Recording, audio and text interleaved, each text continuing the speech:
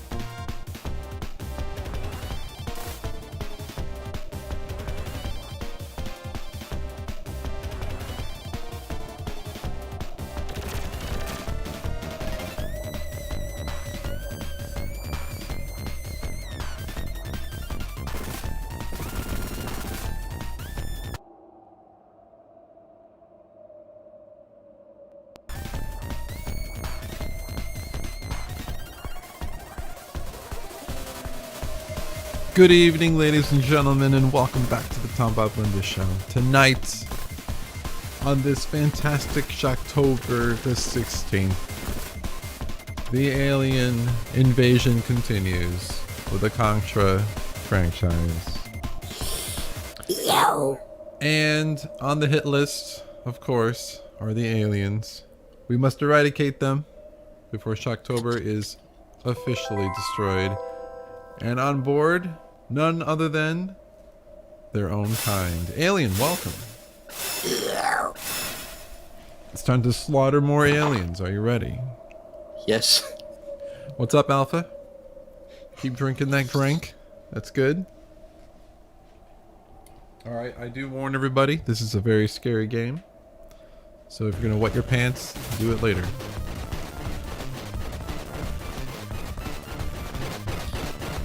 Alright, let's get the road on the show. Something funny about Wait, that. you're laughing. Laugh all you want. You ain't getting nothing. Alright, blah blah blah. Option time. Always check your options. I don't like that one. I don't like that one. I don't like that one. That's the one I want. All the others are trash. My name's Junkyard Willie and you're talking trash. Okay, Alpha. Should I be the Wyvo? The guy? The Wyvo? The robot? Or the girl? Wyvo? Okay. Wyvo it is.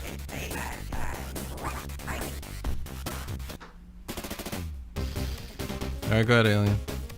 Alright, our security system has been breached by an unknown hacker.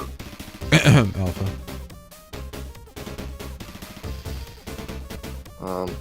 Are you gonna press the button or? There it goes. An unnamed robot is running rampant throughout the city. I want you to proceed to area ASAP and restore order. Whatever.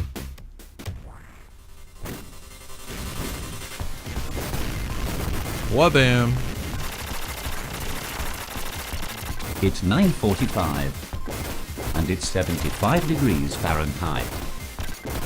I guess restore order means to just kill everything in sight. Probably. Jeez.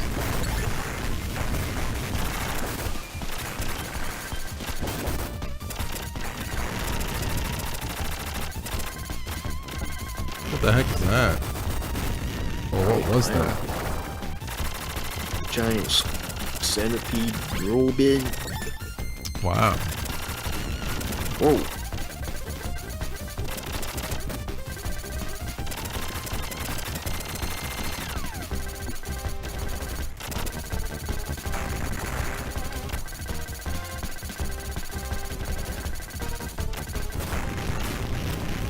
Nice shooting, Tex. Oh god, this wall climbing.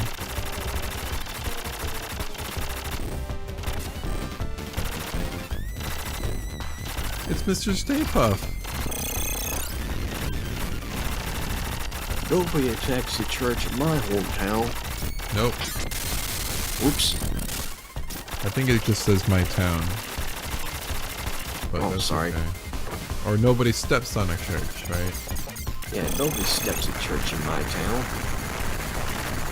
Wow, how colorful. He's dancing. Look, he's dancing. I'm dancing, Steve.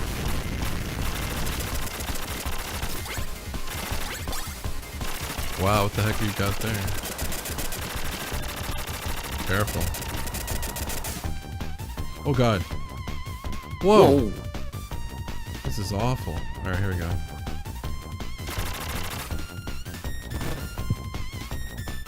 Whoa. What was that? I just realized something. A lot of flashes in this game. If you hold down the shoot button and you press special at the same time... Go. Go ahead. That's not the unmanned robot. Somebody is inside that thing. If you hold down shoot and press a special button, it makes you have an alternative that you can shoot while staying still. Oh my god, what is that?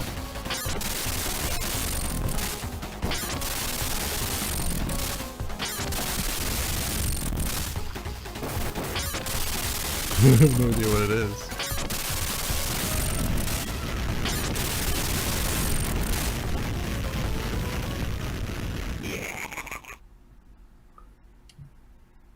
What or who are you? You can call me Deadeye Joe. If you want to know more than that, then come and get me. The research center is under attack by an unknown group. Please, come and help. Damn, what should we do? Go after or rescue? Let's go after him.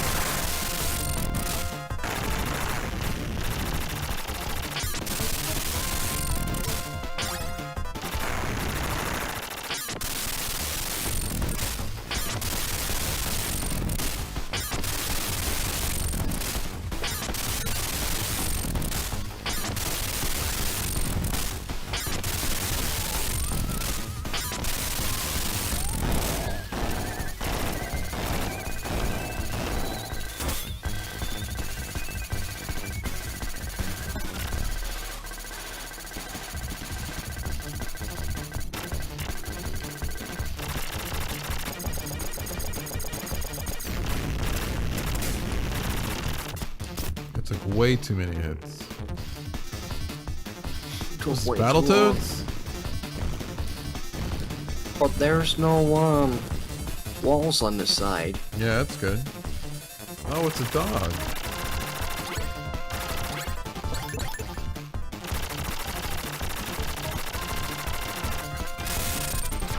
Hit the ball.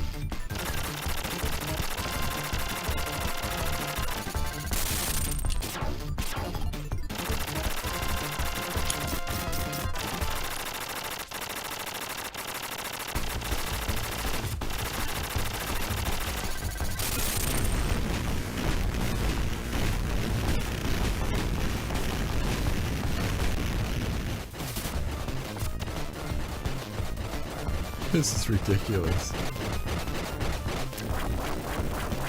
He's cheering. We're cheering for you.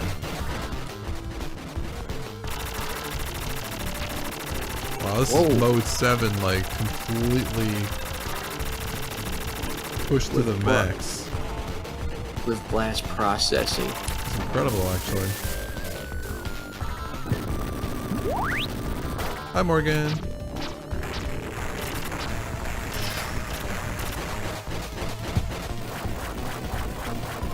Hey, Morgster.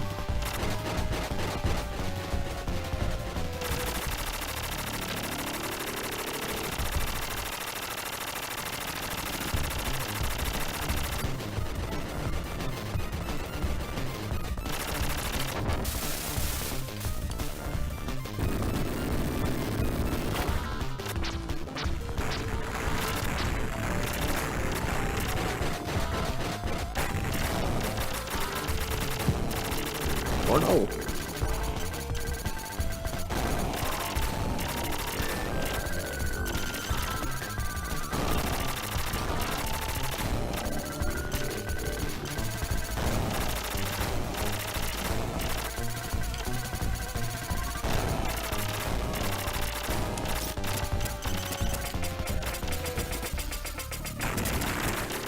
Gosh. Too many hits? You can't get away now. Give yourself up. You fools. I am nothing more than a decoy. By this time, my friend has arrived at the research center and has gotten his hands on an alien cell. Alien cell? Now begin the true horror. Damn, he blew himself up. What a wimp. Cowardly wimp. 3 days later. I mean, 3 days later. Okay, SpongeBob. Say it. I can't really do a good French accents, but Just do it. god damn it. Alright. 3 days later. Would you please stop imitating me? It is starting to get very annoying. Alright. Let's continue. We have identified the hacker who has been breaching our security. His name is Neumann Cascade. He is the best hacker on the net. On the net. Wow. He uses the panic by the robots as a diversion so he can steal the mother alien cell from the research center. It is very unlikely that there has been an organization working behind him and his hideout under the garage dump. Please, don't screw this one up. Wow, the language in this game. That sounds great, Morgan.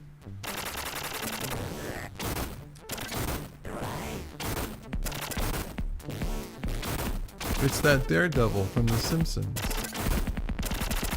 What was his name again? I forget.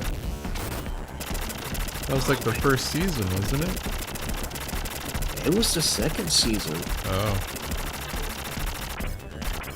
And I remember that was like the most memorable episode where Homer actually jumped over the gorge and failed.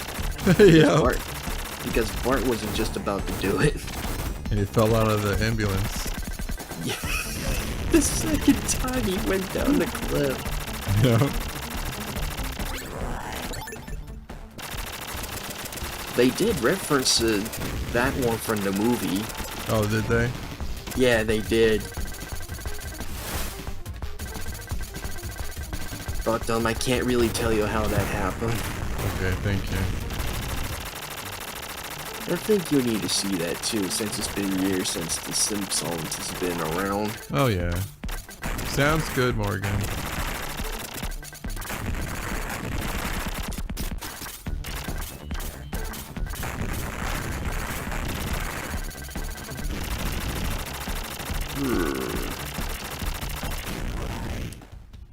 Uh-oh. You're like Creek Moyman Cascade. Why don't you try this for size?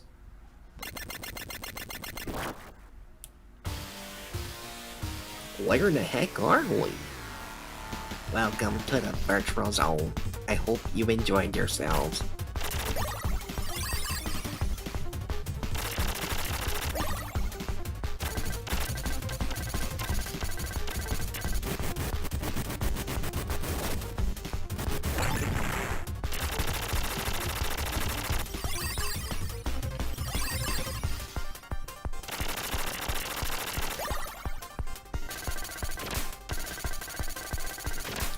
Oh no, he's doing Zodiac's creatures.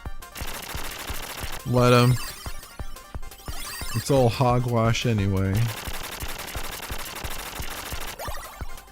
There's Gemini.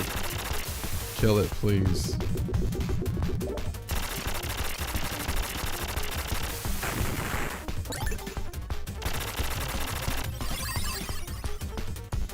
You fuck well, fools. That's... Dang it, Blender, you skipped a dialogue. You gotta read faster. Sometimes it auto skips. What do you mean it auto skips? Are you sure you're not pressing the button? It's Tetris!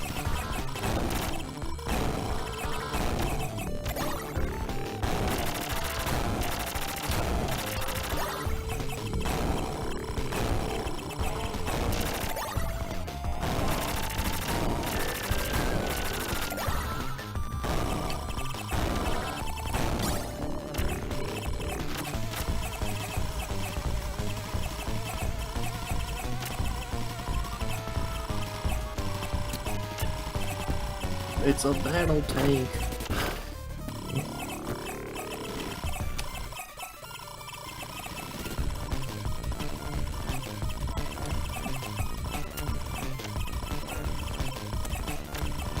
Now it's a helicopter.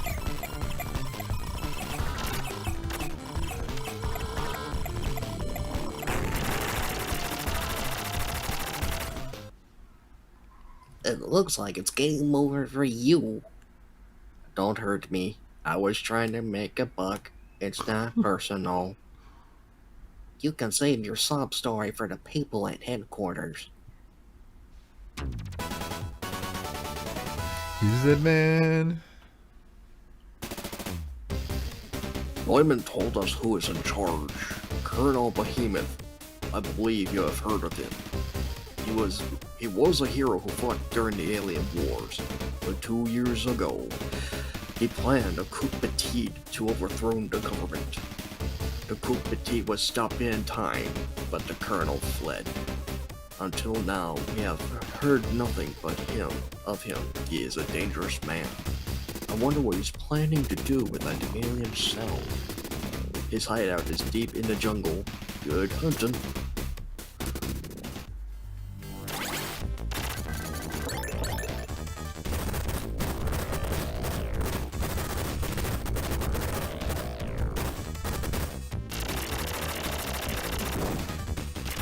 Oh no, they killed Buddha. Yep.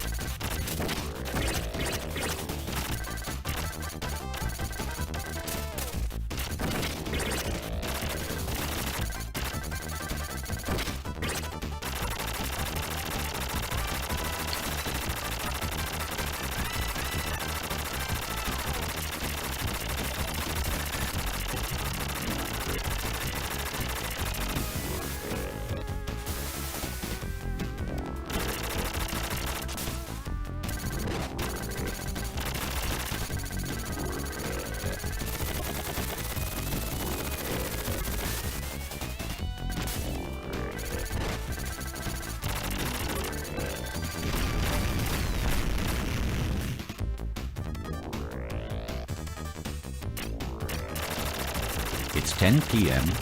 Do you know where your children are? How scary. What is this? They brought back the dinosaurs. The Stimpy-saurus. The stupidest creature that ever lived. Okay, Wilbur, calm.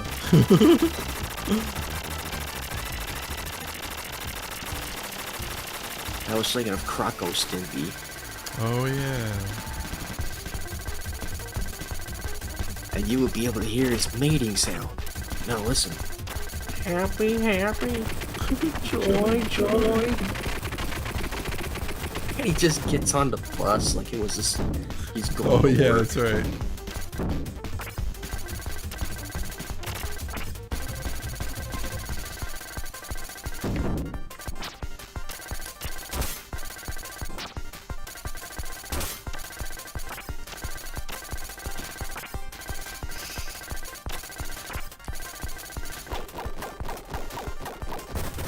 Now he's dancing. Is he taking damage? He is. Okay. That's why he was kind of flashing when. Okay, there we There go. he goes. What the? Oh, great, there's two of them. Not for long.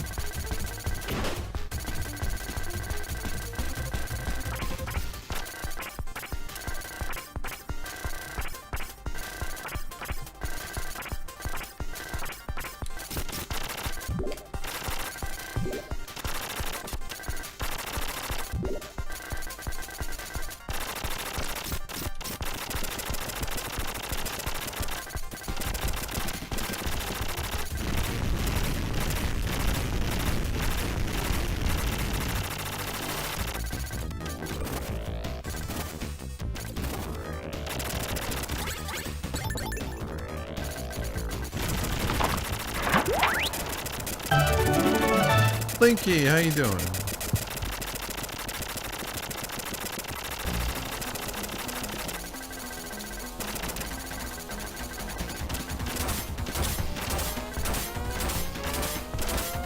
What is this, Super Metroid?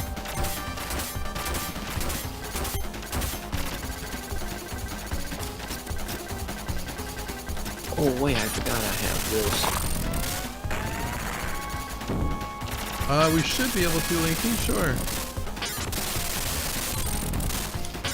And Alien could be the referee. I could. Yeah. We need to find another good night for multiplayer on the new games. Like what? Phasmophobia. Yeah, we do. That one's gonna take a lot to learn about. Really? Yeah, you just need to figure out what are the specific type of ghosts we're dealing with, and we have to guess which one it is. And if you do stay alive and you guess one of the ghosts is right while also clearing some objectives, you'll earn experience points and cash. How fun. Yeah, but there's a downside. Uh-oh. If you die by one of the ghosts that attacks you while it's hunting, you will lose everything. Whoa. Except cash and experience points. Okay. So I was thinking, like, if we can find anyone in this community has Phasmo. I know Foxy does. And Foxy loves that game. We need to find a good night for all of us to do that. Yep. Because I also bought you that game as well. Yep. I saw that. You have to do damn. If we had the rest of the boys first. Yep. I don't know. What happens if some of the, I don't know, man. I don't know, well, we can at least move on from damned if the servers are shut down. No way. That's a staple. How can it be a staple if the servers will be down? Like, gone for good? We'll have to make a fake one.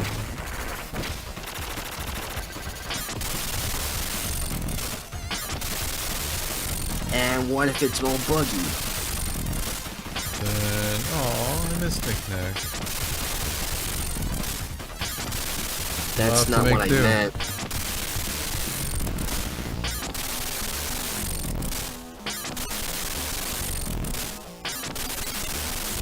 I meant like glitches and stuff. Yeah.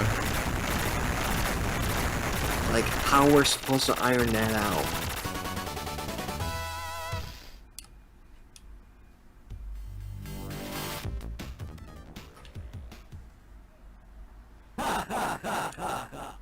This is at the end for you.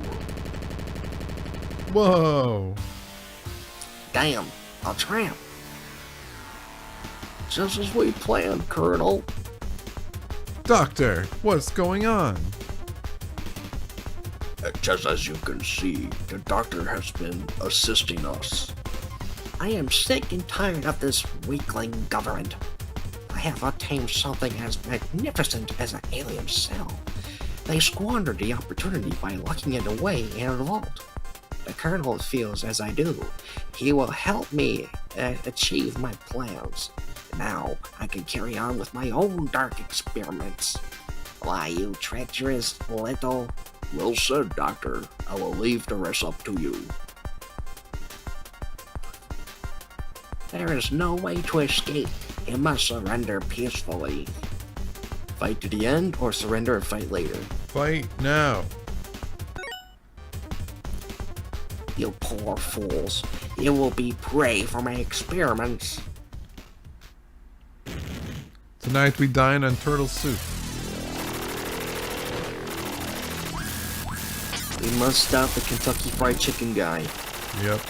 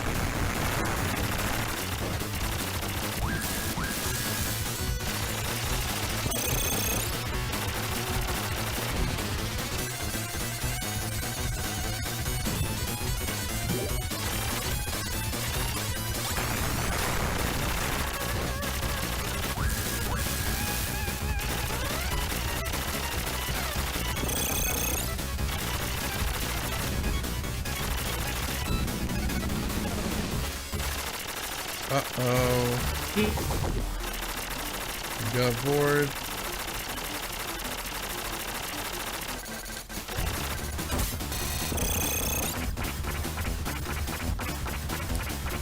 Attack its ball.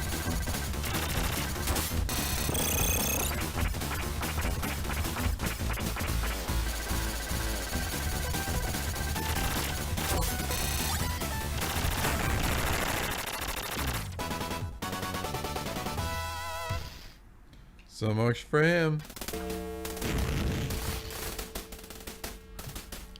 You can't run any further, Colonel Bahamut. A bit more time, and I would have created an ultimate bioweapon. Terrible noodles. The alien cell has broken free. It is running amok and threatening the entire headquarters. What? It was stupid to proceed without the doctor.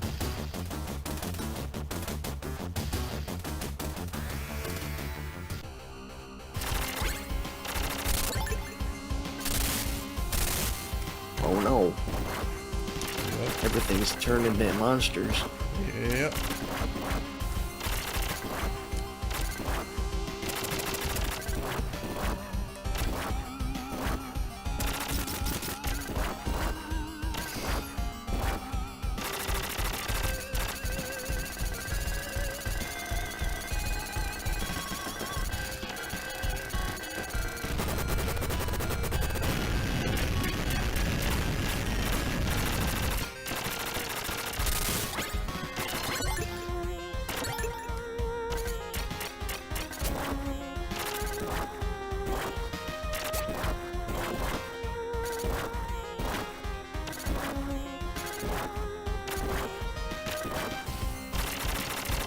Whoa.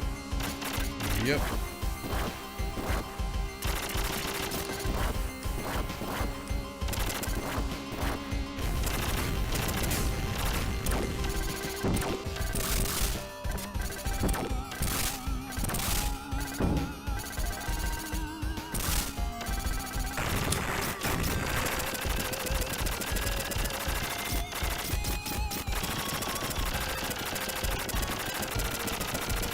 Oh no, not this again.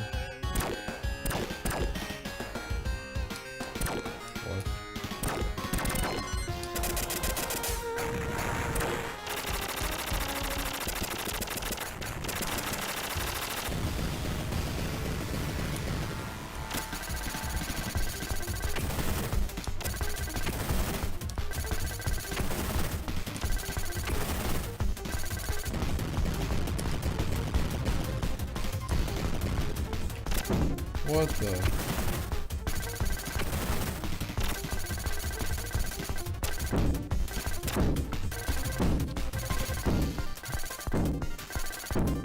It's bringing out its brother. Yeah, right.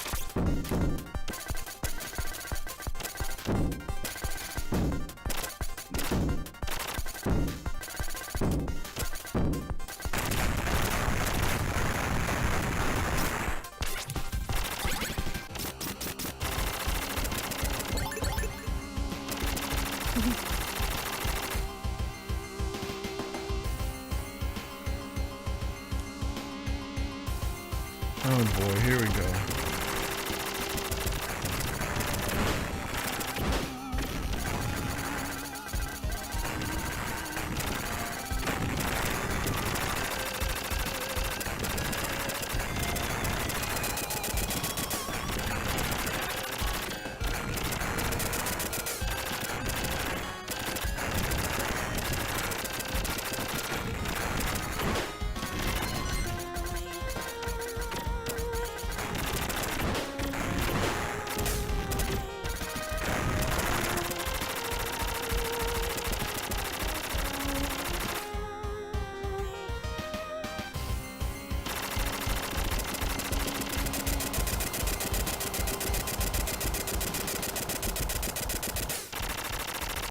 There's the egg. Let's see. Oh god.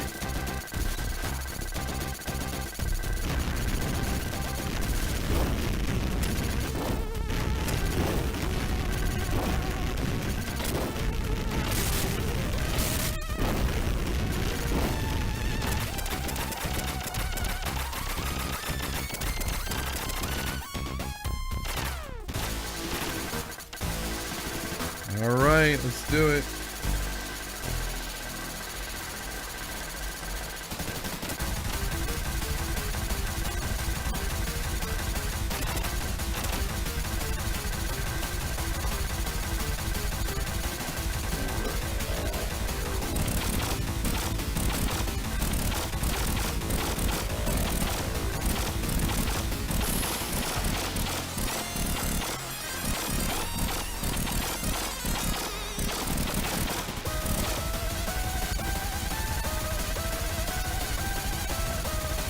Look at how disgusting it went while it posted.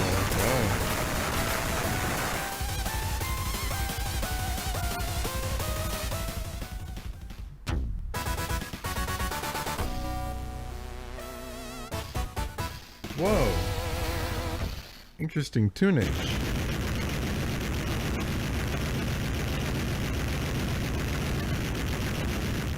I guess that means we beat the game. Sounds like. Here we go. It's 10:15. It looks like I lost this time, but I will be back. Next time we'll meet, the outcome will be far different. Huh. Oh. We'll take you on anytime.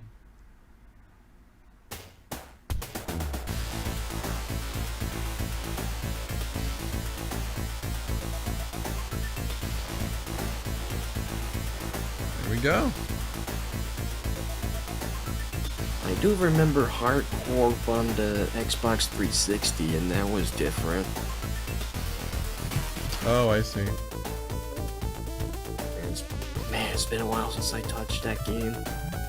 And I remember how hard it was. Yeah. So, what's next on the list, Chief? Well, if Linky wants to do a Wizards and Warriors run, we can start that at the top of the hour. But I think I'll take a power nap before that to be ready. So if there's something you want to do until then, you are welcome to showcase something. Okay. I guess I will. So then let me close my end of the game, and maybe I can find something for let me see here. Okay. Oh. There's Slender, the 7 pages. No. No? I'm not touching that again. Remember what happened last year? How annoyed I get? I think I got to like 6 pages. You sure? I sure it's like less than when I did. Oh. Plus, I remember the batteries die out so quickly, and I couldn't be able to run away from Slendy and Oh, okay. Oh, that reminds me. If I had Gary's mod on me right now, and I would have played that multiplayer game known as Stop It Slendy. It's where many people will gather the pages themselves just to get out of there, but only Slenderman can at least try to kill them all. I got the higher score. I win.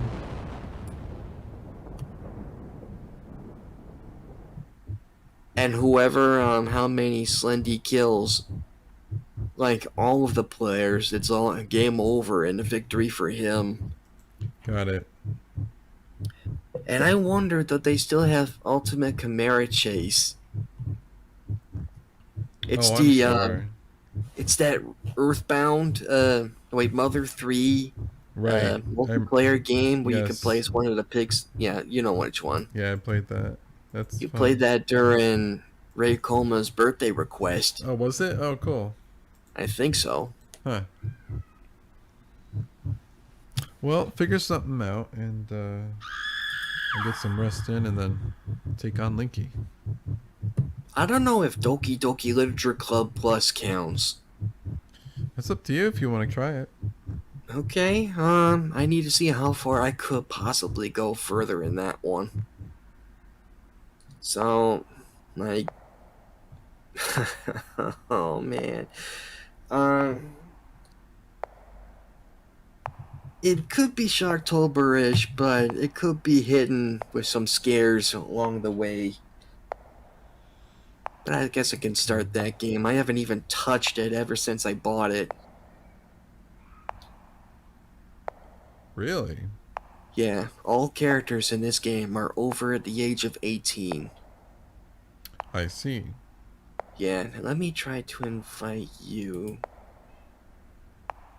Or just Discord it. It's probably easier that way. Oh yeah, that's right. Yeah. I could do that.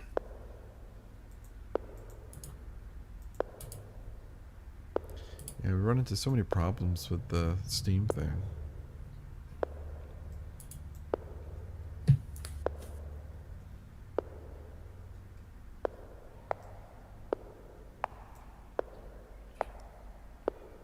Oh yeah, let me close out Parsec for a moment.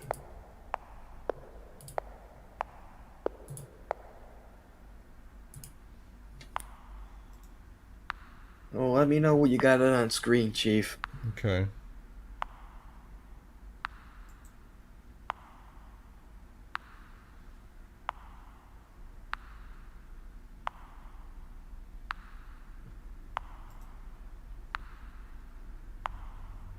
Let's see.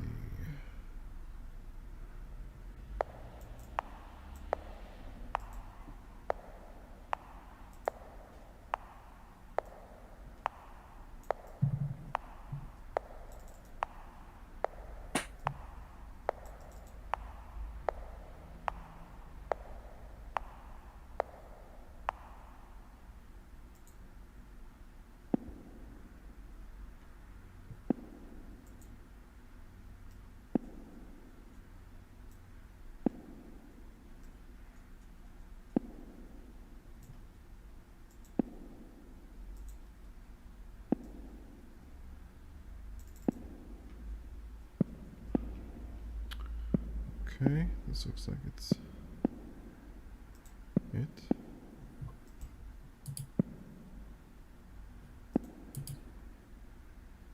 All right, Here, here let we me- go. Alright, let me put in some thing here. This game is not suitable for children or those who are easily disturbed. Individual suffers from anxiety or depression may not have a positive experience playing this game.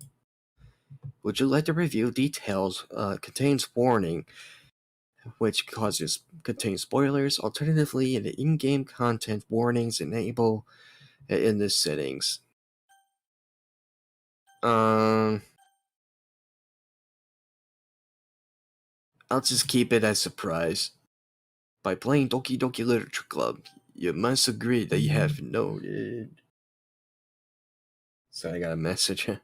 By playing Doki Doki Literature Club, you must agree that have noted the game's age rate in your region, and you consent to your exposure of highly disturbed content.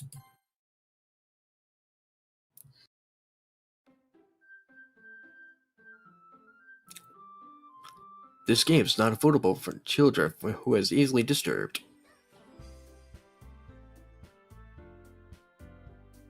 Welcome to Holy crap, this is loud.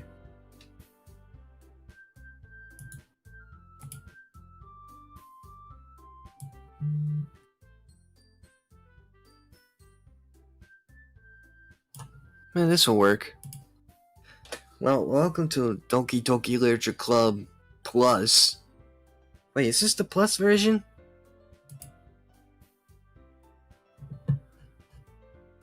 Yeah, it is the Plus version. I was just trying to make sure if I actually had that or not.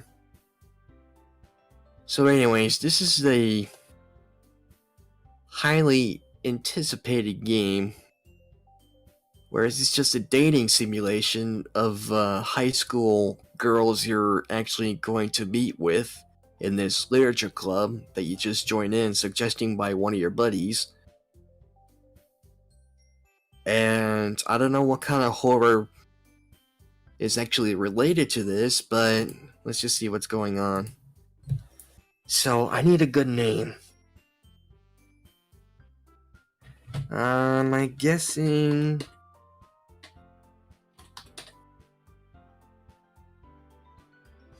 No, wait. That's.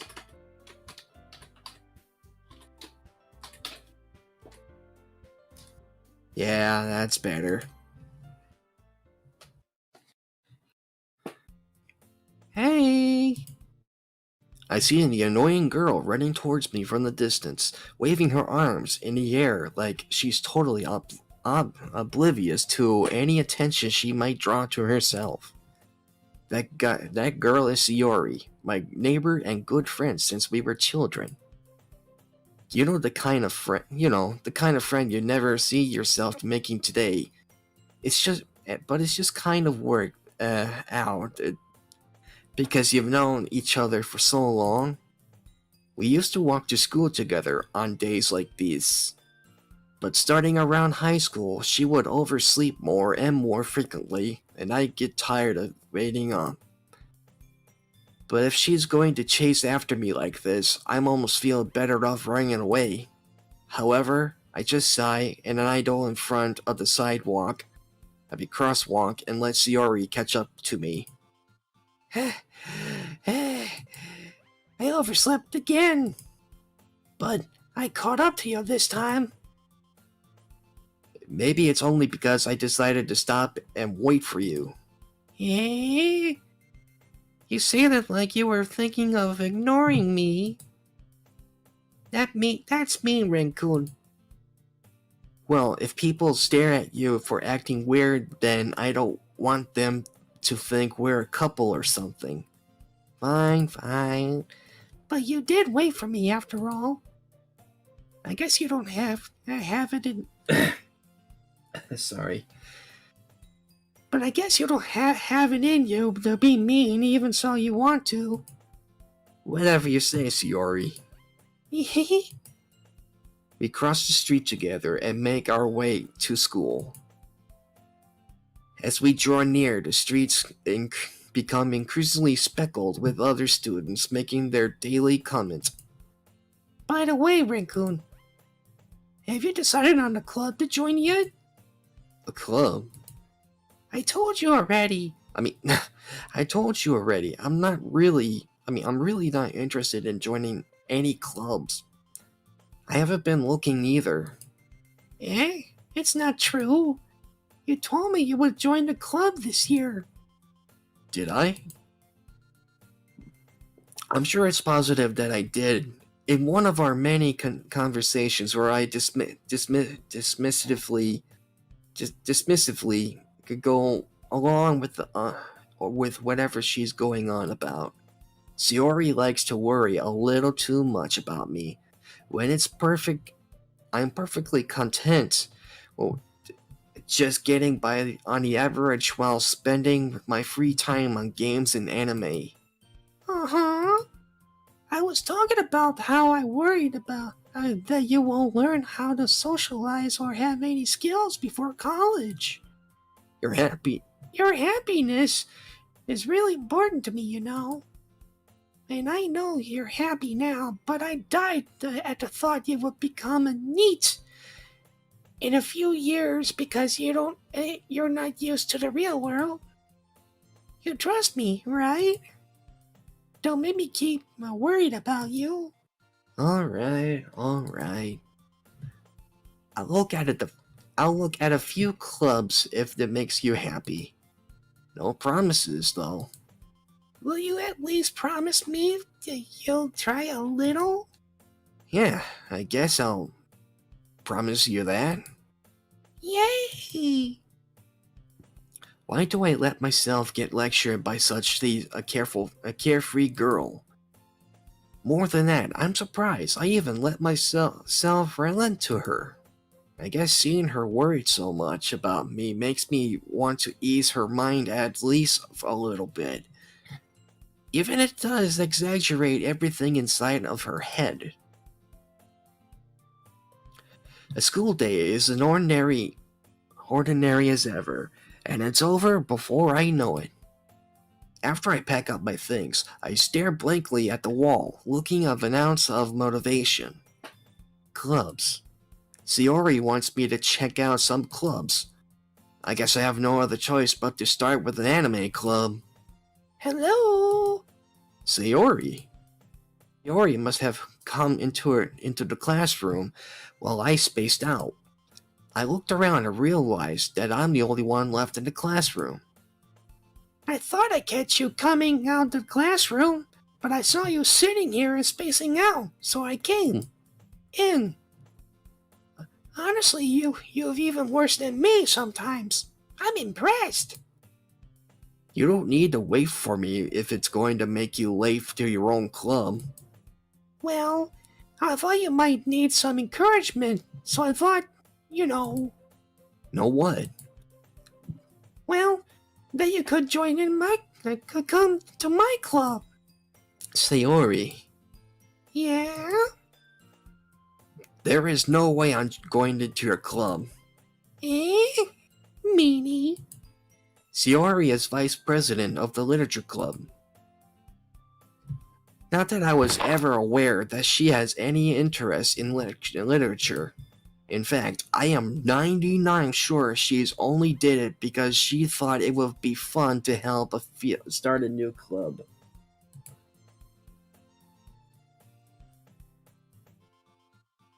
Tom is away right now, so I'm trying to take over for a little bit with this so-called horror game, just to check out.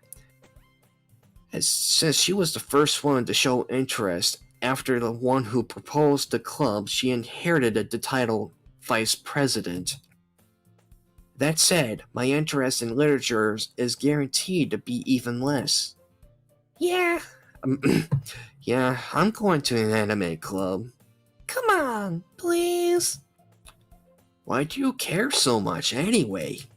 Well, I kinda told the club yesterday that you would bring in the new member. And Natsuki made cupcakes and everything. Don't make me promise that you can't keep.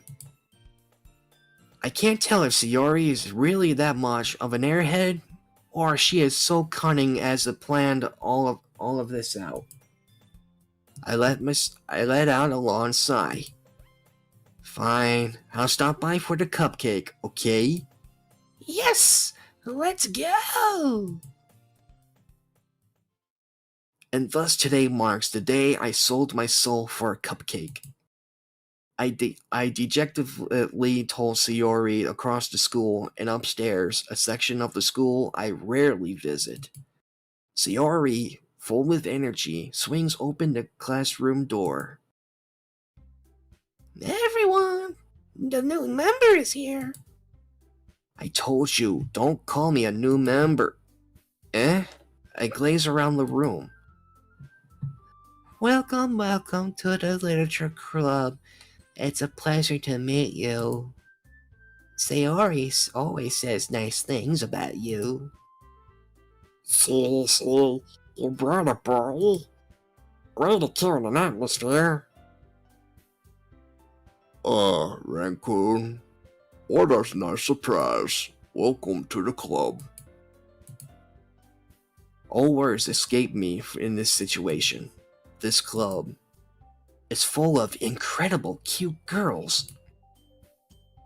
What are you looking at? If you want to say something, say it. Sorry. That's okay. The girl with the sour attitude, whose name apparently Natsuki, is one I don't recognize. Her small figure makes her look like a first-year student. She is also the one who made cupcakes, according to Sayori. You can just ignore her when she just gets moody. Sayori said it quietly into my ear, then turned back towards to the girls. Anyway, that is Natsuki, always full of energy. And this is Yuri, the smartest girl in the class. Crud, I forgot what voice I gave her. Don't say such things like that. Yori, the girl appeared comparably more mature and timid, seems to have a hard time keeping up with people like Sayori and Natsuki.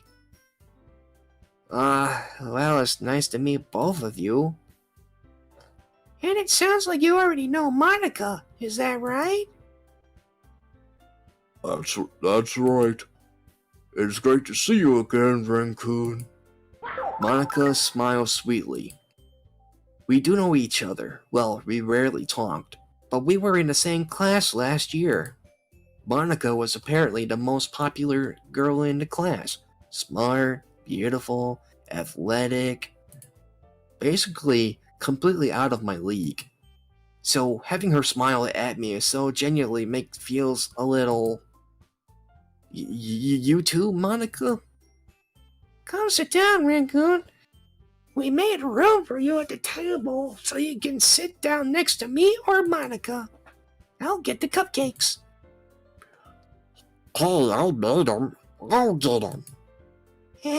Sorry, I got a little carried too excited.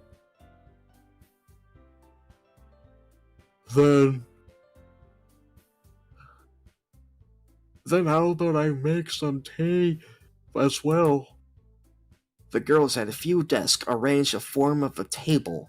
As Sayori mentioned, it has been widened so that there's one space next to Monica and one space next to Sayori. Nasuki and Yuri walked over to the corner of the room, where Nasuki grabs the wrapped trays and Yuri opened the closet. Still feeling awkward, I take the seat next to Sayori. Nasuki proudly marches back to the table, tray in hand. Okay, are you ready? Ta-da! Wow! Nasuki lifted the foil off the tray and revealed a dozen white fluffy cupcakes decorated. It looks like a little cat. Little alpha cat. The whiskers are drawn with icing, and little pieces of chocolate were used to make ears. So cute. I have no idea what you were so good at baking, Natsuki. Well, you know. Just hurry and take one. Sayori grabs one, then Monica, I followed on Twitter. It's delicious.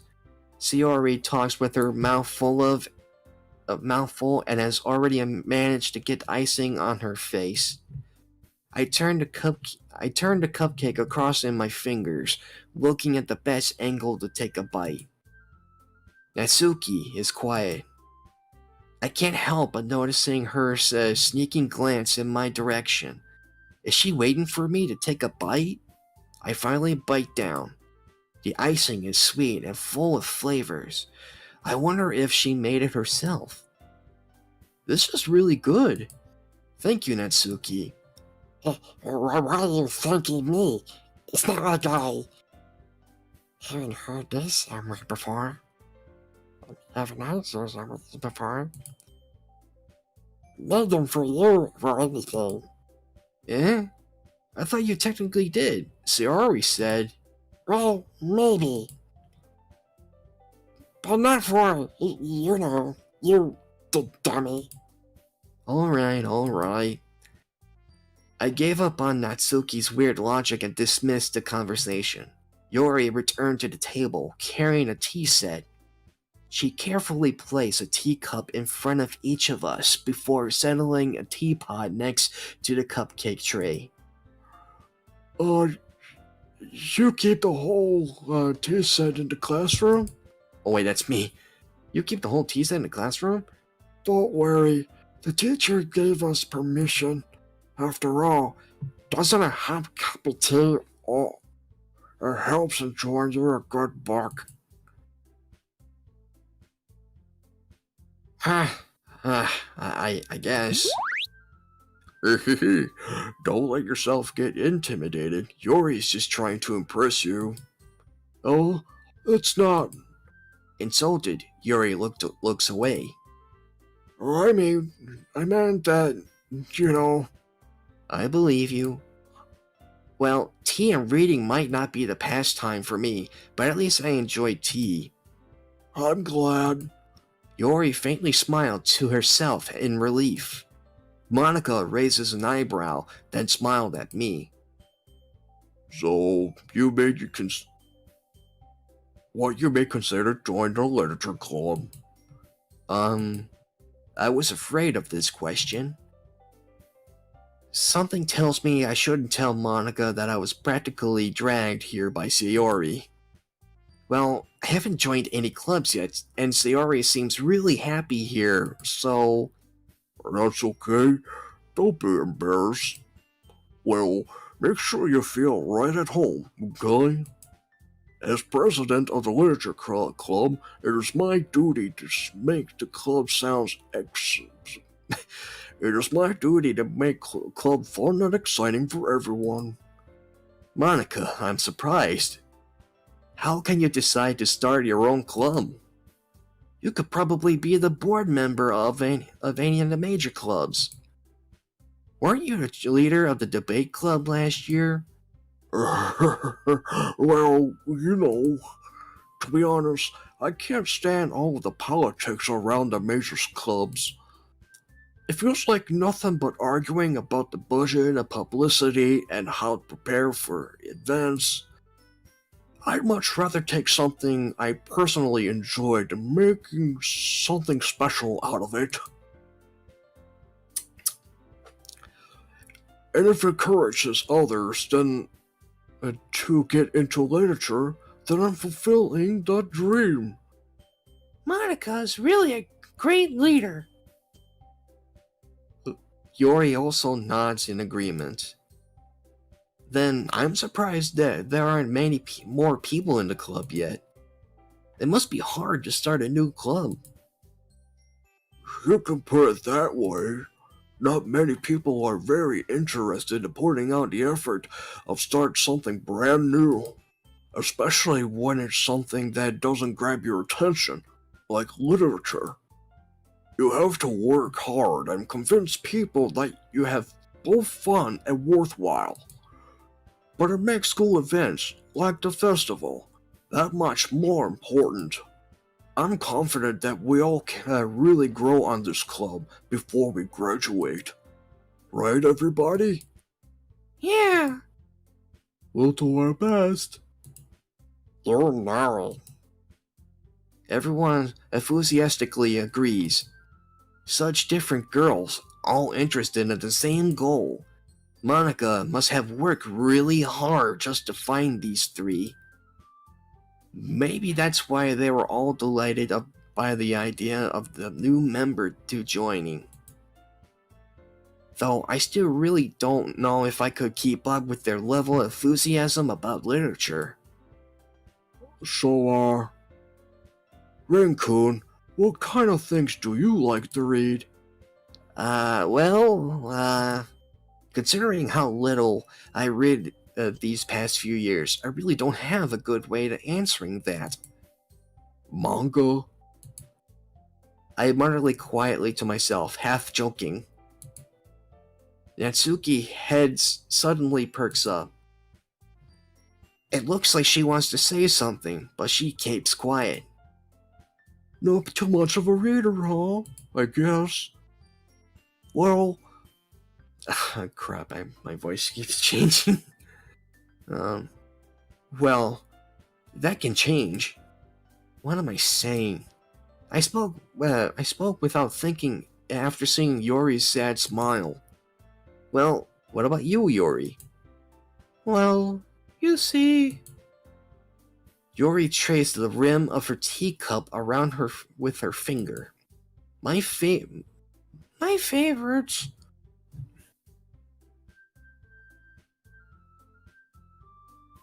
I'm trying to think of a new voice for this one. I keep skipping most of them.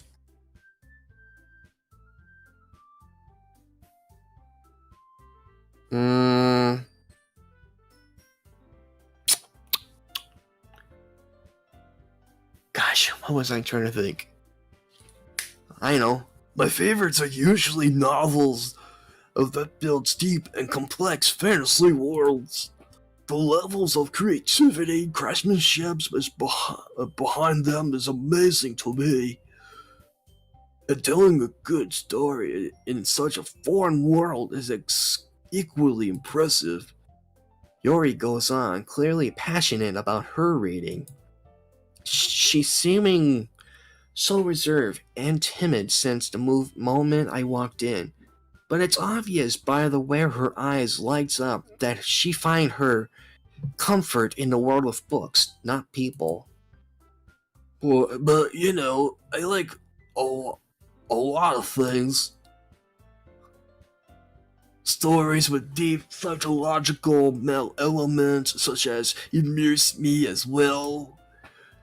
Isn't it amazing how a writer can be so deliberately take advantages of your own lack of imagination and completely thrown you for a loop? Anyway, I've been reading a lot of horror stories lately. I read a horror book once. I desperately grasp something that I can relate to a minimum level. At this rate, Yuri might as well have been a conversation with a rock. Really? I would have expected that, Yuri, for someone as gentle as you.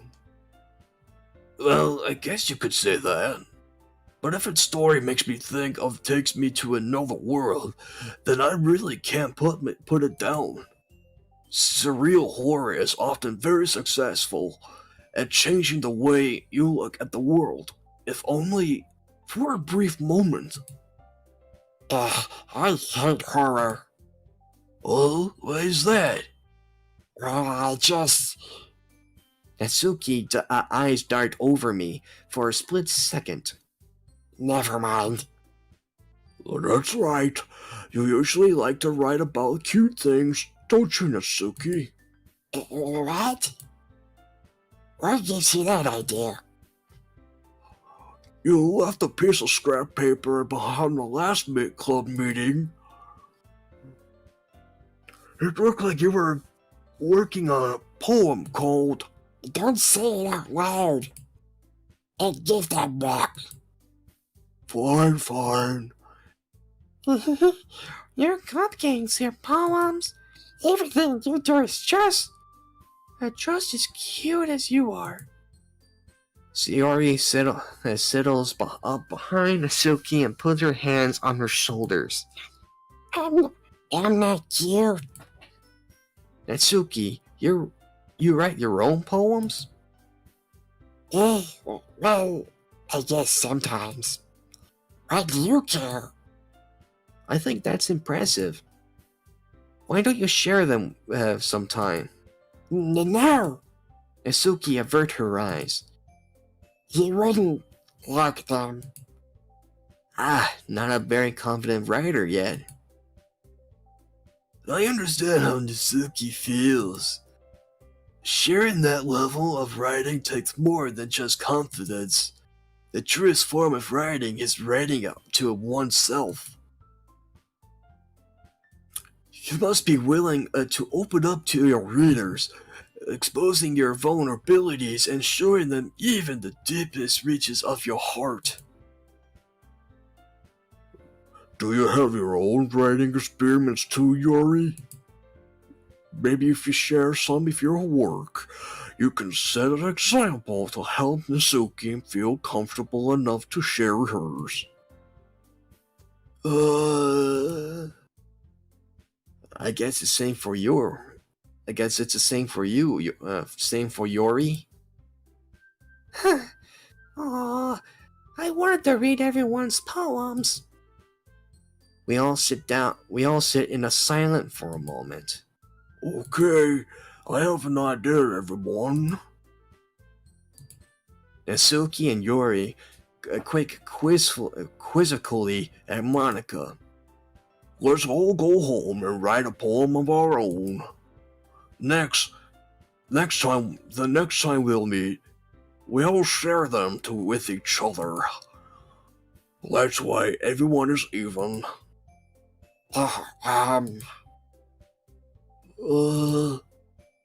Yay, let's do it. Plus, now that we have a new member, I think it will help us to get a little more comfortable with each other and strengthen the bond of our club. Isn't that right, Red-kun?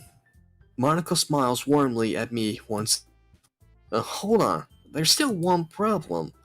What's that? Now that we're back into original topic of me joining the club, I bluntly came forth with what's been in my mind the entire time. I never said I would join this club. Sayori may have convinced me to stop by, so I never made any decision. I still have other clubs to look at. And, I lost my train of thought. All four girls stared back at me with dejected eyes. But, I'm sorry. I thought... Renku... You all... I am defenseless against these girls. How am I supposed to make a clear-headed decision when it's like this? That is, if writing poems is a price I need to pay in order to spend every day with these beautiful girls. Right. Okay, I have decided then. I'll join the literature club. One by one, the girls' eyes light up. Yes, I'm so happy! Sayori wraps her arms around me, jumping up and down. Hey! You really did scare me for a moment. If you really just came for the cupcakes, I would be super pissed. Then that makes it official. Welcome to the literature club. Thanks, I guess. Okay, everyone. I think with that, we can officially end today's meeting on a good note. Everyone remembers tonight's assignment. Write a poem to bring the next Link is finally meeting so connected. we can all share. Monica looks over at me once more. Rancune, I look forward to seeing how you express yourself. Yeah. Can I really impress a class star Monica with my mediocre writing skills? I already feel the anxiety welling up inside me. Meanwhile, the girls continuing to chit-chat as Yori and Natsuki cleans up their food. Hey, Rancune, since we're already here, do you want to go home together? That's right. Sayori and I never walked home together anymore because she's always stayed after school for clubs. Sure, might as well. Yay! With that, the two of us depart the classroom and make our way home. The whole way, my mind wanders back and forth between the four girls, Sayori, Natsuki, Yori, and of course, Monica, with a K. Will I be happy spending every day after class in a literature club? Perhaps I'll have the chance to grow closer to one of these girls. Alright. I just need to make the most of my circumstances, and I'm sure good fortune will find me. And I guess that starts with the writing the poem tonight. Okay, it's time to write a poem. Pick a words you think your favorite club member will like. Something good might happen with whoever likes the poems the most.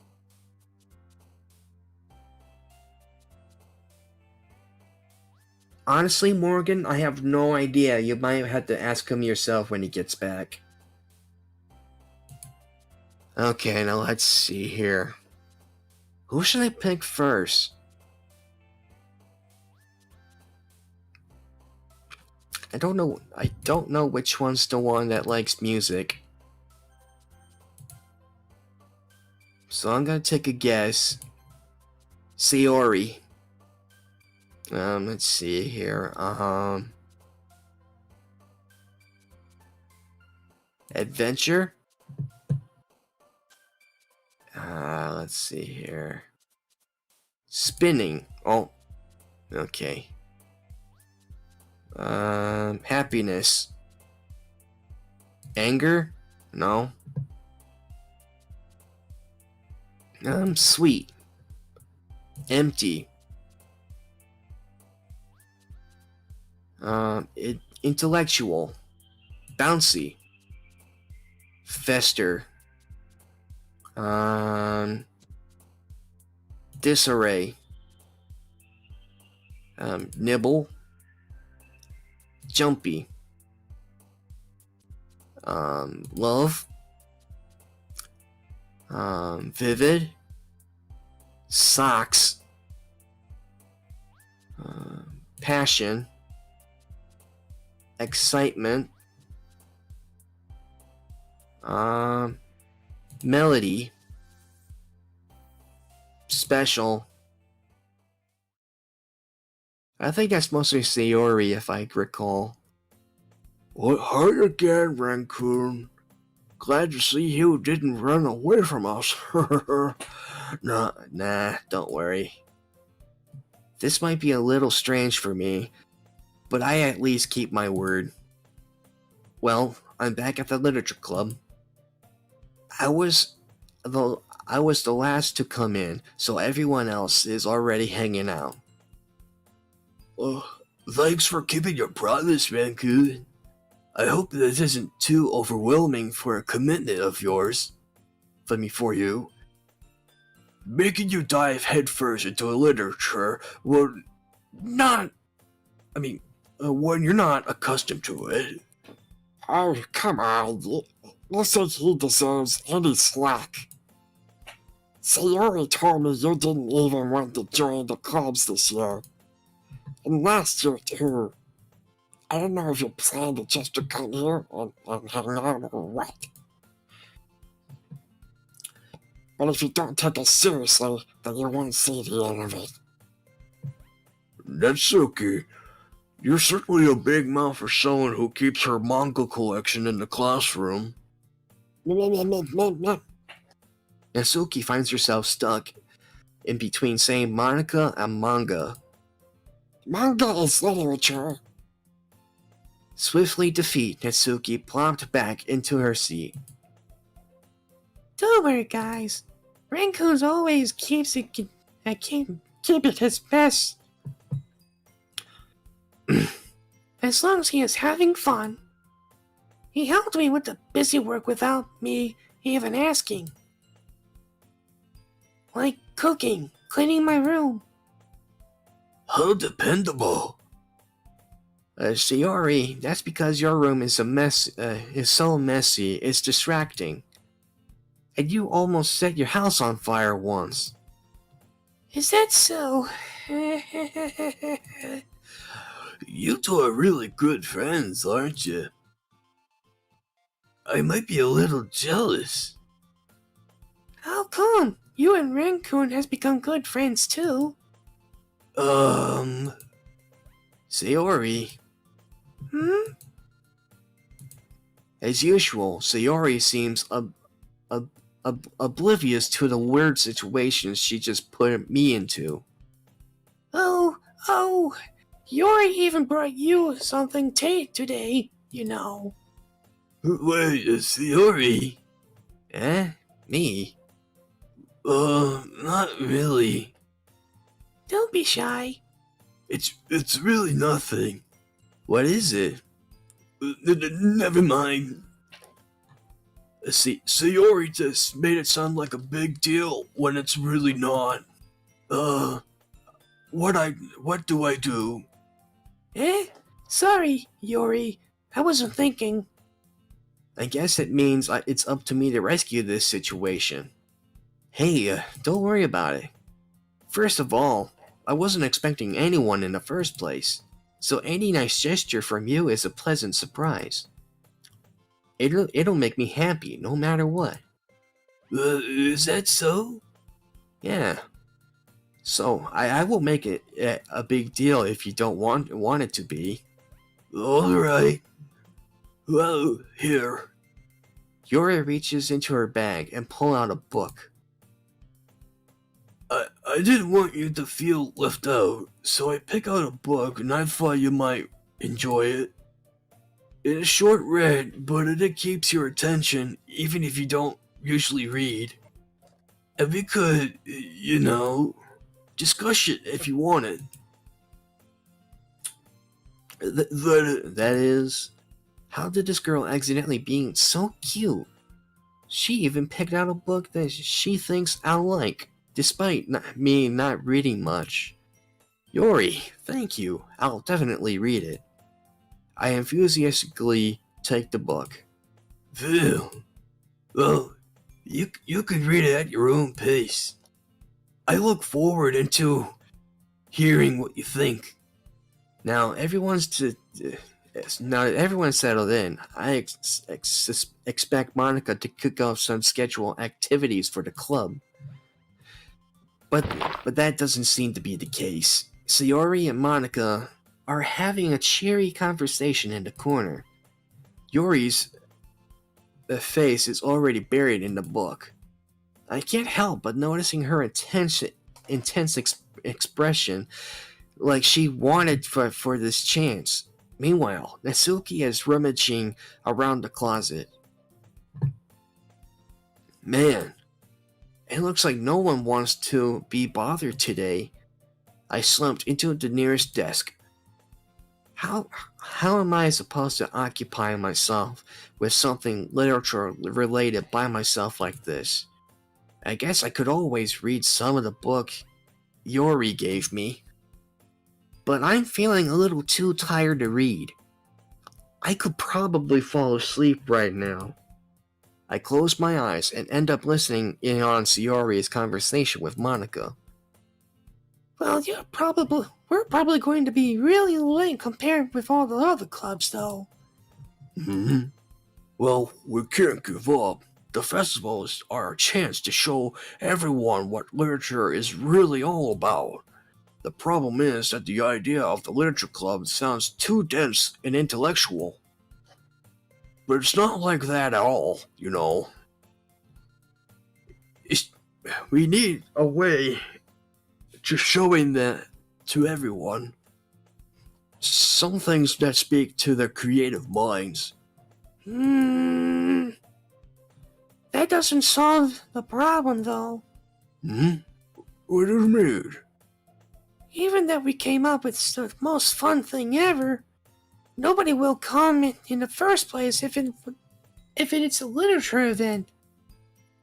So it's more important to figure out how to get people to show up in the first place, And after they come, we can do things to speak their own creative minds. What's this? Sayori is taking this really seriously. It's rare to see her so deliberating like this. That's a good point. In that case, do you think food would ever do the trick? What kind? Well, I guess we could. Cupcakes? Good thinking. Natsuki would love to do that. Ah, you're right. Natsuki makes the best cupcakes. That works out perfectly. That wasn't why you suggested it?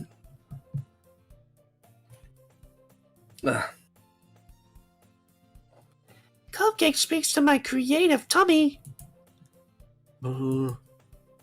Cupcakes it is then. I'm hungry. Anyway, we still need to work on the details of the event itself. I find myself smiling. In the end, Sayori is still here, her usual self. But therein lies the unexpected reason I admire her. Unlike me, who had trouble finding any motivation at all. Sayori put her mind to things, and make them to come to life. I suppose the way I end up letting her get on my case about things, I can't help but wondering what would be like to see the world through her eyes. Whoa. No, it scared me. I open up my eyes and find Sayori's face filling my vision. I nearly fall out of my chair. Sorry. Wait. Actually, I'm not sorry at all. Oh, savage. It's your fault for sleeping like that. This isn't the napkin club. Does our school have a napping club? You're staying up too. You're staying up late again, aren't you? Not that you're in a club, you're gonna have less time for anime, you know. You need to get used to it. Don't say that out loud. I glance over my shoulder to see if Monica overheard. It's true, though. Yeah, I know. You're always looking out for me, Sayori. It's what I do best. That's a problem. What about you? You look out for me better than you look out for yourself. You're still sleeping every day, aren't you? Not every day. That's not very convincing. How many days this past week have you gotten up this on time? That's a secret. I knew it. Come on. At least give me the benefit of the doubt. I can't even do that. Look, Sayori, it's written all over you. Sayori glanced around at herself. How is it written all over me? You were clearly in a rush this morning. Look, your hair is sticking out all around here. I ran my fingertip down down the side of Sayori's hair, trying to straighten it out. Man, you really need a brush for this. My hair is just really hard to get right. I won't fall for that. There's more than just your hair. Look, your bow isn't even straight. And then there's toothpaste stains on your collar right here. I try to wipe off the stains with my finger. But nobody would ever notice that. Of course they would. Nobody's gonna tell you because they don't want it to embarrass you. Fortunately, I don't care about that. You meanie. And you don't even keep your blazer buttoned up. Seriously, Sayori, why do you think you don't have a boyfriend yet? That's super mean. Sorry, but you'll thank me later. I stared to button her blazer from the bottom. Once you see how much better it looks, you'll change your mind. This is so funny. What is? Well, I was just thinking how weird it is to have a friend who does these kinds of things. Eh? Don't say that. You make me feel weird about it, stupid. It's okay though. I'm happy we're like this.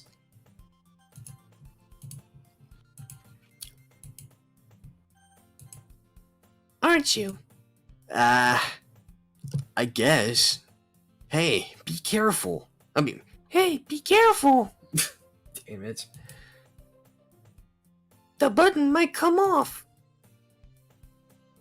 Why is this wand so hard to close? I struggled to fully close the button near her chest. Does this thing ever fit you properly? It did when I bought it. If you ever button up, you would have noticed sooner than it doesn't fit you anymore. What are you smiling about? It means my boobs are bigger than again. Whoa. Hello.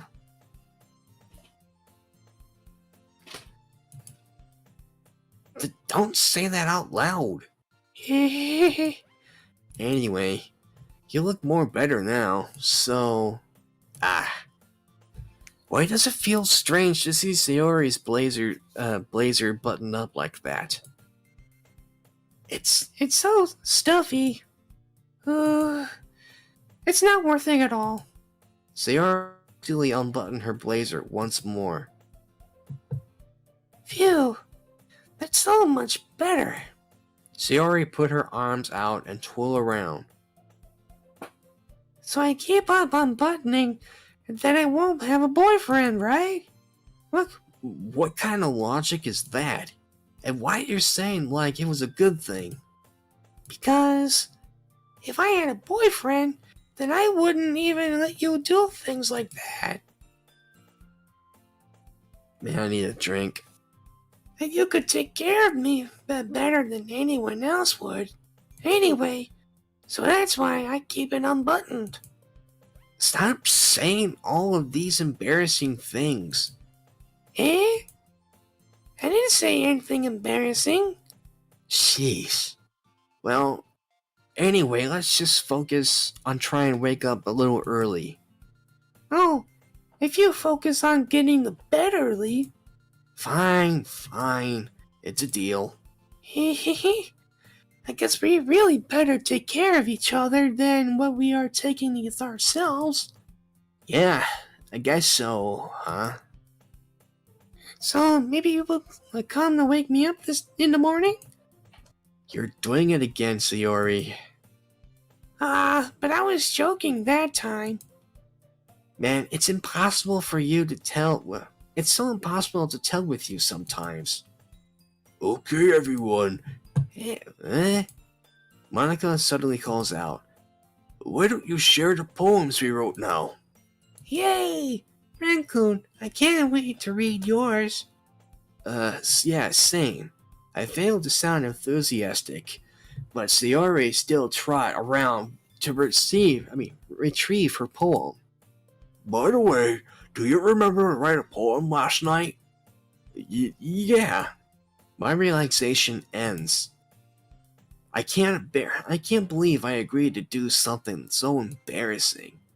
I couldn't find much inspiration since I never done like this before.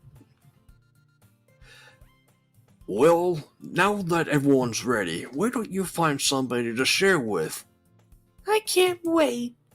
Sayori and Monica enthusiastically pulled out their poem. Sayori is on the wrinkled sheet of loose leaf torn from the spiral notebook. On the other hand, Monica wrote hers in a composition notebook. I can already see Monica's pristine handwriting from where I sit. Natsuki and Yori reluctantly comply as well, reaching to their bags. I do the same myself. So, who shall I show my poem first? Sayori, Natsuki, Yori, or Monica? I'll just go with Sayori.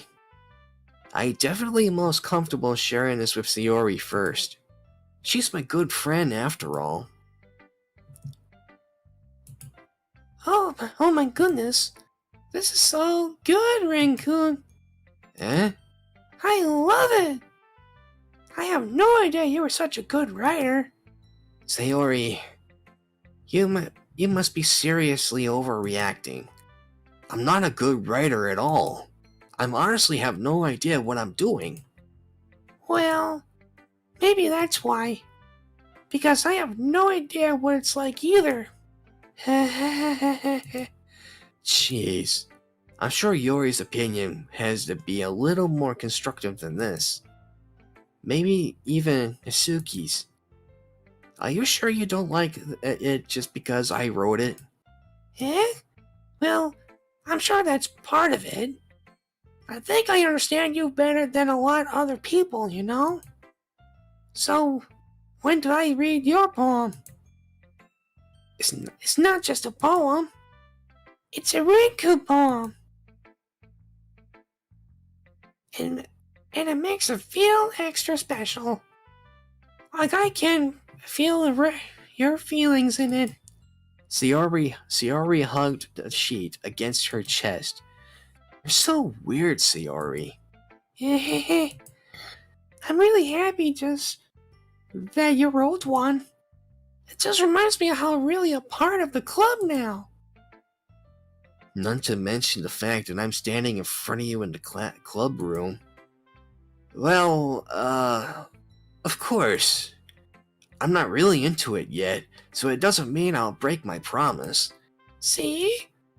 It's like I said before, Ren. Deep down, you're not selfish at all, are you? You're trying new things like this for other people. That's something that really good people do. Thanks, Sayori. I'm not sure if Sayori sees the full picture of my motives here.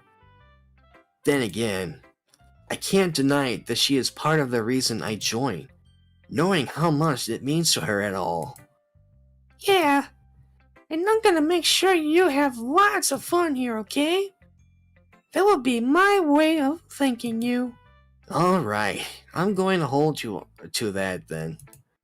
Yay! Now you'll read my poem too, right? Don't worry, I'm really bad at this. Well, we'll see about that. Okay, let's see. Dear sunshine, the way you glow through my blinds in the morning, it makes me feel like you missed me. Kissing my forehead to help me out of bed, making me rub the sleepy form of my eyes. Are you asking me to come out and play? Are you trusting me to wish away a rainy day? I looked above. The sky is blue. It's a secret, but I trust you too. But if it wasn't for you, I could sleep forever. But I'm not mad. I want breakfast. Sayori. This is just a guess, but do you wait until this morning to write this? No. Just a little bit. You can't answer just a little bit to a yes or no question. I forgot to do it last night. Well, at least it makes me feel a little better about myself. Don't be mean. I still try my best. Yeah. I didn't mean to say it was a bad poem. It came out nice, or how should I put it? It sounds just like you. Really? Yeah. Especially that last line. I made eggs and toast. Even though you were late to school. It's bad to skip breakfast. I get all cranky. Well, I guess there's no point in arguing. Anyway, thanks for showing me. It was so much fun. Monica's the best. Yeah. But next time, I won't forget. And I'm gonna write the best poem ever. Well, I guess I'll look forward to it. Of it. Who should I look at my poem next? Natsuki. Well, it looks like what I expected for someone like you. That's a little blunt. Well, excuse me. It's not like I said it was bad. It just didn't evoke my emotions. So basically, it's not cute enough for your taste. You don't want to get smacked. Do you want to get smacked? I'll pass. Yeah. Well, anyway, I guess I need to show you mine. Not that you like it. Eagles can fly. Monkeys can climb. Crickets can leap. Horses can race. Owls can seek. Cheetahs can run. Eagles can fly. People can fly. So that's about it. So much effort. Yeah. I told you that worm's not gonna like it. I like it. What? Just be honest. I am. Why do you convince that I wouldn't like it? Well, because everyone in high school thinks the writing has to be all so sophisticated and stuff. So people don't even take my writing seriously.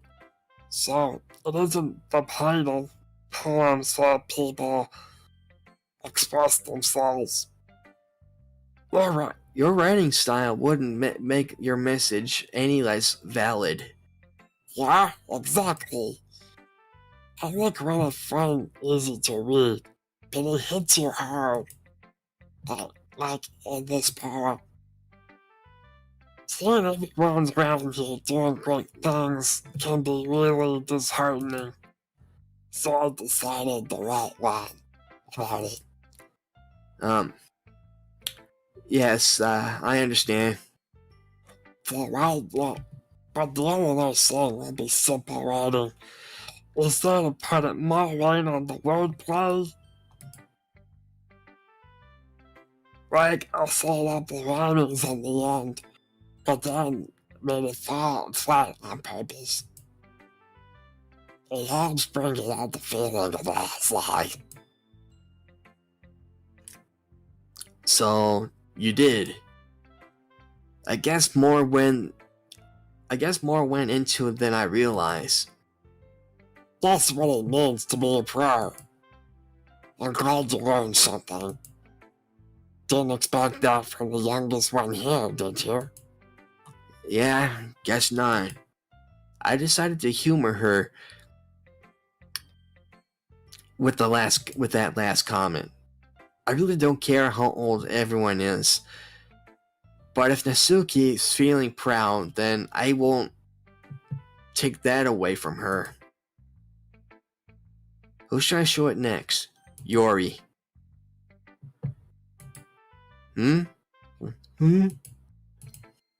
Yori stares at the poem. A minute passed, more than enough time for her to finish reading. Oh, sorry. I forgot to start speaking.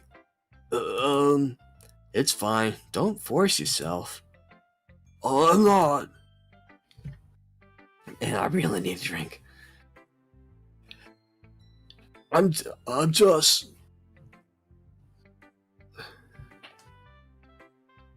Sorry, it's really hard to do all these voices when you're all trying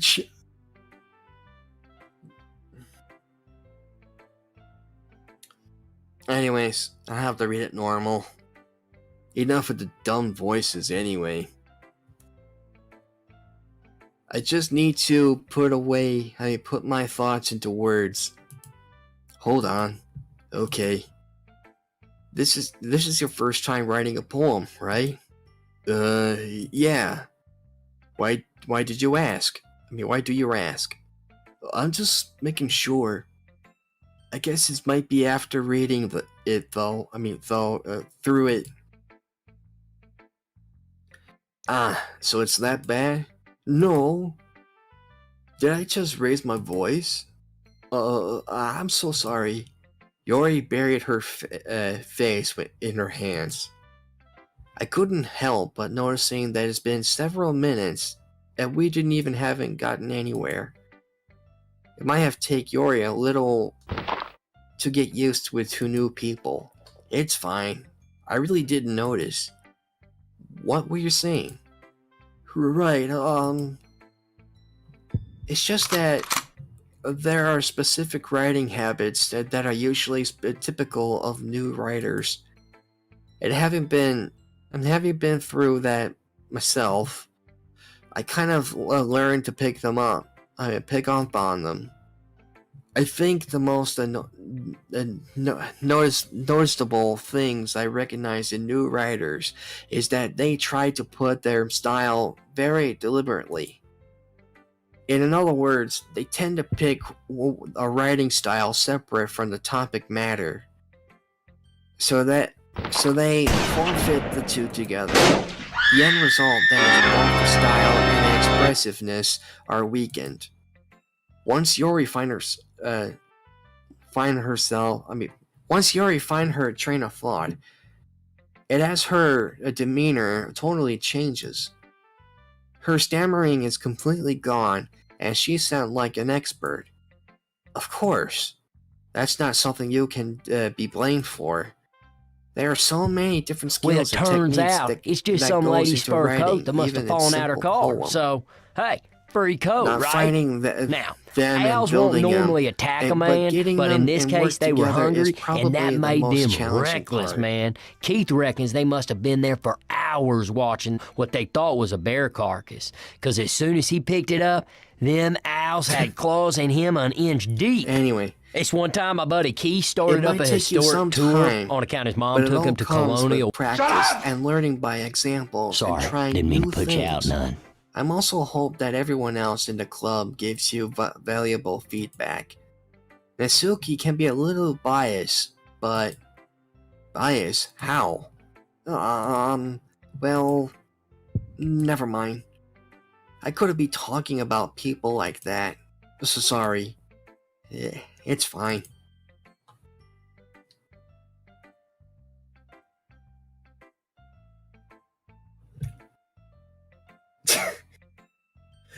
I remember that, Alpha. Tales from the Crypt TomBob style. I'm not so sure if Yuri is apologizing to herself, to me, or to Natsuki. Do you mean if I read yours, the poem now? Please do. I'd love to share my thoughts processed behind it. Yuri smiled dreamily, as there's a rare opportunity for her, which is kind of funny. After all, it isn't supposed to be a literature club. Ghost under the light. The tendril of my hair illuminates beneath the ember glow. Bathing. It must be this one. The last remaining streetlight have withstood the test of time. The last yet to replace by the sickening blue-green hue of the future I bathe. Calm breathing air of the present but living in the past. The light flickers. I flickered back. I'm sorry, I have such terrible handwriting. What? I wasn't thinking of that at all. But it took you long enough to read it. Well, it's just I don't read scripts very often. I usually think your handwriting is pretty. That's a relief. Also, I like the poem. Even though it's short, really descriptive. It wasn't short? I usually wrote poems longer than that. Not at all. I'm really glad you liked it. I'll be honest. Since it's our first time sharing, I wanted to write something a little more mild. Something easy to digest, I suppose. Are you into ghosts, Sayori? Actually, the story isn't about ghosts at all, Ren-kun. Really? I must have totally missed the point. Well, I suppose you do glance over it after all. But remember, the poets often express their own thoughts, feelings, and experience in their work. They usually do more than that a simple story or paint a picture. In this case, probably the subject of the poem is only symbolically compared to a ghost. Lingering into her last moment place of comfort, unable to let go of its past.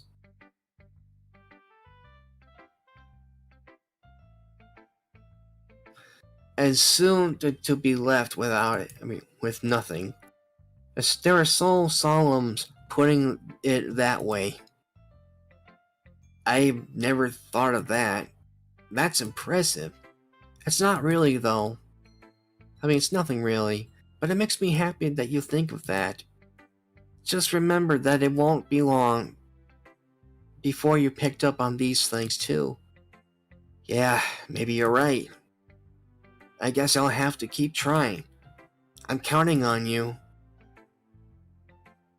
And last is Monica. Hi, Rancoon. Having a good time so far? Yeah. Good, glad to hear it. By the way, since you're new and everything, if you ever had any suggestions for the club, like new activities or things we can do better, I'm always listening. Don't be afraid to bring things up, okay? Alright, I'll keep in mind. Of course I'll be afraid to bring things up. I'm much better off just going with the flow until I'm more settled in. Anyway, want to share your poem with me? It's kind of embarrassing, but I guess I have to. Don't worry, Ren. It's a little embarrassing today, you know. But that is some sort of barrier that we all learn to get past soon. Yeah, that's true. I hand Monica my poem. I like this one. It makes me think of it something Sayori would like. Is that so? You and Sayori are really good friends, right? I wouldn't be surprised if you had those sorts of things in common. Yeah, well, we may be good friends, but Sayori and I are actually really different. Well, that might be the case. There are also other similarities that you wouldn't expect. The way she talks about you, it sounds like the two of you really cared of each other's well-being. But even you show up in a different way, it shows up more similar than you think. So I think that's the kind of vibe I get when reading your poem. I'm sure you're not reading into it too much. I could be. Oh gosh, I sound like Sayori. In any case, Sayori's writing has kind of gentle feeling to it. I can tell that she likes to explore with emotions, like happiness and sadness. Who knew that someone could happy to be enjoyed sad things too? Yeah, that's totally unexpected. Well, to each their own. And you shouldn't be afraid to experiment a little bit either. I'm sure I'll end up trying something different a lot. It could take a while before I feel comfortable doing this. That's okay. I'd love to see you try new things. That's the best way to find the kind of style that suits you.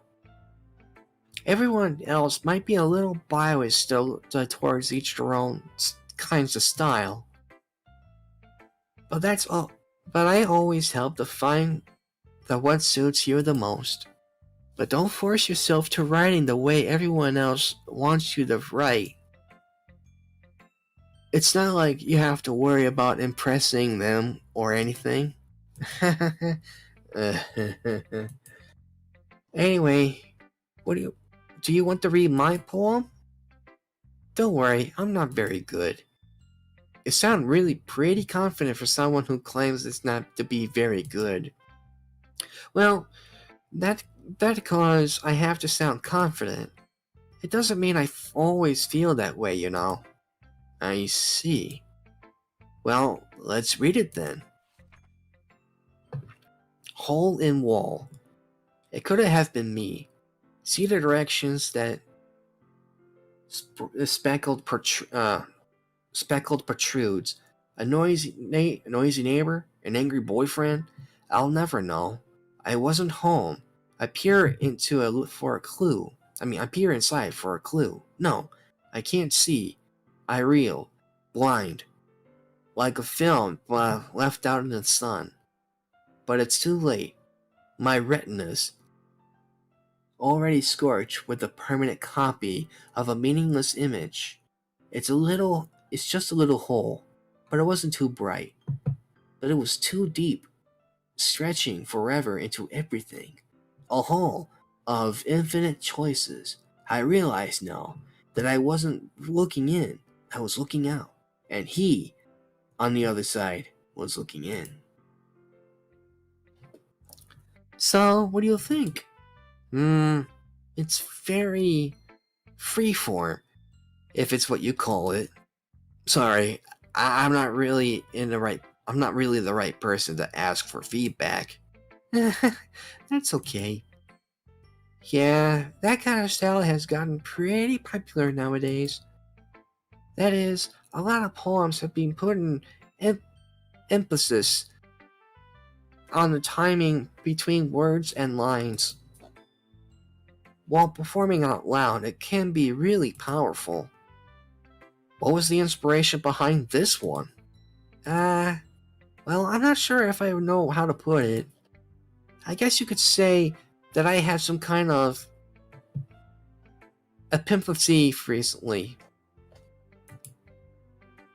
It's been an influence my poem a bit. An epiphany? Epiphany?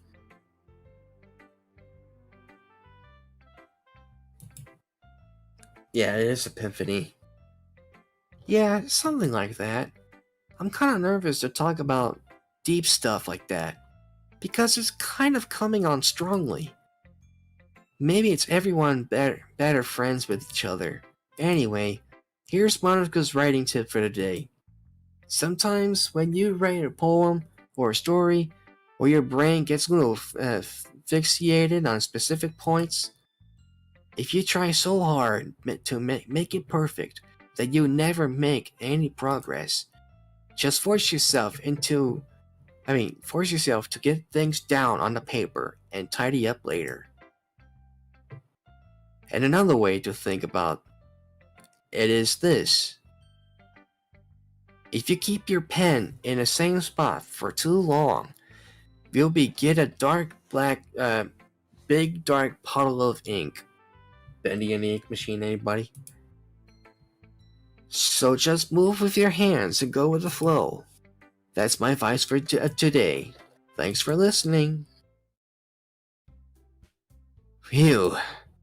I guess that's everyone. I glanced around the room. It was a little more stressful than I anticipated. It's as if everyone is judging me for my mediocre writing abilities. Even if they are being nice, there is no way my poem can stand up to theirs. This is a literature club after all, I sigh. I guess that's what I ended up getting myself into. Across the room, Sayori and Monica are happily chatting. My eyes land on Sayori and Nasuki. Yori and Nasuki. They gingerly express sheets of paper sharing their respective poems. As they read in tandem, I watch each of their expressions change. Nasuki's eyebrows furrowed in frustration. Meanwhile, Yori smiled sadly. What's with this language? Eh? Did you say something? Oh, it's nothing. Nasuki dismissively returns the poem to the desk with one hand. I guess you could say it's fancy. Thanks. Yours is cute. Cute? Did you completely miss the symbolism or something? It's clearly about feelings of giving up. How can it be cute? I know that. I just meant the language, I guess. I was trying to say something nice. Eh? You mean you have to try hard to come up with something nice to say? Thanks, but it really didn't come out nice at all. I do have a couple suggestions. If I was looking for suggestions, I would have asked someone who actually liked it. Which people did, by the way. Sayori liked it, and Rankun did it too. So based on that, I gladly give you suggestions of my own. First of all, excuse me. I appreciate the offer, but I spent too long establishing on my writing style. I don't expect it to change any time soon, unless of course I came across something particularly inspiring, which I haven't yet. And Raccoon liked my poem too, you know. He even told me it was impressive by it. Natsuki suddenly stand up. Oh? I didn't realize you were so invested in trying to impress our new member, Yori. Eh? That's not what you're just... Yori stands up as well. Oh god, the music. Maybe you're just jealous that Raccoon appreciates my advice more than he appreciated yours. Huh? And how do you know he didn't appreciate my advice more? Are you that full of yourself? No. If I was full of myself, I would deliberately go out on my way and make everything I do overly cutesy. Is everyone okay? Well, you know what?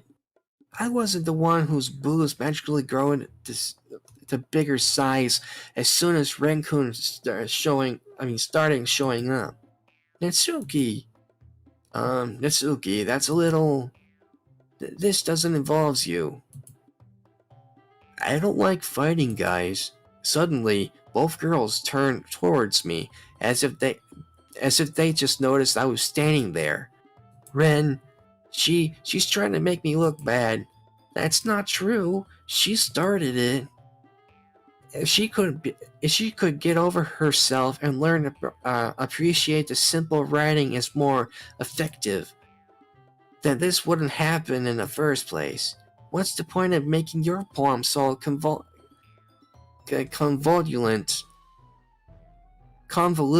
That's it. For no reason. The meaning should jump out at the readers, not force them to figure it out. Help me explain that to her, Raccoon.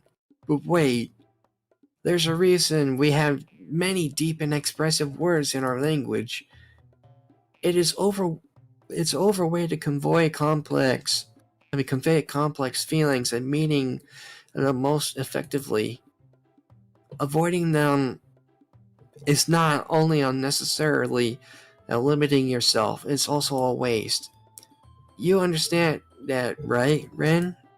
Well? How did I drag into this in the first place?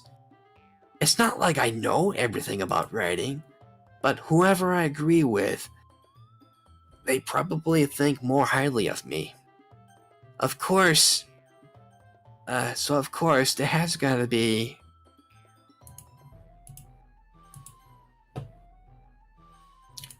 Sheesh, I'm gonna have to, have Sayori have my back. Natsuki glared at me, drying up any words I had in my mouth. So instead, I turned to Yori. But Yori's expression is so defenseless, that I can't bring myself to say anything to her. Sayori, eh? Yeah. Everyone's fighting to make Sayori uncomfortable. How can the two of you keep fighting when you know you're making your friends feel like this? Ren, well, that's her problem. This isn't about her. I agree. It's unfair for others to interject their own feelings into our conflict. Yeah, unless Sayori wants to yell Yori what a stuck-up jerk she's being. She would never. It's yours in immaturity that made her upset in the first place. Excuse me? Are you listening to yourself? This is exactly why nobody likes. Stop. Natsuki, Yori, you guys are my friends. I just want everyone to get along and be happy. My friends are wonderful people, and I love them because they're differences. Natsuki's poem, they're amazing because they give you so many feelings with a few words. And Yori's poem are amazing because they paint beautiful pictures in your head. Everyone's so talented. So why are we fighting? Because, well, also, Natsuki's cute, and there's nothing wrong with that. And Yori's boobs are the same as they always were. Big and beautiful. Sayori stands triumphantly. Monica stands behind her with a bewildered expression. I'll make some tea. Yori rushes off. Natsuki sits down with a blank expression on her face, staring at nothing. So this is why Sayori is vice president. I whispered to Monica. She nodded in return. To be honest, I might come off as a good leader, and I can organize things. It's 11:45. But I'm not very good and with it's people. 62 degrees I Fahrenheit. couldn't even bring myself to interject. As president, it's kind of embarrassing of me. Nah, it's not like I can blame you. I wasn't able to say anything either. Well, I guess it just means Sayori is amazing in her own ways, isn't she? You could say that. She might be an airhead, but sometimes it's weirdly suspicious that she knows exactly what she's doing. I see. Take care of her, okay? I would hate to see something get herself hurt. It makes two of us. You can count on me. Monica smiled sweetly at me, causing my stomach to knot. Such a genuine person, who really does make a good president, regardless of what she says. If only I could get a chance to talk to her a little more. Okay, everyone. It's just about time for us to leave. How do you say about sharing poems? It was fun. Well, I say it was worth it. It was alright. Well, mostly. Raccoon, how about you? Yeah, I say the same. It was a neat thing to talk about with everyone. Awesome. In that case, we'll do the same thing tomorrow. And maybe you'll learn something with your friends too. From your friends too.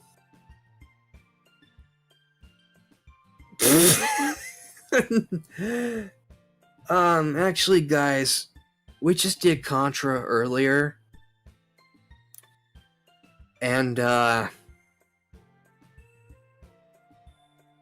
Tom may have forgotten about changing the title to Doki Doki Literature Club. I got a question. Is this game banned on Twitch? I just don't remember. Hang on, I'll look for it myself. Doki Doki Literature Club banned.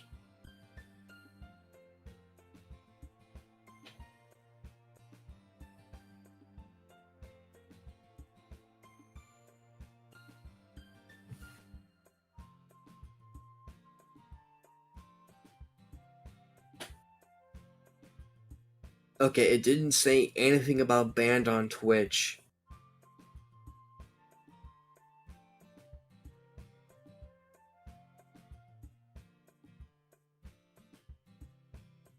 So I think we are...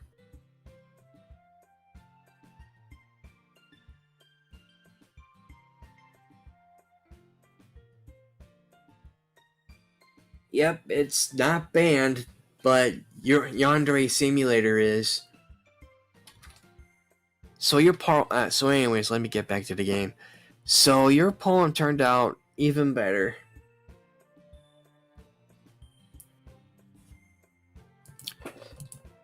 I think to myself, I did learn a little more about the kind of poem everyone likes.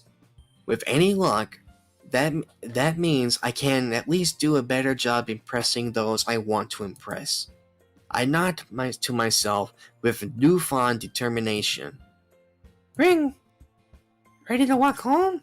Sure, let's go. Hehehe. Sayori beams at me.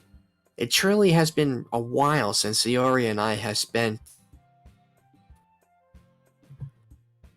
I can't really say I'm not enjoying it either.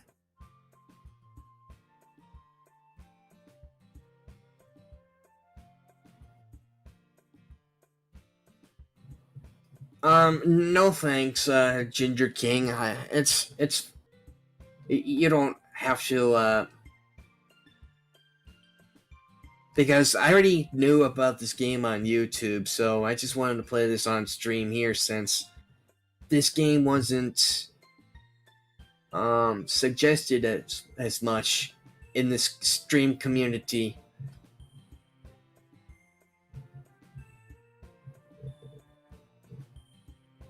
Anyway, Sayori, about what happened earlier. What do you mean? You know, between Yuri and Nasuki? Does that kind of thing happen often? No. That's really the first time I've seen them fighting like that. I promise that they're both wonderful people. You don't hate them, do you? No, I don't hate them. I just wanted your opinion, that's all. I can see why they make good friends with you. Phew. You know, Ren, it's nice that I get to spend time with you in that club. But I think seeing you will get along with everybody is what makes me the happiest. And I think everyone really likes you too. That's... Every day is going to be so much fun. It looks like Sayori still hasn't caught into the kinds of situations I'm in. Sure, being friends with everyone is nice, but does it really needs to stop there? We'll just have to see what future holds, Sayori. I pat Sayori on the shoulder. I said that more to myself than to her. Then it's easy to use Sayori as an infernal monologue sometimes. Okay, yeah, let's do this.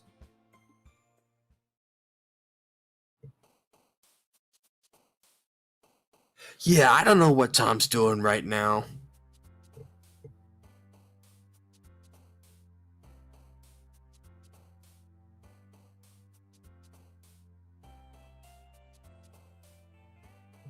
Anyways, let's just go save the game here.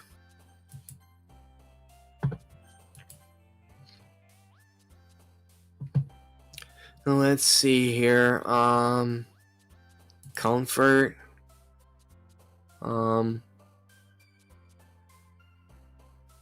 Hope.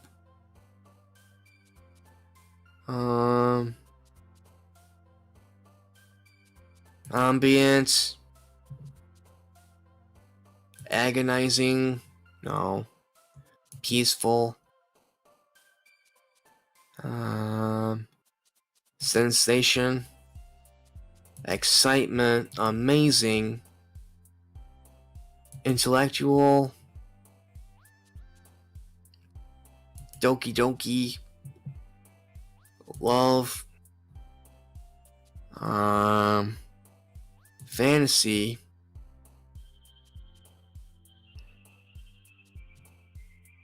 Vicacious. Let's see here. Hop.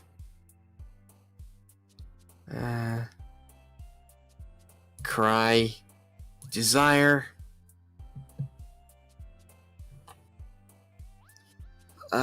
Pink? No. I'm just jumbling words left and right here. Cheer. Oh, calm. Sweet joy.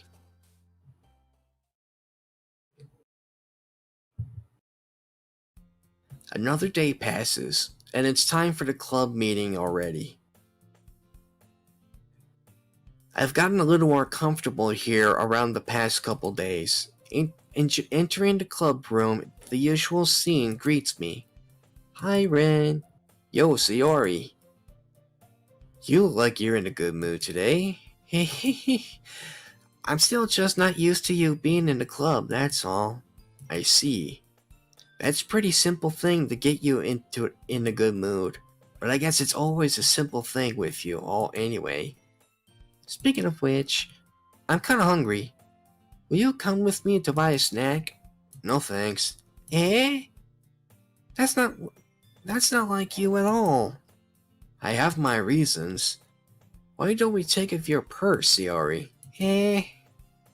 Why that all of a sudden? No reason, really. I just wanted to look at it. Sayori nervously retrieve her coin purse.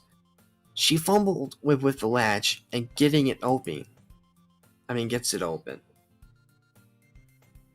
Then she turns it upside down and let it contempt spills onto the desk. Only 2 small coins fall out. I knew it. I can see right through you, Sayori. It's not fair. How do you know even? It's simple. If you had enough money in the first place, you would have bought a snack before coming to the club room. So, if you're not hungry or want an excuse to take a walk, or you're planning to convincingly forget that you spend your money so that I will lend you some. But there's one more thing. You're always hungry. And so, if you only leave the option, that just leaves one of the options. I give up. Don't make me feel guilty. If you feel guilty, then it means you deserve to feel guilty. Ha ha ha. Sayori suddenly giggled. Eh? I didn't notice that she would be listening. Her face is in her book as always. I wasn't listening or anything. It was just something in my book. Yori, tell Ren to let me know some borrowed money. Don't get me involved like this, Sayori. Besides, you just only buy what you can responsibly afford. And frankly, after pulling a mischievous little stunt like that, you're suffering at fair enough retribution. I didn't mean that. I just got too absorbed into my book. I really like when you speak your mind, Yori. It doesn't happen much, but it is fun. But it's a fun side of you. There's no way that you could think that. You are right, though. I did something bad, and now I have to accept the retribution. That still coming for you, Sayori. I guess that's a little devil inside all of us, isn't there?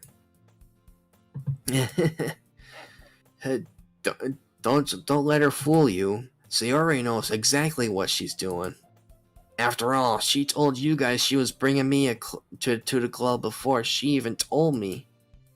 But you wouldn't have come if it weren't for the cupcakes. So I had to trick Nizuki into making them. Come on, give me more credit than that, Sayori. Out of nowhere, someone smacked Sayori in the face and tumbled onto the desk. Plap! Yeah! Ow! What was, a cookie? Sure enough, a giant cookie wrapped in plastic. Sayori glanced around. Is that a miracle? It's because I paid my restitution. Retribution. Actually, that one almost worked. I was just gonna give it to you, but then I heard you blab about cupcakes. It was totally worth seeing your reaction, though.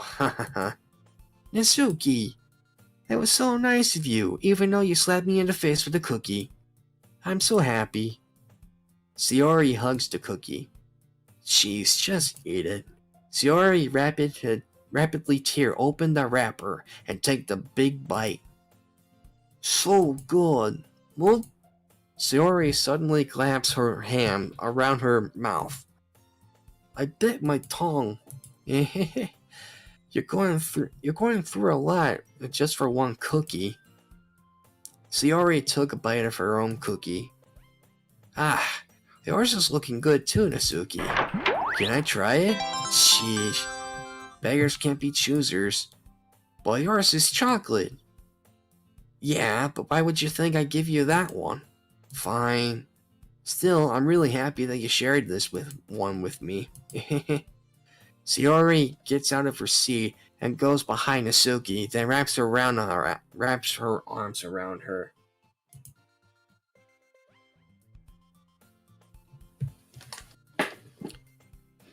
That'll work out, but we need Tom's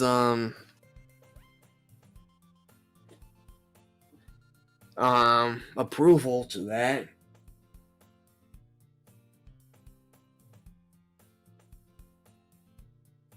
Wherever Tom is. Ah, jeez. I get it. Cookie still in hand, Nasuki reached up to nudge Sayori's off of her. No. Sayori suddenly leaned down and take a bite of Nasuki's cookie. Hey! Did you seriously just do that? Mouthful, Sayori trots away to safety. Yuri and I laughed as well. Sheesh, you're just a kid sometimes. Monica, can you tell Sayori? Huh? Nasuki glances around. Monica isn't in the classroom. Ugh. Where'd Monica go anyway? Where's Monica anyway? Good question. Have anyone of you heard anything about her being late today? Not me. Me? I haven't either. That's just a bit unusual. Oh, she's okay. Of course she's okay. She's probably had something to do today. She's pretty popular after all. Eh? You don't think she has a... I would be surprised. She wouldn't be more desirable than all of us combined. That's true. Excuse me? Suddenly, a door swings open. Sorry, I am super sorry. Ah, there you are. I didn't mean to be late. I hope you guys weren't worried or anything. Eh? Monica chose the club over her boyfriend after all. You're so strong-willing. Boyfriend? What on earth you're talking about? Monica inquisitively glanced at me. Never mind that. What held you up anyway? Well, my last period today was study hall. To be honest, I was kind of lost track of time. That makes no sense, though. You wouldn't have heard the bell ring, at least. I have not have heard of it. I heard it, since I was practicing piano. Piano? I wasn't aware you played music as well, Monica. I don't, really. I kinda started recently. I always wanted to learn piano. That's so cool. You should play something for us, Monica. Monica looks at me. Maybe once I can get a little bit better, I will. Yay! That sounds cool. I always look forward to it. Is that so? In that case, I won't let you down, Ren. Monica smiled sweetly. I didn't mean any pressure or anything like that. Don't worry about it. I've been practicing a lot recently. A whole lot recently. I really love the chance to share one, so I'm ready. I see. In that case, best of luck. Thanks. So, I didn't miss anything, did I? No, not really. I choose to leave out Sayori's mischief escapade. I'm sure that Nizuki will end up complaining to her anyway. It looks like everyone has already settled down. Sayori somehow already finished her entire cookie. Yori's back to her book, and Nizuki disappeared into the closet. Ren! Sayori suddenly comes up to me. I'm gonna go get some supplies from another classroom. Want to come with me? Supplies? What for? Well, you know how the festival is coming up. Me and Monica were going to make some posters and stuff. So I need to go find some crayons and markers and glue sticks. Ah, I see. Sure, I'll go with you. Yay! Okay, Monica, we'll be back soon. Ah, you're going with Ren to get school supplies? There's no need to trouble yourself. I'd be happy to go with him.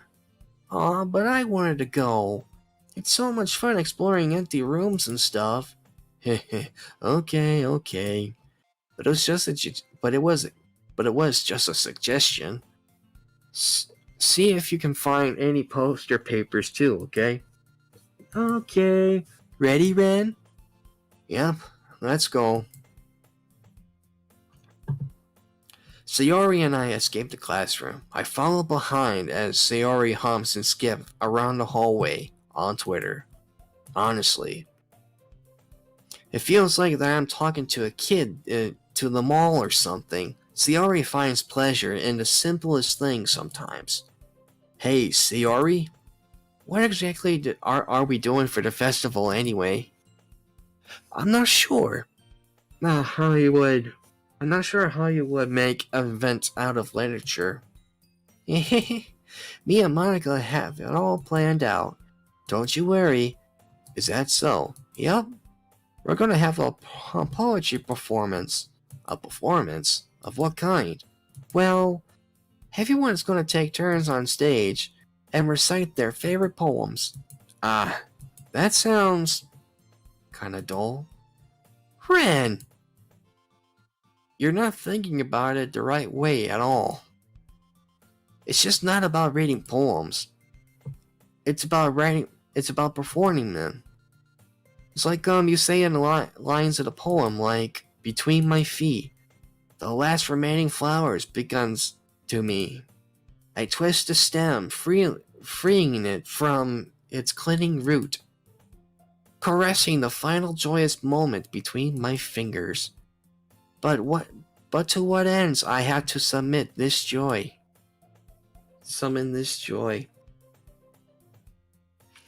For now, when I looked in every direction, the once prosperous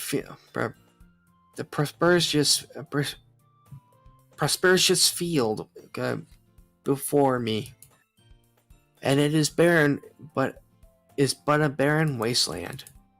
Like that. Sayori, how do I put this? I'm sure it's just me, but it's impossible for me to take you seriously when you talk like that. Eh? You meanie. I'm working super hard on this, you know. I know. But I just meant that it's pretty ordinary contrast to your cute self. Don't say that, it's embarrassing.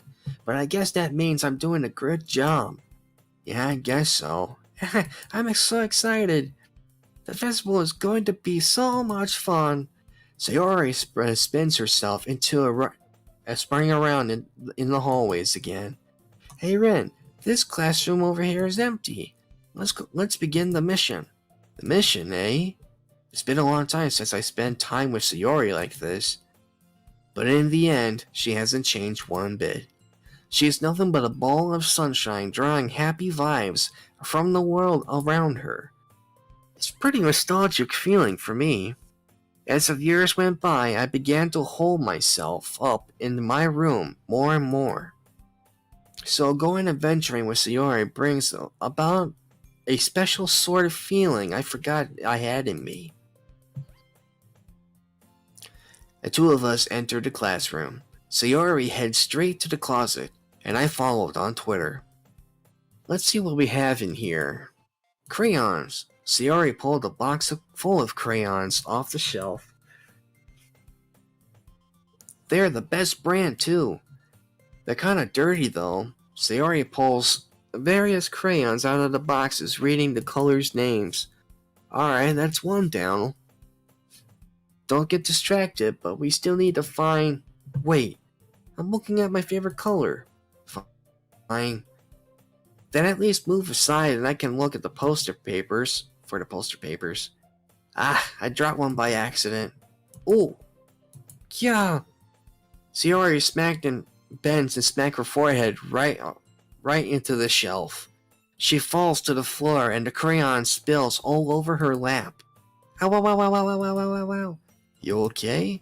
My forehead. Sayori clutches her forehead. Geez, Sayori. That's just like you, isn't it?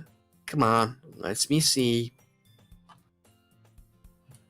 Since Sayori is sitting on the floor, I grab her by the waist and pulling her out of the closet. You have to move your hand, Sayori. But it hurts. Just do it for a second. Sayori slowly releases release her hands from her forehead. I gently brush her bangs to the side. Ow. Sorry. There is a huge red mark on the center of her forehead. A bump is starting to form as well. Man, that's gonna swell up. I should find you some ice. Ren. Where would I ever find ice around this time? I guess a cold drink would do. You don't have to. I'm fine with looking like a I'm fine with looking like a unicorn. Even wedging from the paint, Sayori made a silly joke. What are you saying? I'll be right back, okay? Okay. I pat Sayori on the shoulder and ran out in the hallway. I locate the nearest vending machine. What should I get? It doesn't really matter.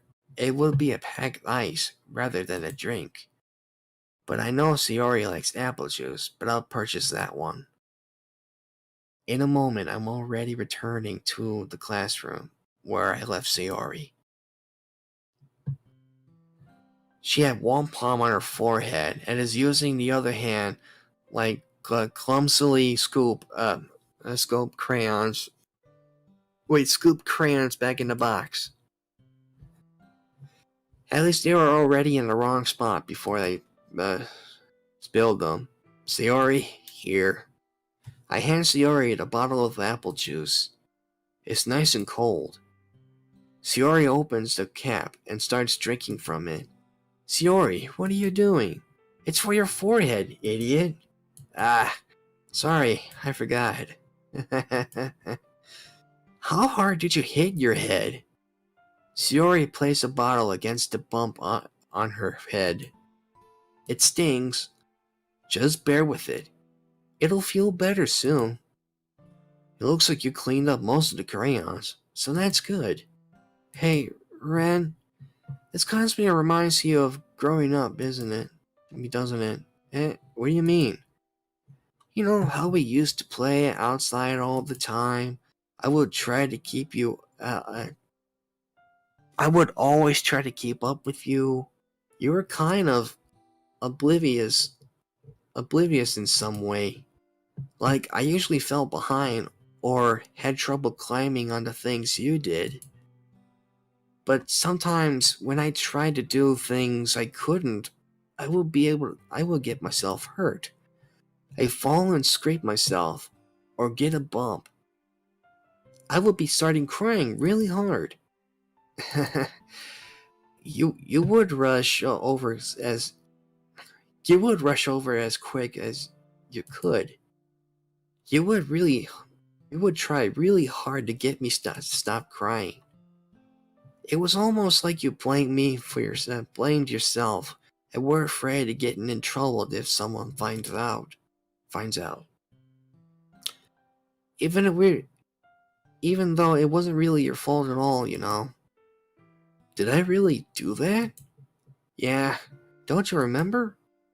Come to think of it, maybe I do remember a bit. I guess I always focus on my games that don't pay enough attention to you. So in a way, it was my fault. Kind of like this time too. If I wasn't rushing you out of the closet, you probably won't have hit your head. Ren, I don't think you realize, but you're always thinking about other people. Even after all these years, you're rushing to help me, even though I've been being clumsy. You're really a sweetheart. Don't call me that. And I don't really do the kind of things all the time. I guess when it comes to you, it just feels natural. Before I even know it, I treated you like that. I guess that's what happens when you're been friends for all this so long. Really? Maybe you're right, Ren. It's 12:15. So glad that nothing changed between us. Do you think it'll be like this forever? Forever? If I'm honest to myself, there's no telling that we would end up for college for after that. Later, Ricky seems to have disconnected. So it wouldn't be fair for me to make any promises. But, well, I hope so. It's been so long already, right? I can't imagine you ever changing, so my hopes are up. I'm so happy. Sayori has a whimsical expression in her eyes. We remain silent for a moment. She's so silly and clumsy on the outside, but when I see her deep in thoughts like this, it makes me not want to disturb her. Well, I guess we should go back. We don't want to worry Monica, you know. Good luck with that. She's gonna see your forehead anyway. I mean, either way. Nah, not if I hide it underneath my bangs. Sayori hops up to her feet. Ah! She clutches her forehead again. Don't stand up too fast after you're hurting yourself. Well, I guess it's too late now. Anyway, let's go. I followed Sayori out of the classroom on Twitter. Sayori plays with her bangs and trying to hide the bump, but without so much success. In a moment, we made it back into the club room. Ah, you're back. Good timing. We were just ready to share our poems. Sayori, your forehead. She's fine, don't worry about. I was playing with crayons to smack my forehead into the shelf. Well, anyway, will you be able to find anything we needed? Uh-huh, we have it right. Fiore frantically glazed around herself. I've got all the stuff. Calm down, Sayori. I have it all right here. I found the poster paper, too. Sounds like you ended up doing all the work, Ren. Well, Sayori. I failed to come up with an excuse for Sayori. I made it an adventure. Yeah, that. Okay. In any case, good work. I'll start working on the poster tonight. Me too. Okay, everyone. Are you ready to share your poem? Guess I'll grab mine. After making sure the crayon boxes is closed tightly, I returned to my seat. Who should I show it first? Ren? I really loved your poems. I can't believe you've been hiding these from me. I'm not hiding anything. But your poems are so good. Yesterday, and this one too. I can't tell you You can't tell me you have been. You can't tell me you haven't done this before. I mean, you're really the one who feels that way. So, no way. Not even Nasuki. Well, I guess Nasuki is the least likely to admit how much she likes something. But I don't think it's that. What do you mean? Well, I guess I'll be honest about that. It's a lot easier to write poems when I'm thinking about you. Eh? Stop thinking weird things, idiot. I just mean that you're just really expressive person, I guess. How do I supposed to write poems about my own stupid life? But you somehow made everything in your world like an adventure. Even the little things, like cooking? Let's not talk about that. So yeah, I guess what I'm saying is that I can feel more feeling through you than I can through myself. We have that kind of a weird connection. It's your fault for getting in my business all the time. Eh? I don't know if I understand. You never understand when I'm trying to explain things to you, don't you, Sayori? I pat Sayori's head. Hey, I'm not a kid, you know. You sure about this? Maybe. Sayori, starts feeling with her pencil between her hands. Hey, Ren? Will you give me your poem? I kinda wanna keep it. Huh? Why? Because, well, it's the first time you've written something for me. Sayori, you've completely misunderstood. I didn't write this for you. Sigh. Are you even listening anymore? Well, whatever. I'll give it to you when we get back home. How about when we go home? Really? I broke my pencil. Sayori hesitantly bent down to pick up the pieces she dropped. But being attentive of her surroundings, she bumped right into me. Sorry. It's fine. I'll get it for you. I bent down to pick up the broken pencil. Sayori clutches the desk behind her to support herself, knees shaking. I'm a little clumsy too. Let's sit down, Sayori. Yeah. I grab Sayori's arms and help her to sit at the desk. Anyways, I still haven't read your poem. Oh? Sorry, I forgot about that. It's not as good as yours. Sheesh, don't worry. I'm sure I'll like it. Bottles. I pop out my scalp like the lid of the cookie jar. It is a secret place where I keep all my dreams. Little balls of sunshine all rubbing together like a bundle of kittens. I reach inside with my thumb and forefingers and plucked one out. It's warm and tingling, but there's no time to waste. I put it in the bottle to keep it safe, and I put the bottle on the shelf with all of the other bottles. Happy thoughts in the bottles all in a row. My collection makes me a lot of friends. Each bottle is a starlight to make amends. Sometimes my friends feels a certain way. Down comes the bottle to save the day. Night after night, more dreams. Friend after friend, more bottles. Deeper and deeper my fingers go, like exploring a dark cave, discovering the secrets hiding the nooks and crannies. Digging and digging, scraping and scraping. I really need to get myself out of context on that one. I blew out dust off my bottle caps. It doesn't feel like the time elapsed. My empty shelves I could have used some more.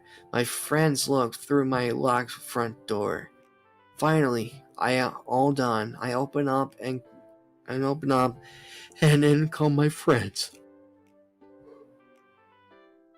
If they come in such a hurry, do they want my bottles that much? I frequently pull them from the shelves, one after another, holding them out to each and every bottle. But every time I let one go, it stutters against the tiles between my feet. Happy thoughts, happy thoughts, happy thoughts, inner shards all over the floor. They were supposed to be my friends who aren't smiling. They're all shouting, pleading, something, but all I can hear is echo, echo, echo, echo, echo inside my head. Holy crap. Shiori, did you really write this? Of course I did. Didn't I tell you yesterday I was going to write the best poem ever? Yeah, but I didn't expect something like this coming from you. Monica taught me a whole lot. I've been really in touch with my feelings recently. I see that. It's almost kind of creepy. Creepy? Well, not exactly, but maybe I'm so used to you being cheerful. Well, never mind. I'm thinking too hard about it. But the point is, it came out good, so you should be proud of it. Aw, thanks. I feel like I was meant to be express myself into this. Shoot, my fingers. It even helped me understand my own feelings a little bit better. Writing is like magic. You've gotten pretty passionate about this, huh? I hope you keep it up. Yeah, writing's the best. I'm gonna keep writing until I die. Don't get ahead of yourself. Shiori's always has been had a habit of being obsessed with something before dropping it. Not more than a week later. I wonder if this is one of those times. But seeing the passion in her eyes makes it hard for me to be pessimistic.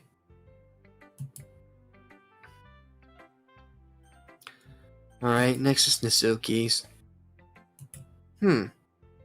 Well, it's not really any worse than the last one. But I can't really say it's better, either. Phew. Huh? Phew what? Well, anything isn't a train wreck, I'll take that as a win. And I get the feeling you probably get the most critical. You're pretty much the most critical. What makes you... Wait, maybe this was a compliment. Glad to see someone recognize my experience. Well then, keep practicing and maybe you'll be good as me someday. That's, something tells me Nasuki is completely missed the point. Come to think of it, it kind of reminds me of Sayori's poem from yesterday. Eh? You think so? Yeah. Well, I guess if you've been friends with her for a long time, you might be on the same wavelength. But you never really struck me as her type. Shiori has a type all of a sudden. Well, I don't know. But honestly, how can someone so, fluffy spend so much time with someone like you? It's like she's dragging a dead weight. That wasn't really necessary. A little necessary. But think of it this way, if it weren't for me, she would probably just fly away like letting go of the balloon.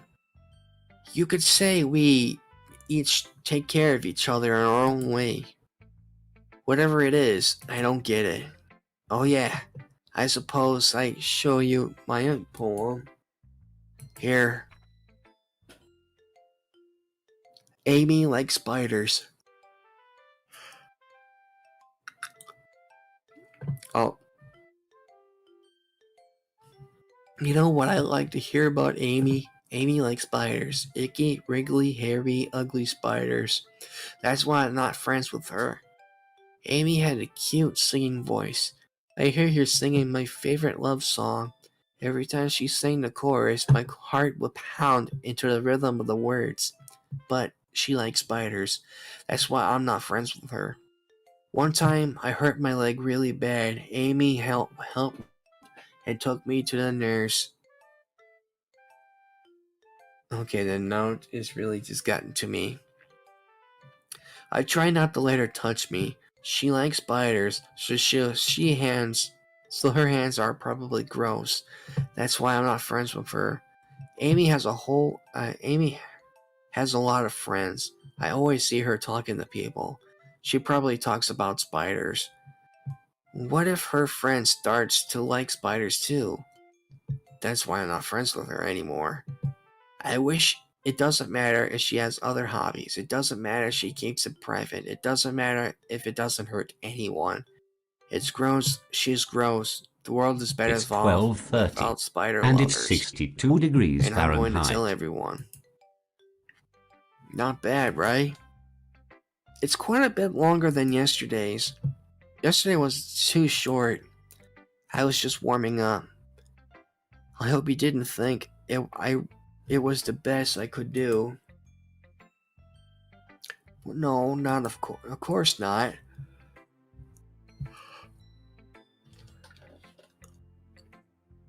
Anyway, the message is pretty straightforward in this poem. I doubt I have to explain it. Sometimes you can't explain complicated issues with such some simpler analogies. And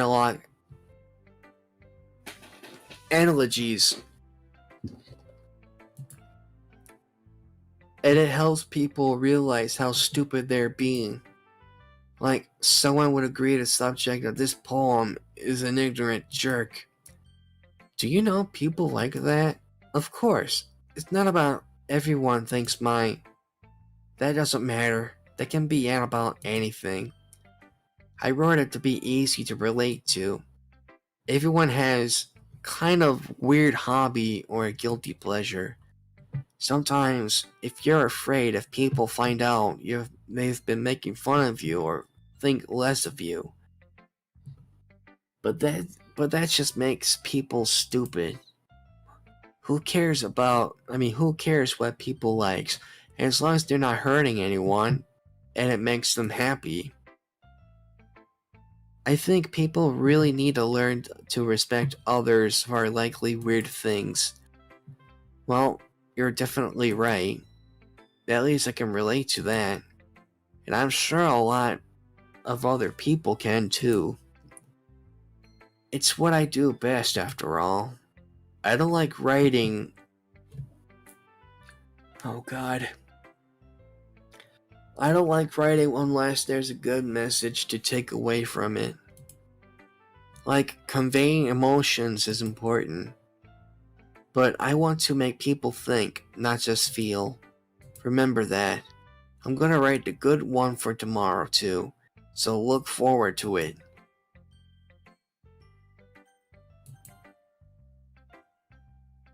Let's see what you've written for today.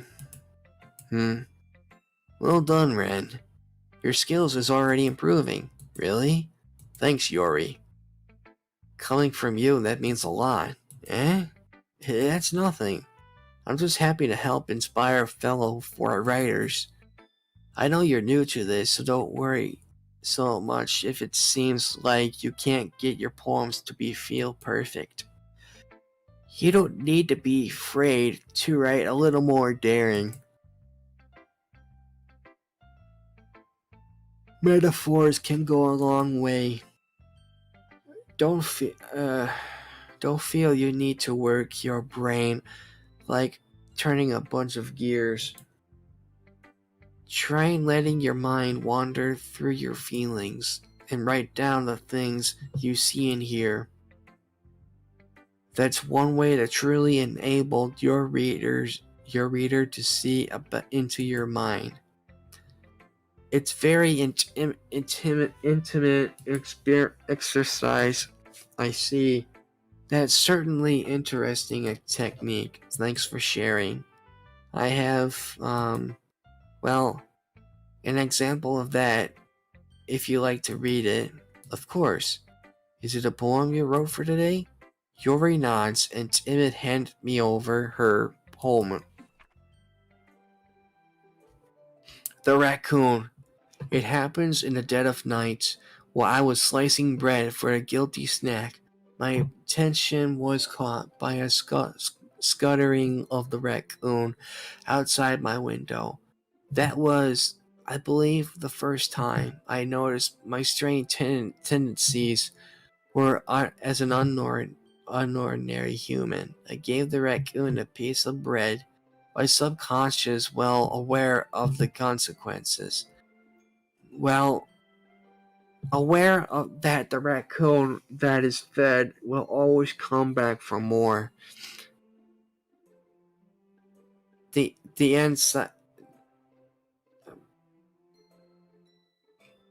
enticing beauty of my cutting knife was a symptom. The bread, my hungry curiosity, the raccoon, urge. The moon increments its phase and reflects that's much more light off of my cutting knife. The very same light that glistens in my eyes of my raccoon friends. I sliced the bread fresh and soft. The raccoons become excited. Perhaps I'm merely projecting my emotions onto a newly and satisfying animal. The raccoon has taken to follow me on Twitter. You can say that we've gotten quite used to each other. The raccoon becomes hungry more and more frequent, so my bread is always handy. Every time I brandish my cutting knife, the raccoon shows me an excitement, a rush of blood, classic prevalent condition.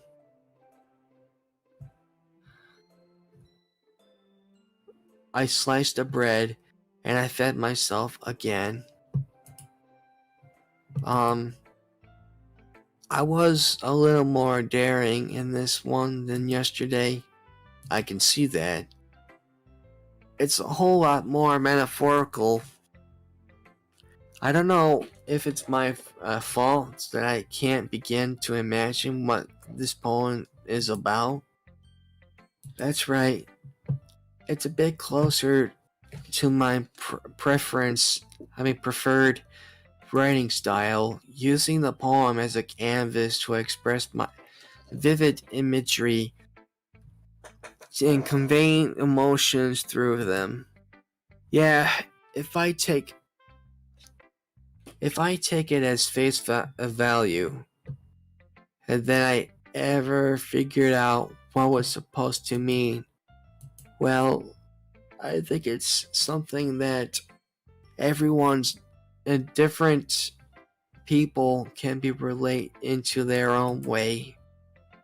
I wanted to express the way it felt for me to indulge in my more unusual hobbies.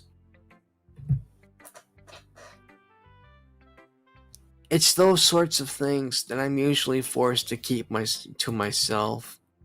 So I sometimes enjoyed writing about them. Huh, that's funny. Didn't Nizuki also wrote something about that? About someone being ridiculed for a strange interest? Eh? She did. Yeah. She was talking about how it doesn't matter what you're into as long as you're not hurting anybody. She's right. I mean, does she really feel that way? Yeah. Sounds like two of you had that in common. That's interesting. To me, she seems the kind of person who would make fun of my hobbies. But I suppose it's my fault for judging it, isn't it? Please don't tell her I said that. Don't worry about it. I have no reason to. Alright. Well, thanks for sharing it with me. After all, we learn to embrace our own weirdness. I will probably hate myself. I might be ranting a little bit now, but I'm glad that you are a great listener. Hi again, Ren. So, how's the writing going? Alright, I guess. I'll take that. As long as it's not going bad, I'm happy what you're applying yourself. Maybe soon you'll come up with a masterpiece. I wouldn't count on that. You'll never know. Want to share what you wrote for today? Sure, here you go. I hand my poem to Monica. Alright, that's pretty good. It makes me think of Sayori, like the other time you wrote. You two are like a dynamic duo. That's kind of exaggerating it. Yeah, probably. But you spend a lot of time with her even though she's in this club, don't you? Then again, I don't blame you for being a little shy. I'm not shy. It's just... I'm just teasing. I know it takes a bit of time to make friends with everyone. But Yori and Nasuki are super interesting people, but don't be afraid to give them their own share of time. But you can talk to me any now and then too. Not that I unapproachable or anything, am I? Nah, no, it's nothing like that. It's just still getting used to being here, that's all. Yeah. I'm sorry if I was putting pressure on you or something. I don't really mean it like that. No, don't worry. I get what you're saying. Well, alright. But anyways, you want to read my poem? I like the way this turned out, so I hope you do too. Alright, let's take a look. Okay, save me. The colors, they won't stop. Bright, beautiful colors. Flashing, expanding, piercing. Red, green, blue. And an endless cacophony of meaningless noise.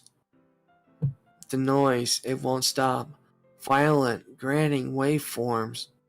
Squeaking, screeching, piercing, sing, cuisine, canshin, like playing a chalkboard onto an onto the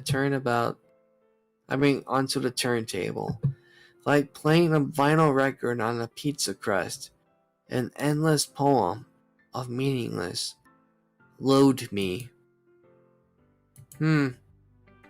That seemed to be more abstract than yours than last time. I guess that's just the way I hear. I'm sorry if you don't like it. No, I don't say that. It's just that kind of stuff I never seen before, I guess. I kind of like playing with my own space on the paper. Choosing how you space your words, and totally change the mood of the poem. It's almost like writing a sentence. Okay. The way I saw... Oh, darn, I didn't read that. The way I wrote... The lines made it really short. Makes it feel like they have tried to speak over the noise. I see. It's not hard for me to tell what it's about, though. Sometimes asking what a poem is about, it isn't about the right questions. The poem can be as they extract as a physical expression of a feeling or a conversation with the reader.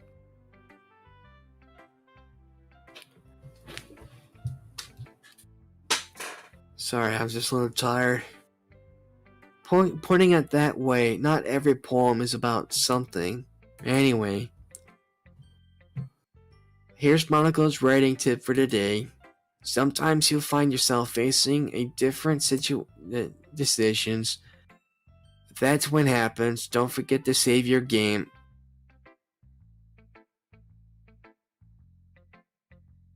Don't forget to save your game.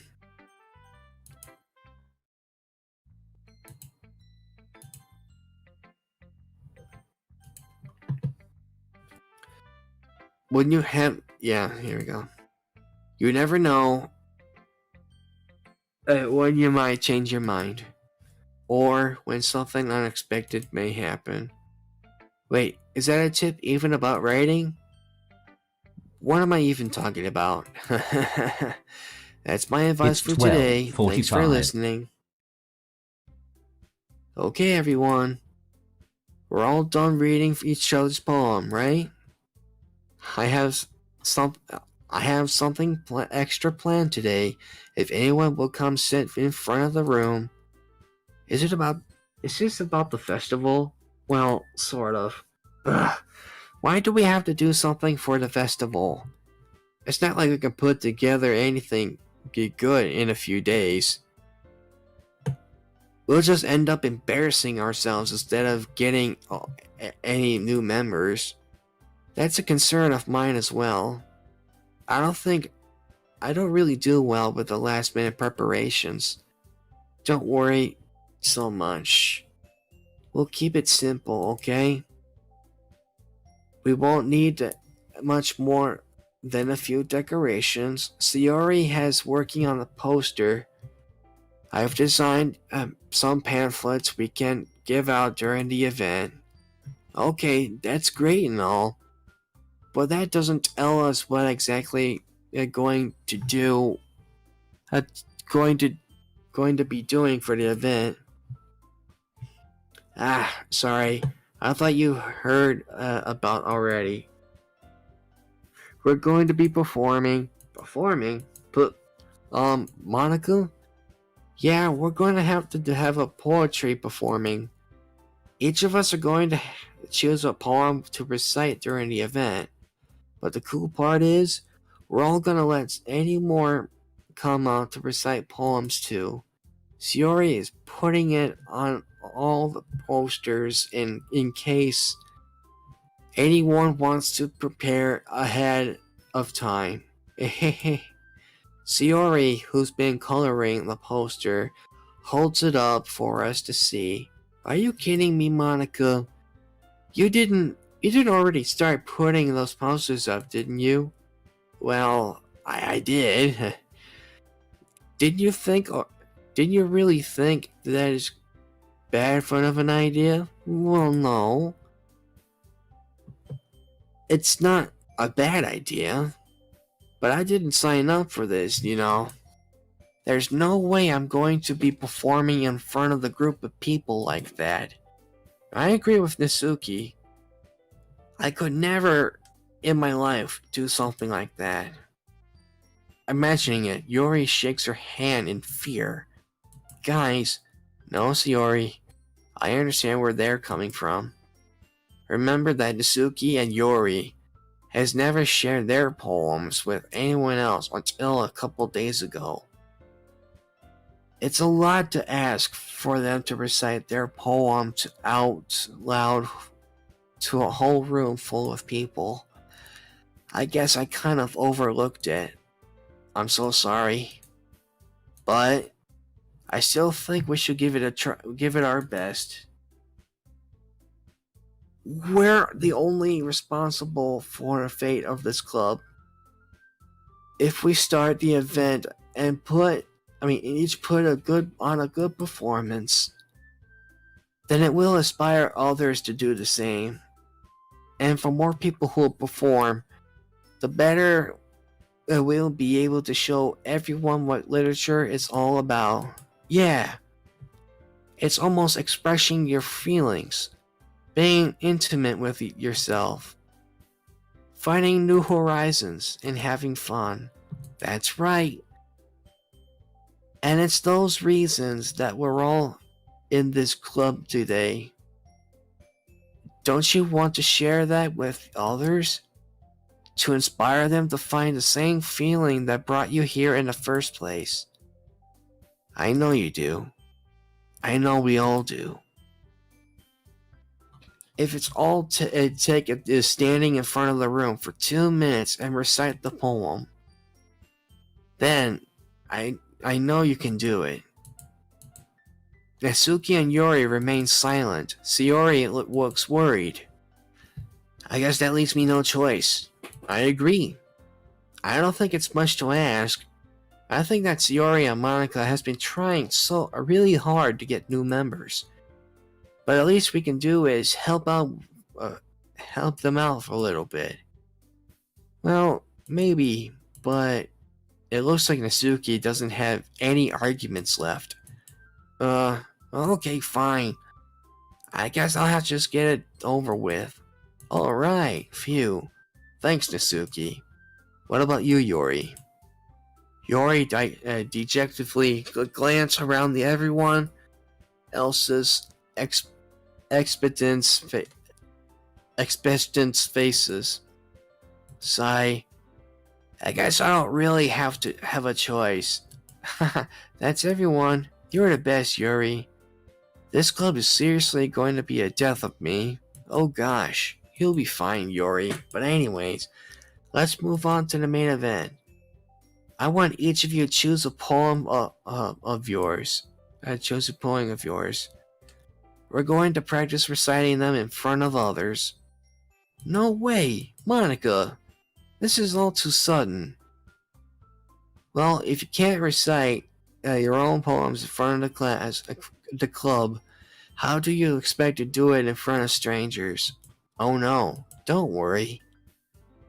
I'll start off a hand. Everyone feels a little more comfortable. Can I go next? Of course. Now, let's see. Monica flipped through her notebooks to a specific poem that she had in mind for herself. She then stands behind the podium. The title of this poem is "The Fly That Way." The Way They Fly. Monica begins to recite her poem. Her clear, confident voice fills the room. More than that, her inflection is pristine. She knows exactly how to apply emotions behind each line she recites, bringing the words to life. Is this something she's done before? Or is she simply a natural? I glance around me. Everyone has their eye on Monica. Sayori looks amazed.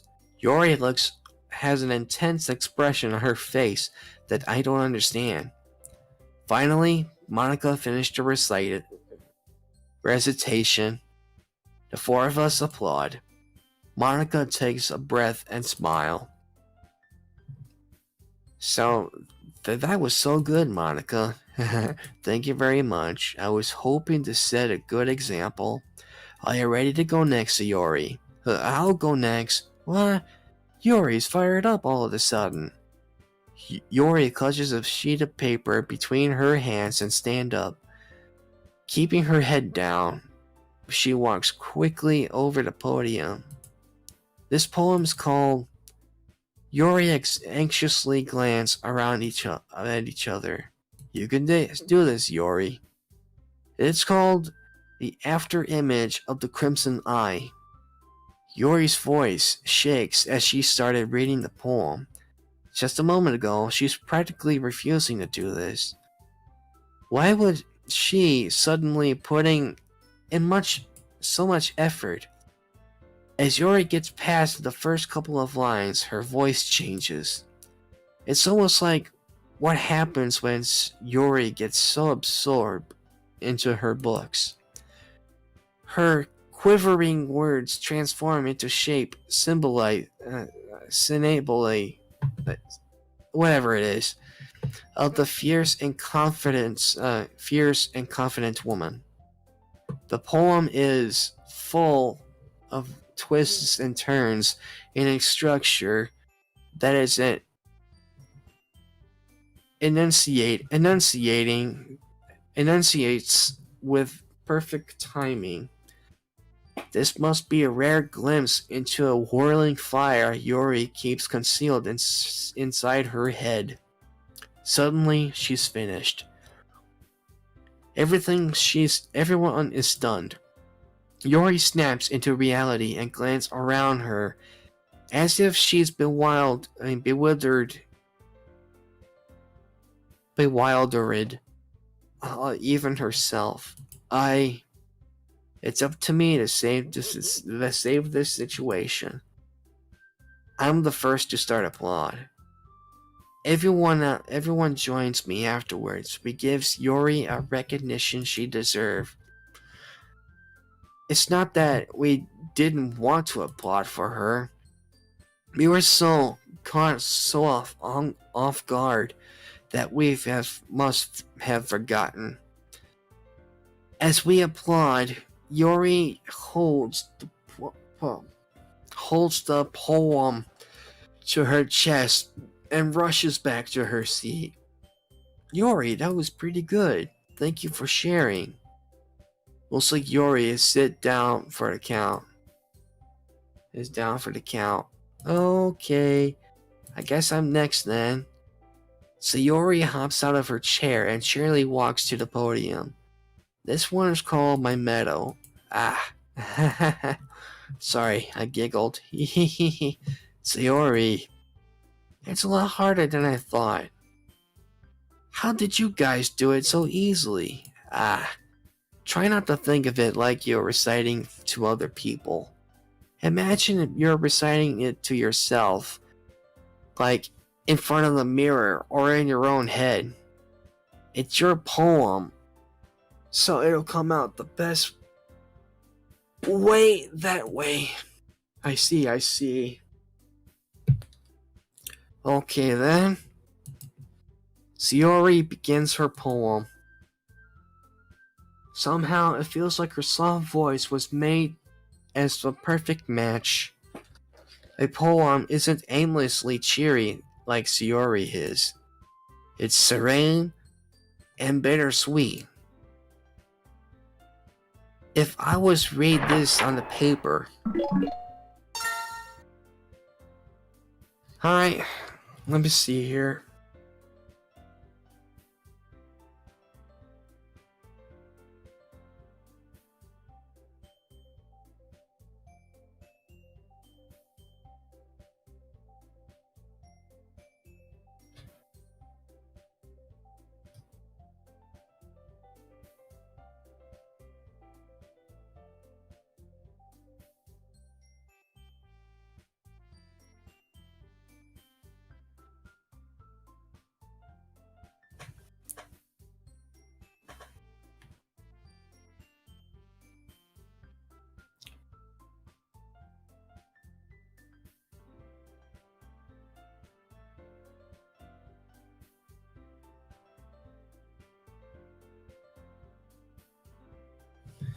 Anyways, I probably wouldn't think of it too much, but hearing it come from Sayori's voice almost gives it a whole new meaning. Maybe this is what Sayori meant when she's like my poem.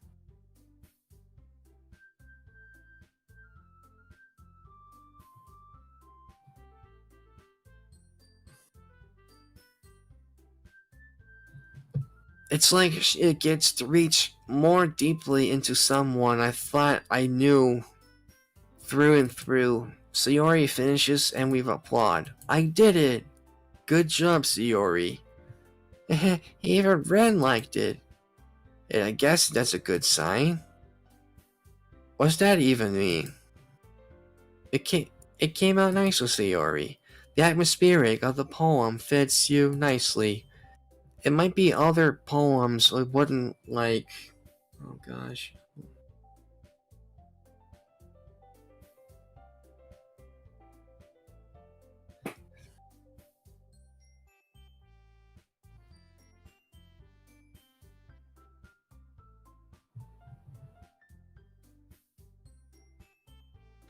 But it might be the other poems wouldn't work quite as well with that kind of delivery.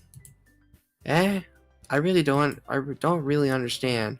No, in other words, I seen poems of yours that were soft and sort of gentle delivery wouldn't work as well. They might need a little more force behind them, depending on what you're reading. Oh, I know what you mean. Well, I've been practicing that kind of thing. It's just embarrassing to do in front of everybody. Well, next time I'm going to make you pick a poem that's challenging you a little more. We don't have much time before the festival, you know. Okay, so who's next? Azuki? Don't make me go before 1 o'clock. Rangoon. And it's 62 degrees Fahrenheit. It's not like I can compare to you guys anyway. Might as well let Ren lower everyone's standards a little before I have to do it. Nasuki, it's fine. I might as well get it over with. It's not like I have much of a selected of what to read. I'll just have to go and what I wrote today. I stand up in the podium. Everyone had their eyes on me, making me terribly awkward. I recite my poem. Since I'm not exactly confident in my own writing, it's hard to put energy into it. Despite that, once I finish, I receive applause anyway. I'm sorry it's not as good as everyone else's. Don't worry about it too much. I think it's less about your abilities and more of your lack of confidence in your writing. That's something that'll improve over time, though. Yeah, maybe. Alright then. That just leaves you and Nasuki. Yeah, I'm going. Nasuki begrudgingly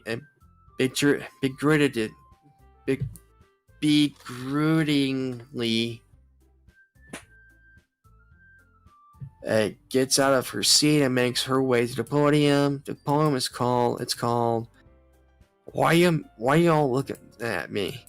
Because you're presented. Anyway, the poem is called Jump. Nizuki, take a breath. Once she started reciting her poem, her sour attitudes disappeared for a little bit. Though she's still unenthused, her poem has rhythm and rhymes to it. It's Nisuki's trademark style. It works surprisingly well when spoken out loud. The words feel that they bounce up and down as if giving life to a poem. Nizuki finished and everyone applauded. She huffed back to her seat. It wasn't so bad, was it? Easy for you to say. It better not make me do it again. Oh well. Do you at least prepared enough to recite the poem in front of other people? I mean, doing it in front of other people will be way easier. I can put up whatever faces I want to put for other people. But when it's just my friends, it's just embarrassing. That is a surprise, Nizuki. I think it would be a other way around for me. Well, just as how it is, so... Well, in that case, you wouldn't have much to worry about the festival. Okay. I want to thank everyone to come in through. It might be hard, but I hope you have an idea of what it's like next. Make sure you pick a poem and get enough practice before the festival, okay? I'll be making pamphlets, so let me know ahead of time if you want to you'll be recited. Sheesh. I should probably find another poem to recite instead. That's fine too, but it doesn't have to be your own. I'm already pleasantly surprised that you're putting in all of this effort for the club. It makes me really happy. Yeah, no problem. Alright, everyone. I think that's it for today. I know the festival is coming up, so let's write a poem for tomorrow as well. It's been working really nicely so far. I'd like to continue that. As far as the festival, we'll finally planning tomorrow. Then we'll have to weekend to prepare. Monday's the big day. I can't wait. I can do this. All right. I stand up. There's no way I'll be able to find the same enthusiasm as Sayori and Monica, but I'll do my best to get through it. Even though if it's for the sake of the club and impressing Monica, then I'll have to do my best. Ready to go home, Sayori? Yep. Look at you two, always going home together like that. It's kind of adorable, isn't it? Jeez, guys. Don't make it such a big deal out of it. It must be a little nice, though, but, well, how am I supposed to respond to that? It's okay, Ren. You don't have to say it. Whatever, let's go already. I walked home with Sayori once more. Even though it has been a few days, a lot of things has already changed. But today, Sayori has been a little quieter than usual on the way home. Hey, Sayori? Sorry, I was a little spaced out. No worries. No wonder. I was thinking about something from earlier. I like how we get to... Sayori fumbles with her words. So, let's just say that one day... that Yori asked to walk home with you. Huh? Why would you... what would you do? What kind of question is this? You're kind of putting me on the spot here. Okay. I really don't know how to respond to that one, but... I'll try to build up the suspense... later sometime... this week. If, Blender, if you're in a call right now, we can at least switch over to, Contra.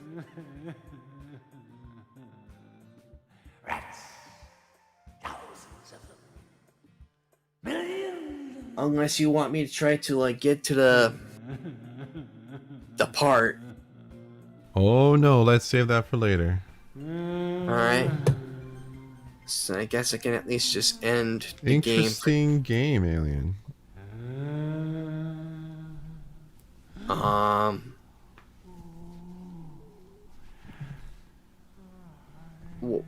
What is this? Oh, this must be the extra content stuff. Okay, never mind. I didn't see that before. Interesting. Yeah, it How doesn't scary.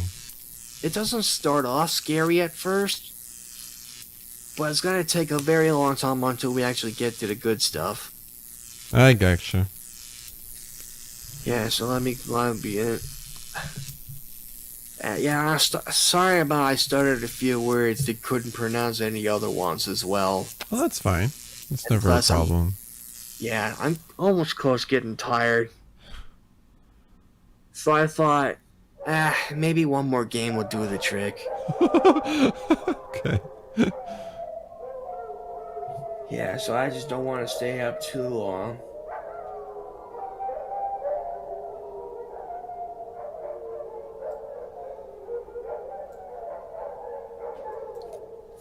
So, okay. Connection attempt signed out. Yep, give me a second, I'll get to it. Alright.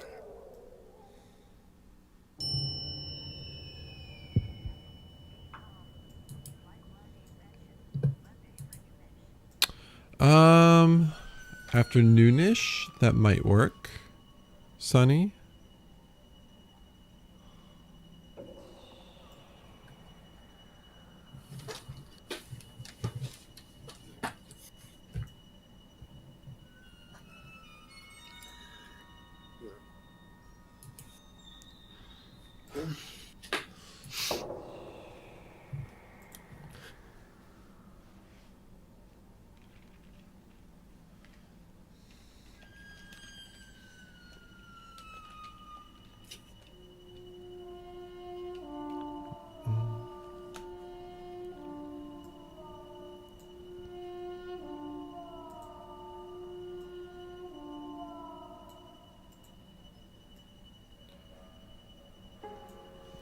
All right, let's see. Are you still connecting? Just about. There it is. Okay.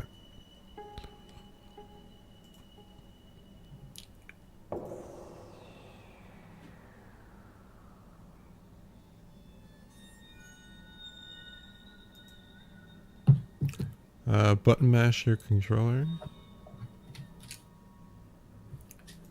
There we go. Okay. So we have to do this one. All right.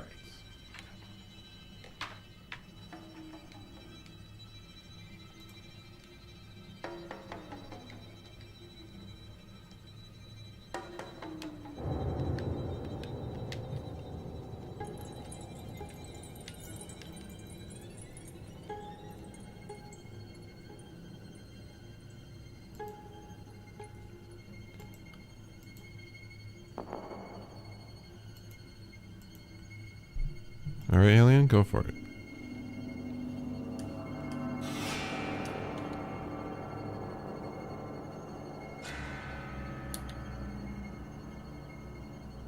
Is that good? Yeah. All right. Unless there's some games that allows you to go walk diagonally. I don't think so. At least not this one.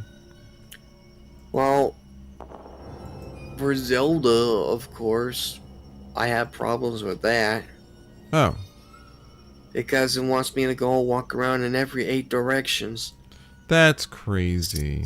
Sometimes when I do that, it made me go in 8 directions instead of just What? 8 directions.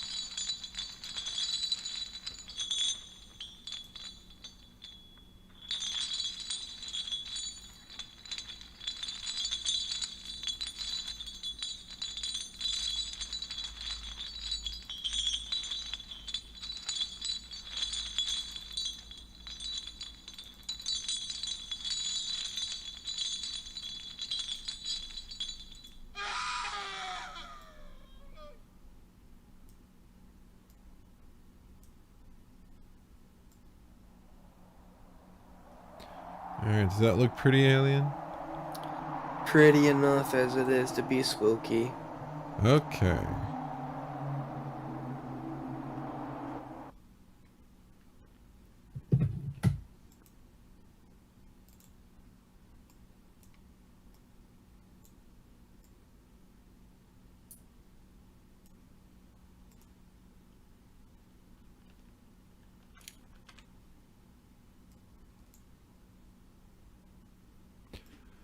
Alright, I think it's good to go.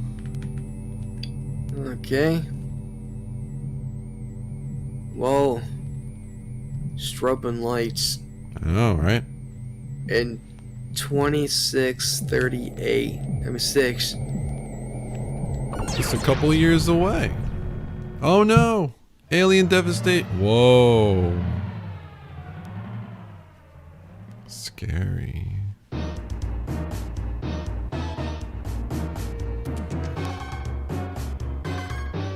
The alien wars begin. Let's attack aggressively. Jeez. This is really scary. Hope we can handle this. It's 1:15. What level are you looking for? Hard. Alright.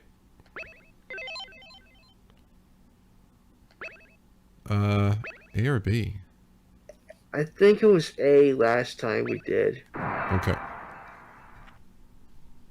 Stage 1.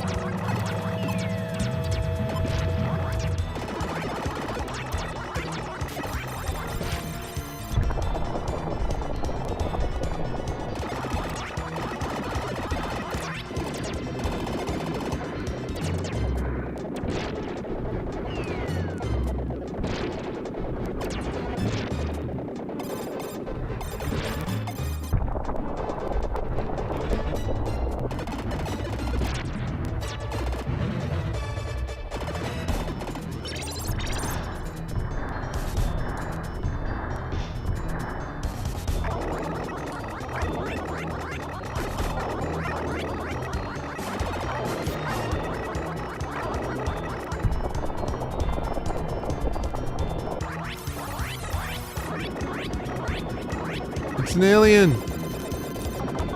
It's a goblin.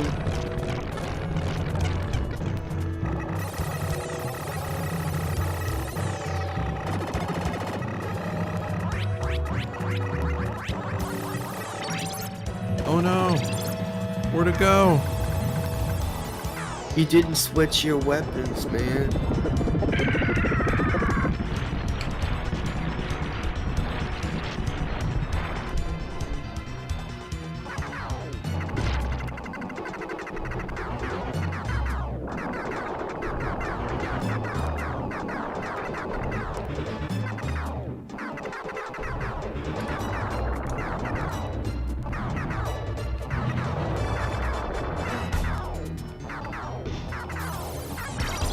Hey!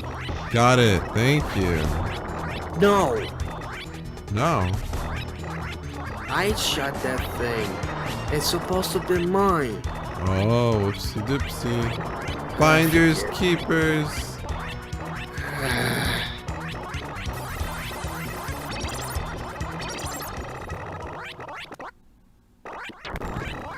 Here it comes. The alien! Wearing a giant turtle. Show us the splinter.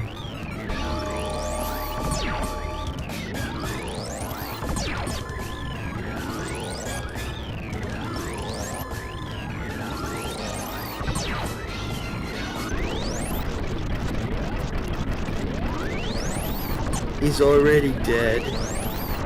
Well, you send him a warning. We're coming for him. How's that sound, alien? I guess that could work. Send a warning to Splinter. Where you going? Probably... I'll start here.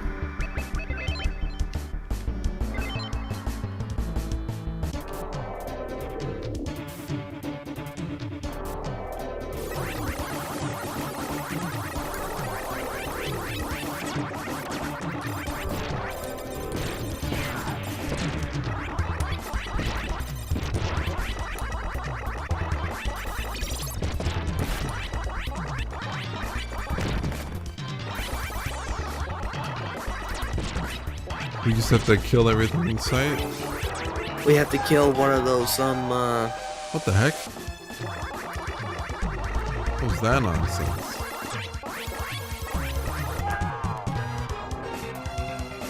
We have to destroy this little, this little barrier thing that the enemy is staying inside. Oh, okay. If we beat all of them, we may get to the boss. Oh, alright.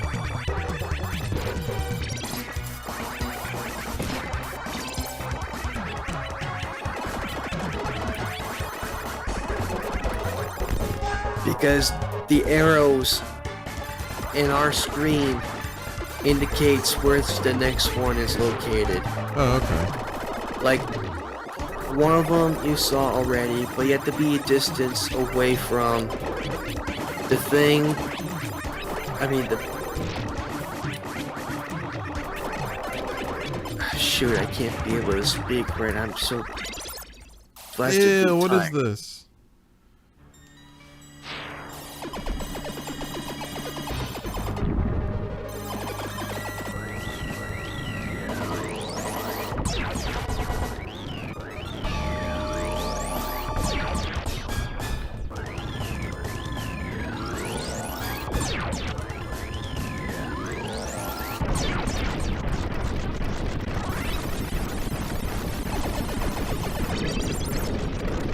Well, at least I got what I wanted. Oh, good.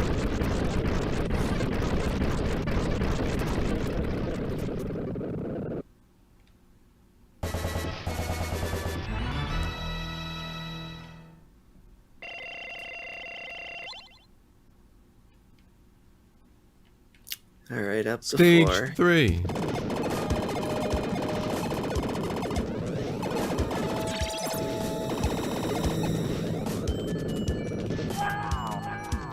Oops.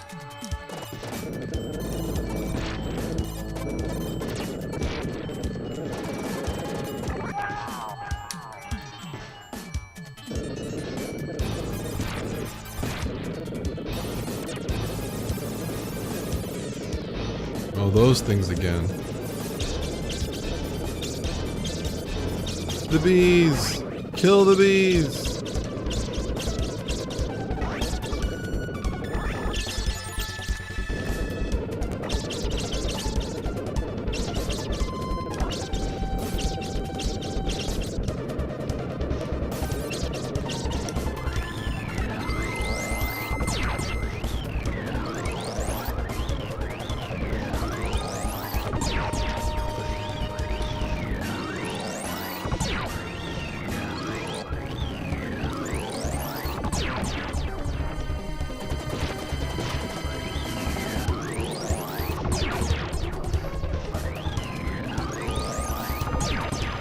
You let a good one go.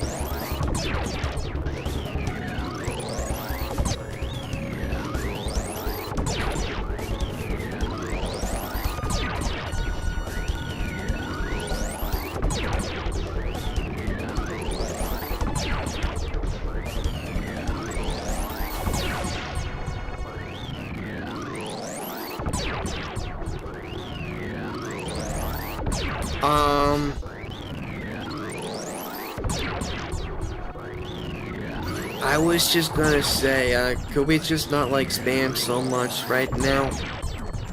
Because it can slow down the game. Is that right? I think so. Oh.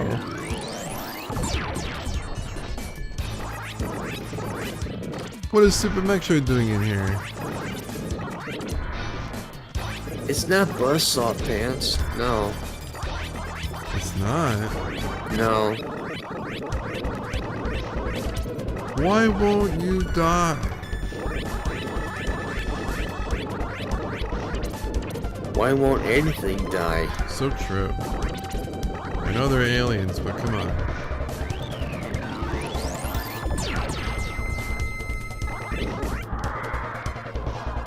There we go. Now we can spam.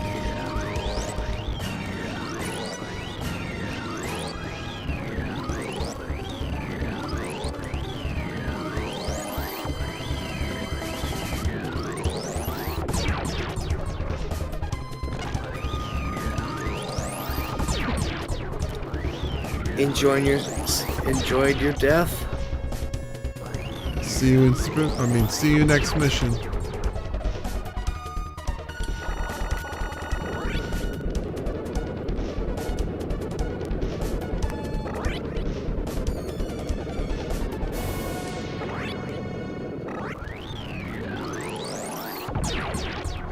Oh, now it's Castlevania.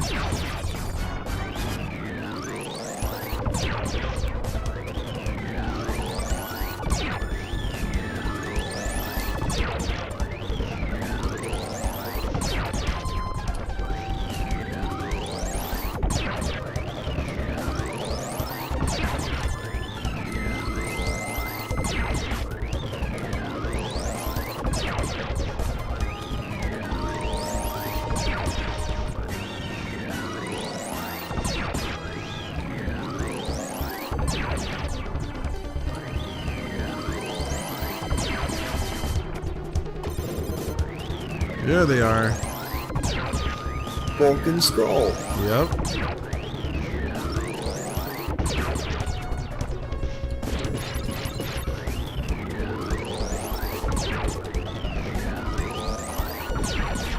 Something's not right here. Not really. Whoa. What the heck is going on? T-1000. It is?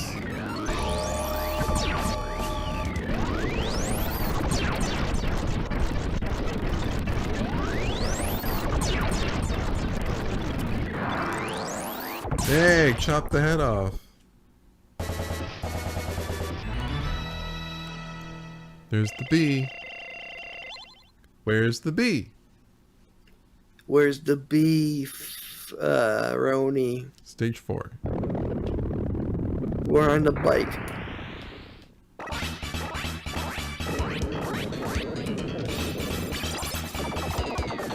Oh, the game's playable again.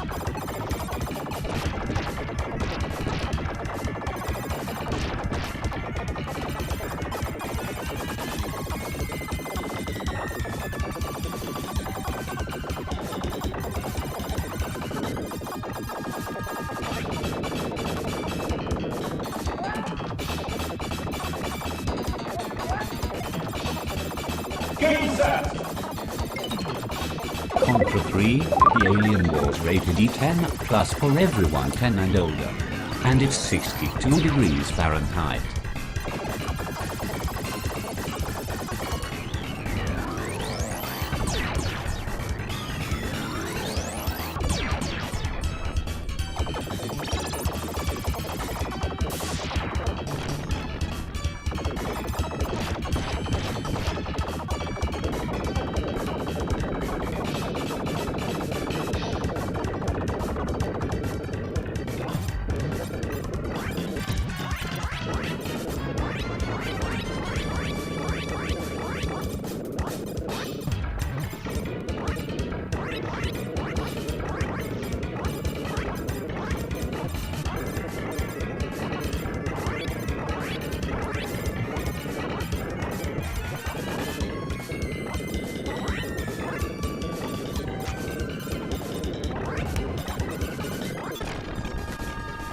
It's 1:30, and it's 62 degrees Fahrenheit.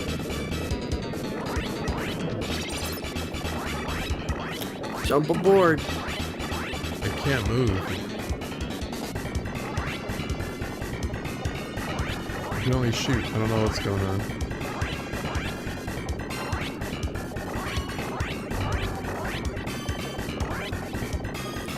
If you press jump, Yeah.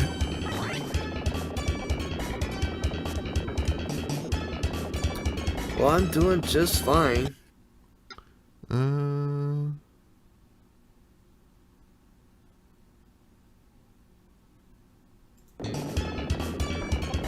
Oh, oh no. At least we're moving. Oh, I can't do anything. I have no idea.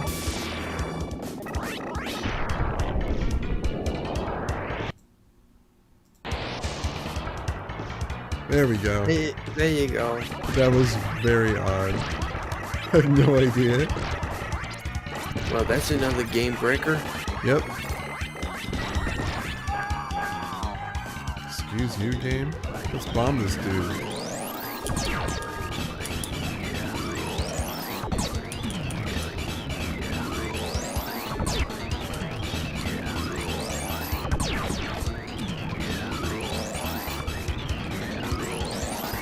Whoa!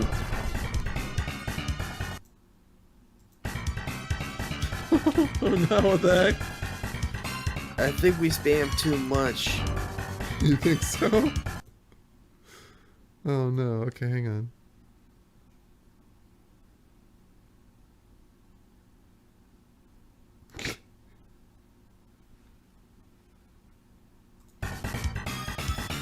Does this game have a stage select code?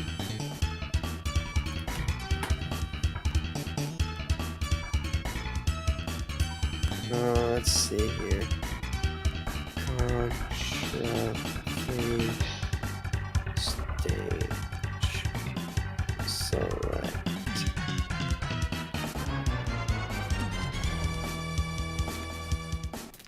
Okay, yeah, it does. Alright, let's do that real quick.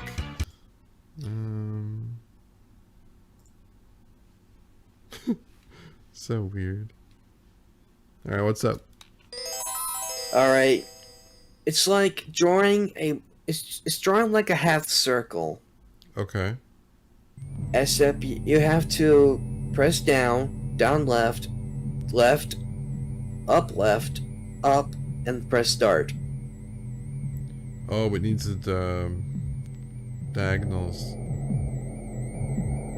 So, where do you do this? In the title menu? Yes. Do you have to select the players first? Yeah, you have to do that.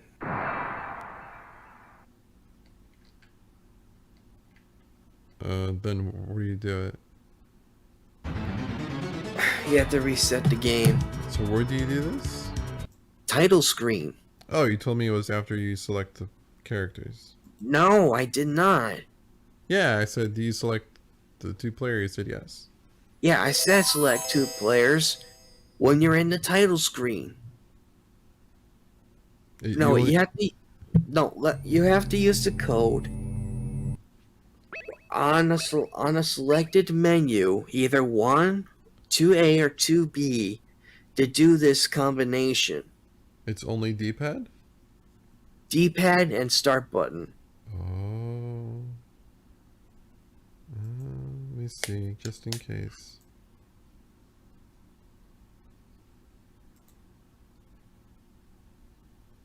Yeah, see, it doesn't work.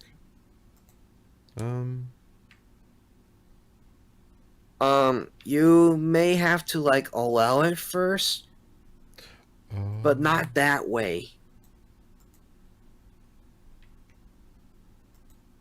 No, wait, it does say that way. Never mind. I'm an idiot. Up left, up right. Yeah, it doesn't read it very well. I don't think it's gonna work. It thinks I'm pressing everything else. Did it say anything about the specific controls?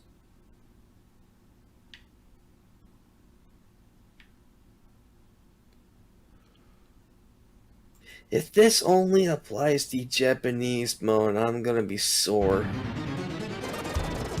Really?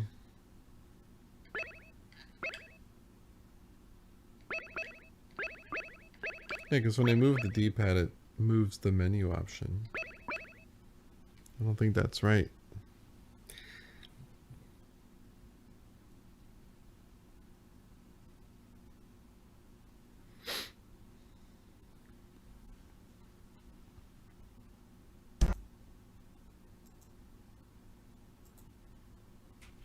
What stage were we on?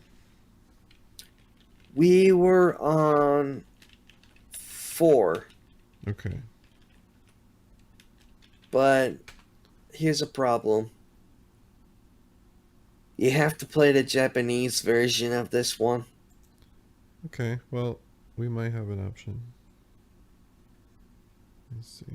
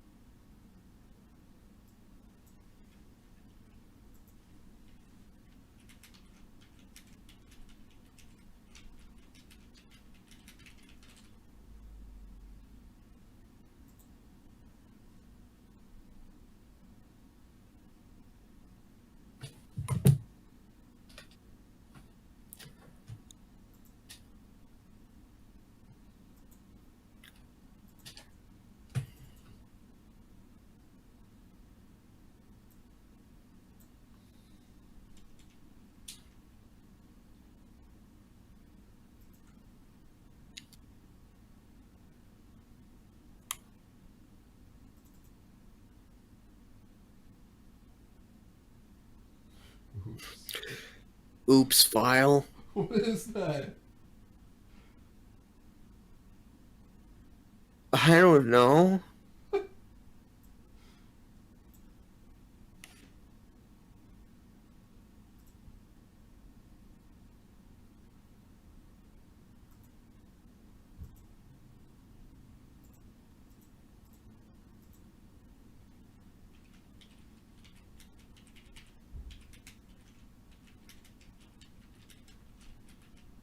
Don't forget about the hyphen. I got it.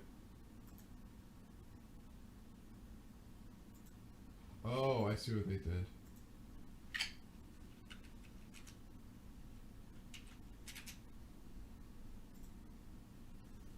I don't know if that's gonna work.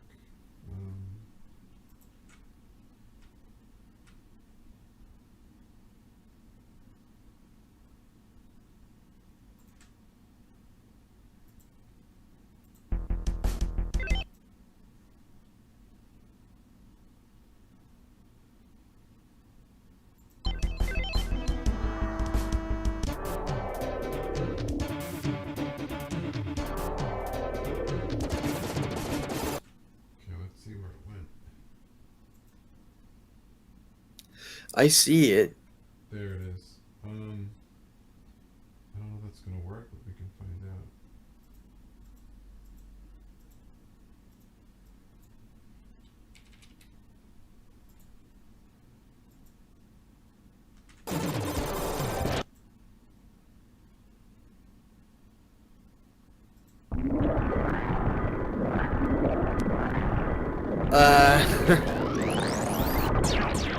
This is gonna be on YouTube. What the?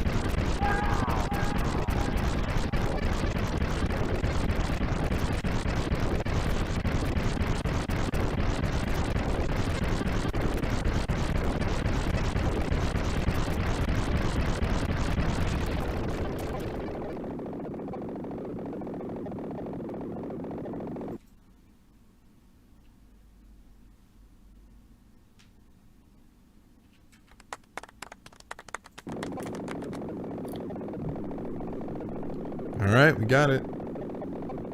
Well, you did. I didn't do anything. Go ahead, Alien. Way to go. You've conquered the toughest Contra challenge yet. Your heroic deeds has restored peace, a war-torn world. The aliens' force has been destroyed by the gaming champion. Woo! Your effort will not be forgotten. Thank you, Alien.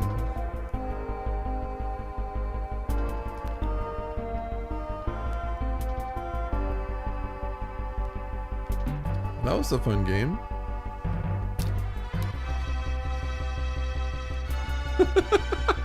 I wish it was, if it didn't crash.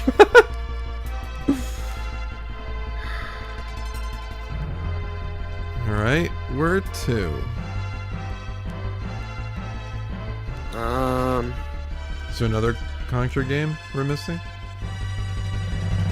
I remember Contra Rebirth, but that one does not have the cheats Oh yeah, we looked up that game last year. Yeah, we did, but we didn't go as far as we did. Yep, because it's WiiWare, right?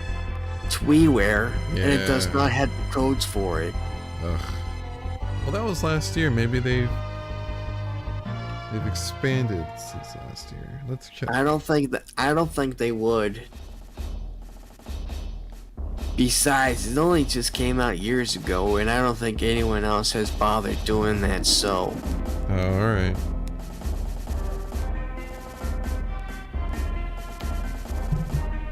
but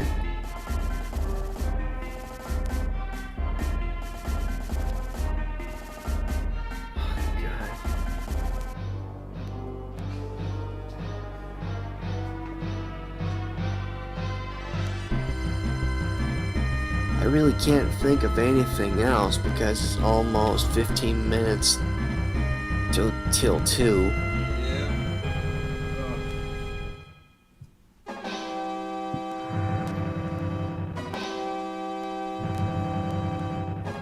I mean, what good games are there for 2-player? Well, you can look that's- down the Shocktober list and see if there's anything that we're overlooking. Contra 3, The Alien Wars, the peaceful time will come. Wow. There we go. Look at that. Look at my score. Poor Alien.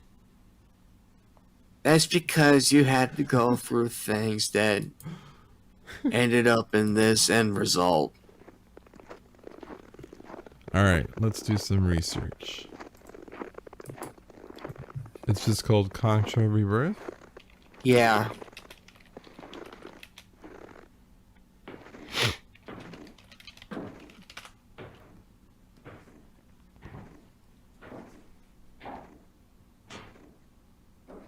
Oh, what was it called?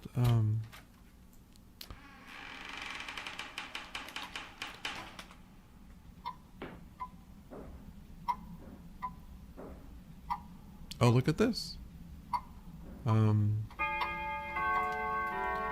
see.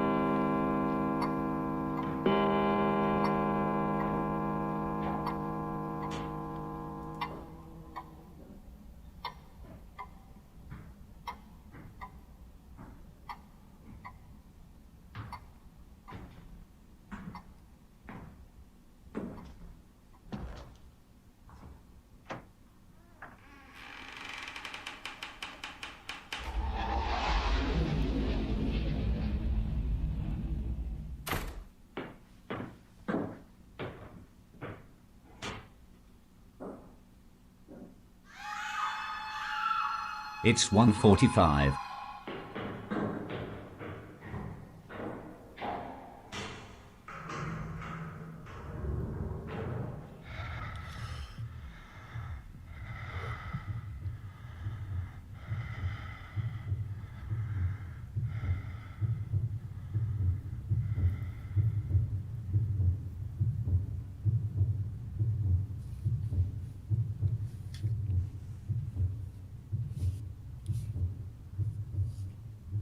Oh, so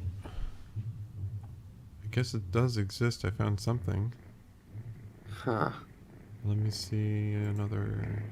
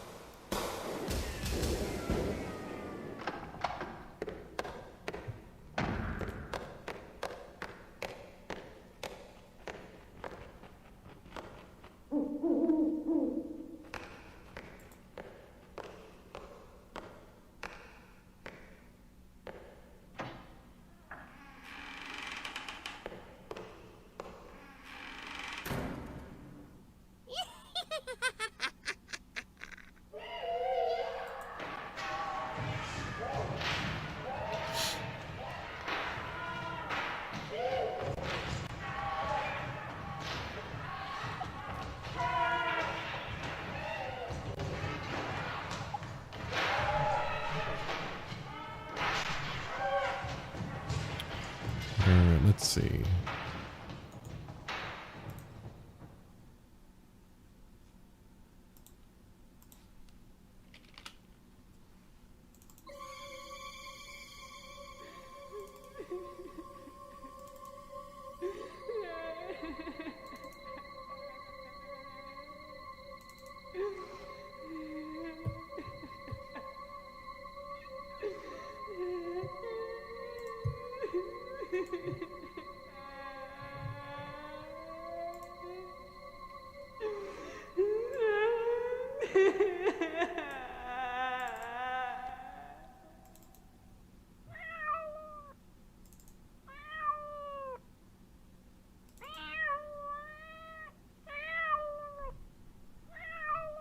Okay, found something.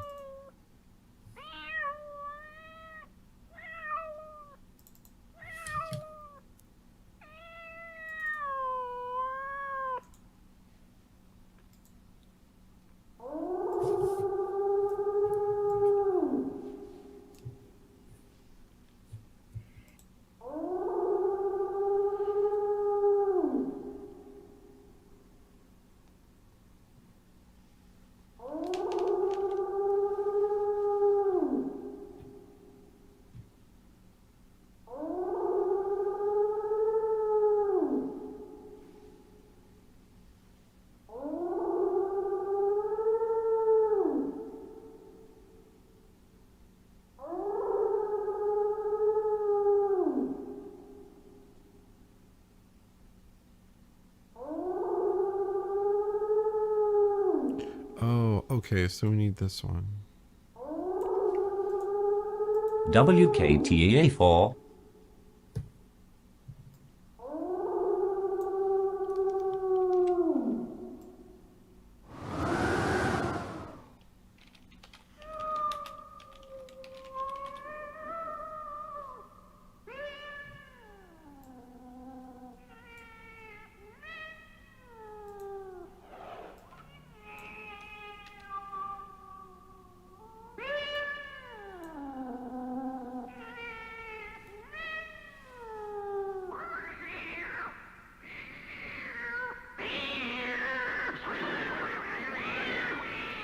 Oh, these are for...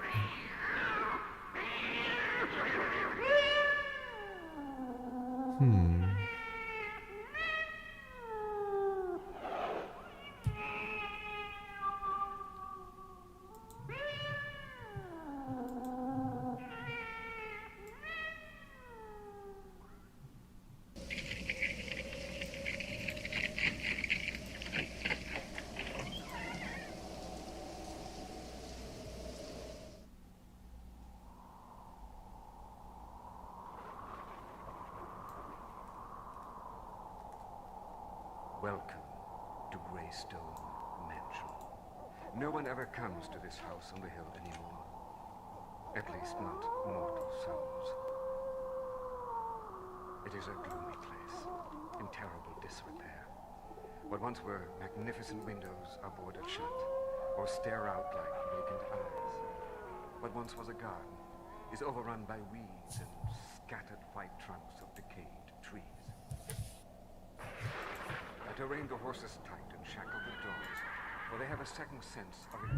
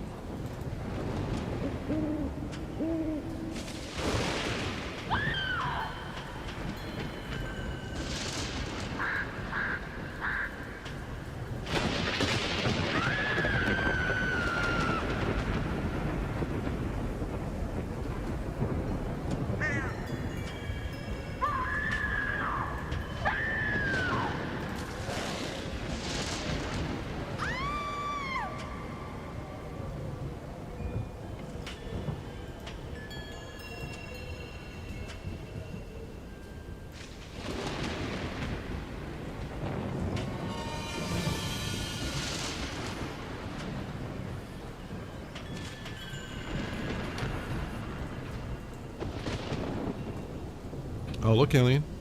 See? Nice. I don't know if it worked, but I'm gonna try it and see. Yeah, give it a little test run. Alright,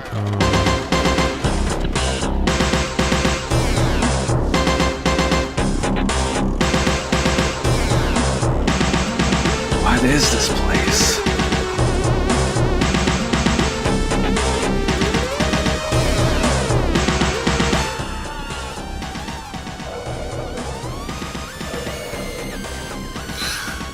You know what would be funny in one of those? does that have to be Wiimote or GameCube? I think it's both. Alright, let's try it.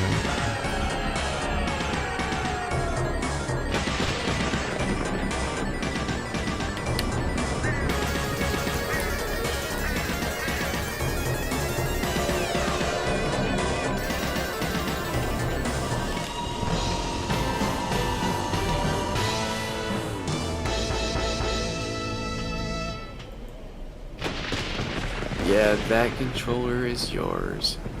Thank you, alien. This one is mine. This one? Yeah, this one is mine. Alien. Is it the USB? Yeah. Try it again.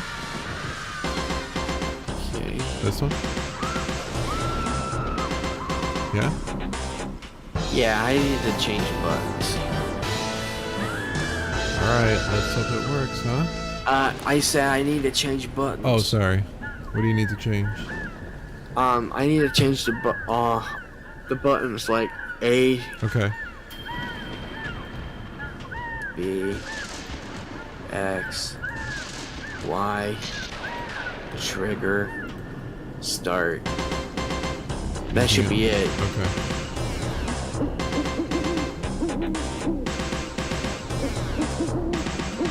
What is this place?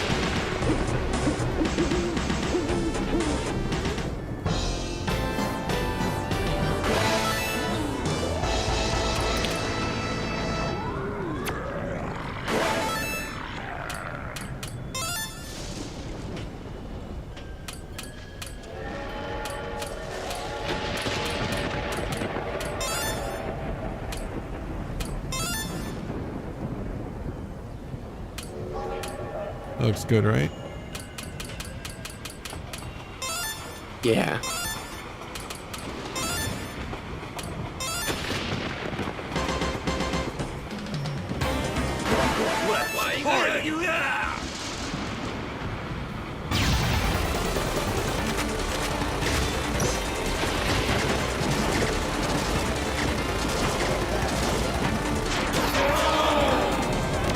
Hey, look, 99. We got it. What do you think? Nice. Yeah? We can do it now, huh? You certainly can. Alright. Keep the game alive for a second. Oh, I'm excited.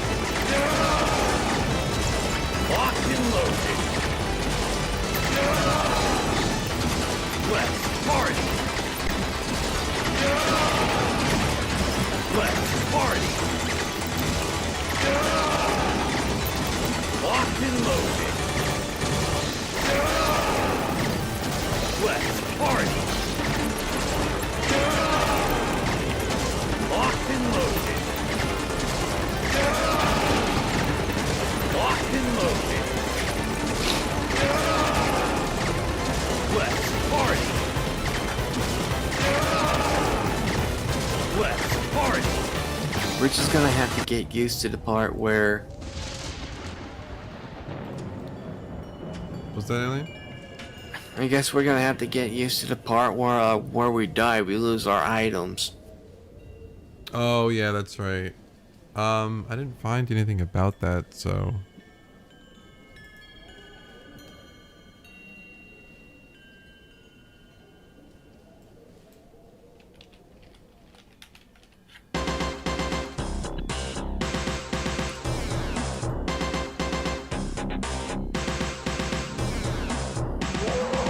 What is this place?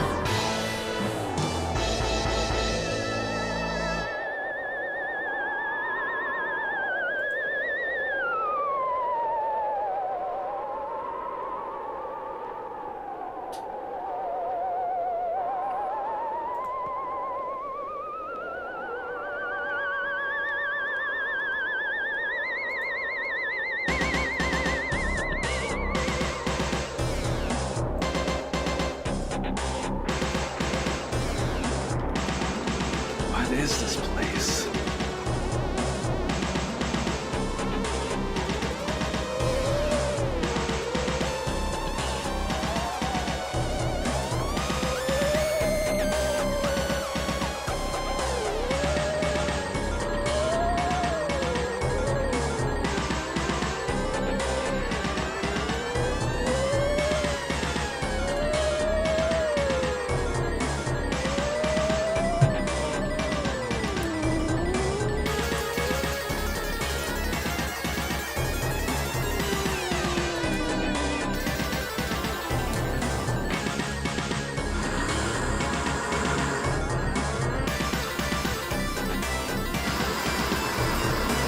Alright, well, I mean, at least we have the game functional, right?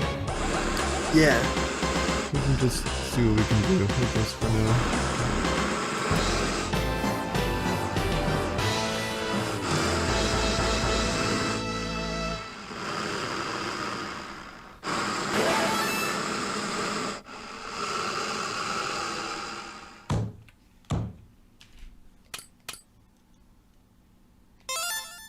Alright.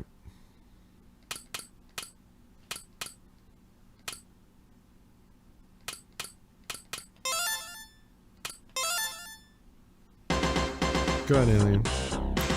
Contra. Year 2633. Chief Salamander's Neo Salamander Force travels back in 1973 AD to invade Earth. Wow. They land in Central America and occupy the Yugoslavian Peninsula Shensioska ruins. The aliens planned the destruction of the primitive Contra on Earth. With Earth surrounded by the Zalos force, the Galactic President decides to dispatch the heroic Contra Lance Beam to fix the situation. But once on Earth, all communications with Lance are cut out. Those aliens won't get away with this. They better not. Not again, that's for sure.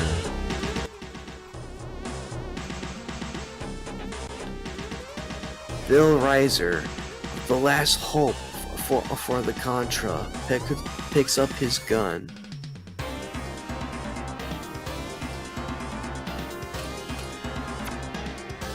Oh no! Oh no! You have to press A, whatever.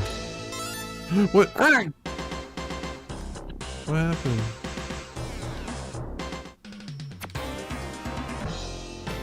I was trying to press A. Remember, it's reversed in your controller. I know. Just press the one on the right. That's the way Nintendo does it. That's the way it should be.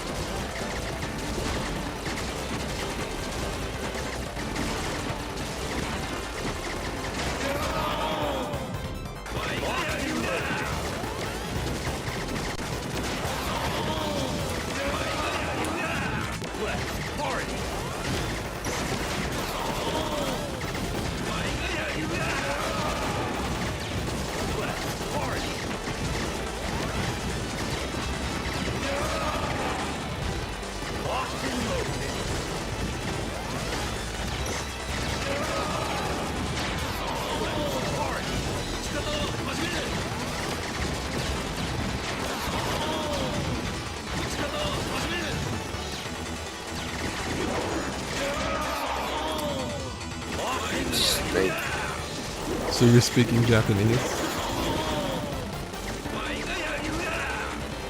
I think so. Interesting. I forgot his name though.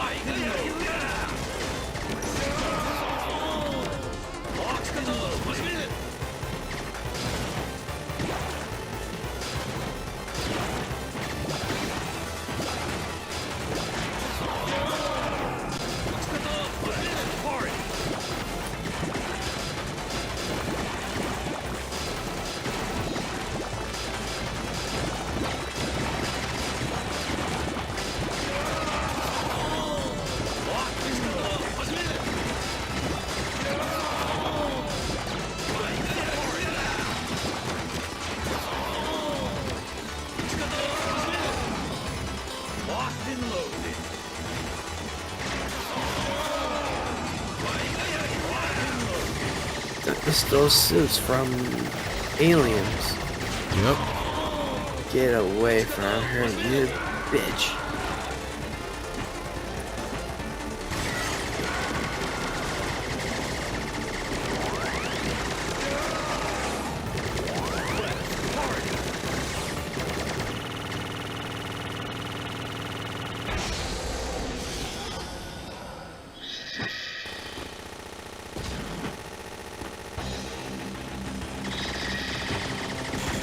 The real boss. Oh my god.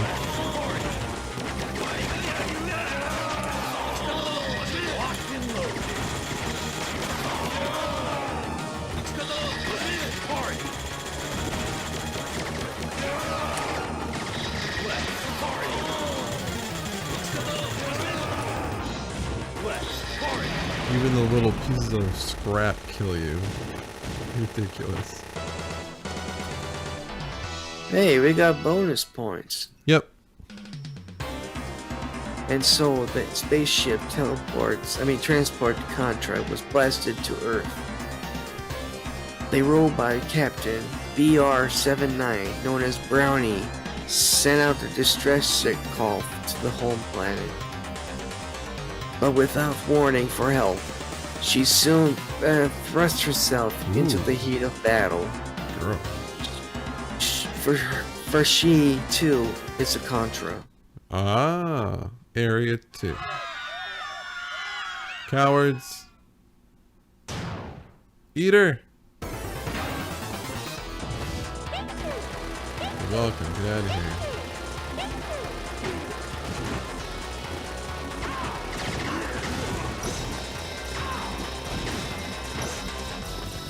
There we go. Hey, it's Contra 3. Ew, and the birds are blue.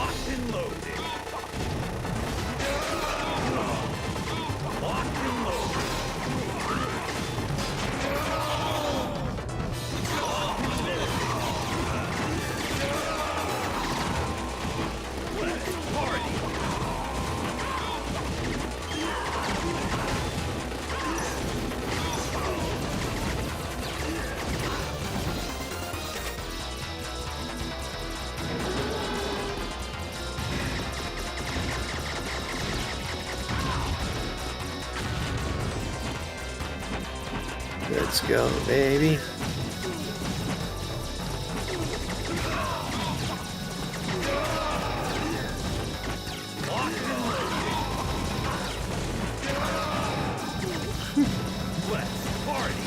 Stupid crow.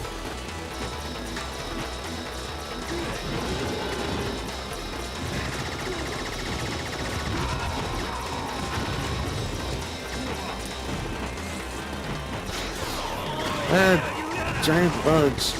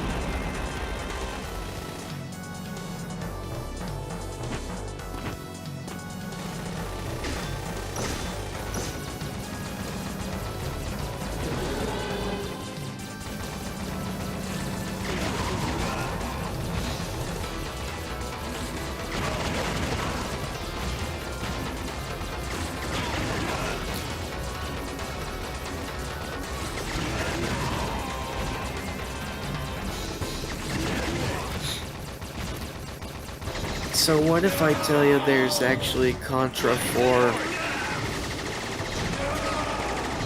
For what? But it's for the it's for the DS. Oh, we can do it. But it's a 2-player though. A DS game, 2-player? Yeah.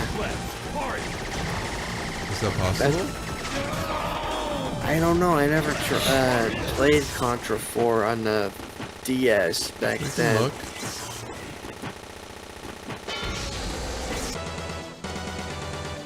Other points.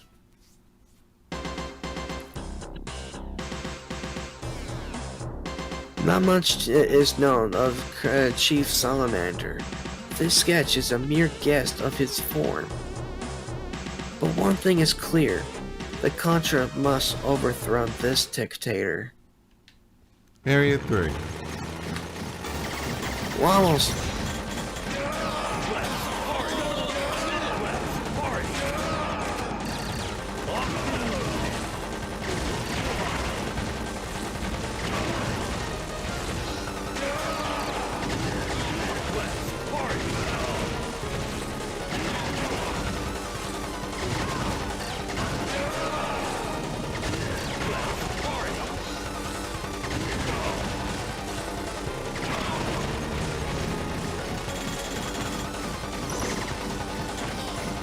Shoot him in the snout.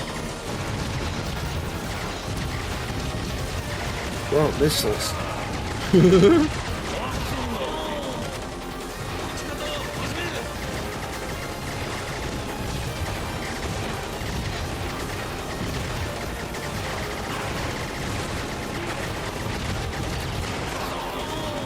Watch out.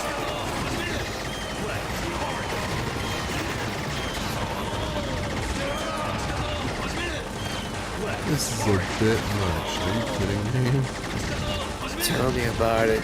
This is why I didn't even continuing playing this game. It's just because how insanely difficult this is.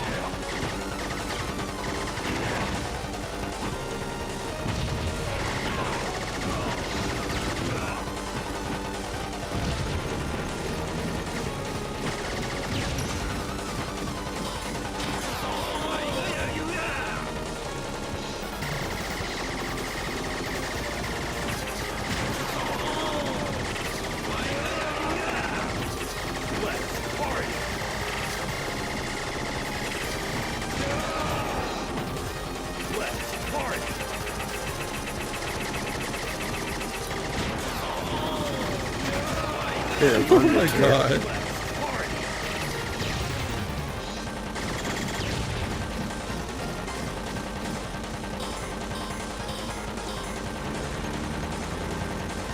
There's a fire alpaca symbol. You can kill him. We have to survive by jumping. Back at alpaca? Back out alpaca.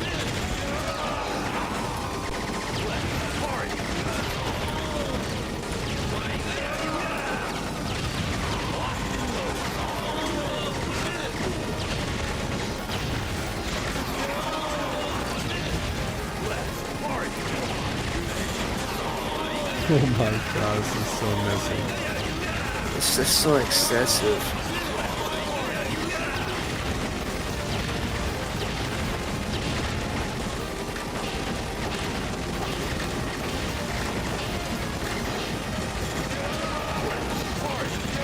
Now they're spacing out. Wow. This is a really tight platform. This is rough.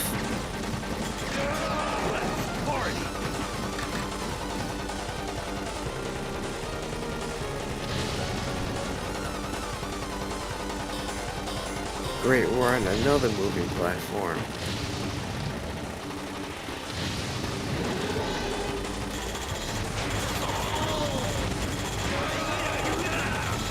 Oh my gosh. Too much. Have you gotten this far in the game before? No, just the first level. Wow.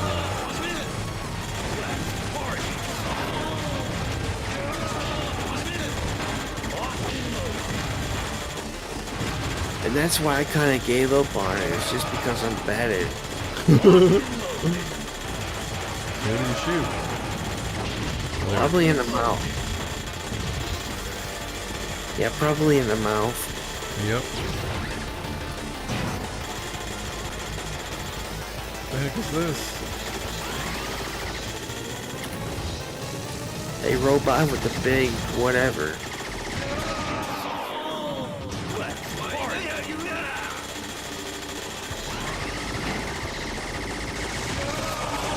What the heck?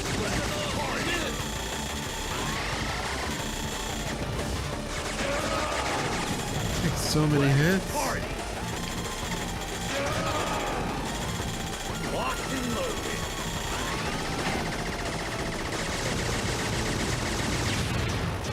Wow.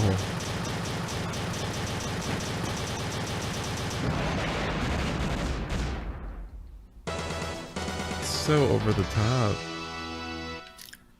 Yeah, you couldn't be able to keep up now. The Contra are running. They are running for their freedom and their emancipation. All fighting men are Contra, whenever they be human or robot. Even an alien can be a Contra. The reptilian alien, Pliskin, is one of the new Contra members. Area 4. Oh, What? I just died it. Sure did.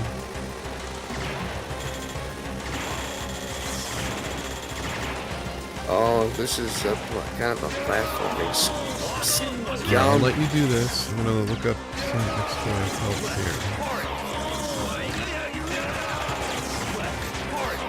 You're just descending, so it's no big deal.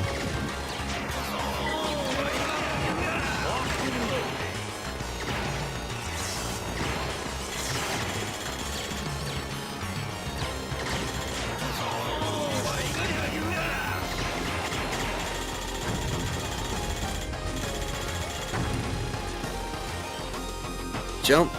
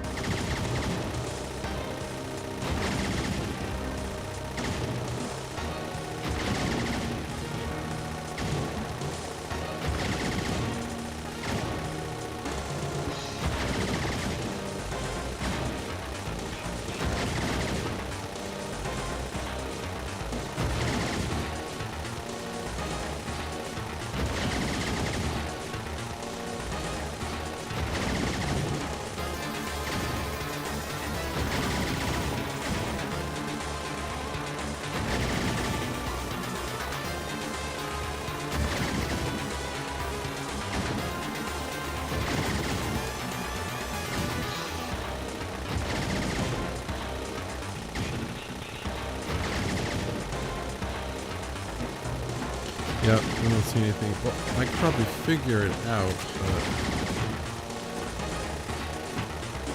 I'll do that another time, Alien, if you want. For what? To get like an invincibility code. Oh, okay. Yeah, another time would do.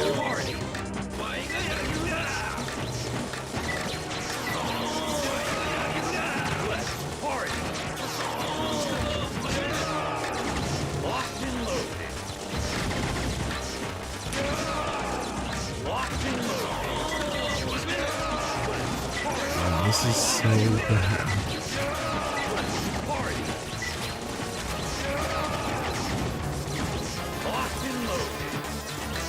can't be able to see the platforms, but everything's in foreground. Yeah. It's distracting. Very. So there's apparently a very hard mode you have to unlock. Why am I not surprised? Yeah.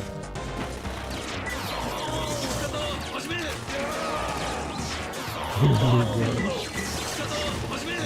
Okay.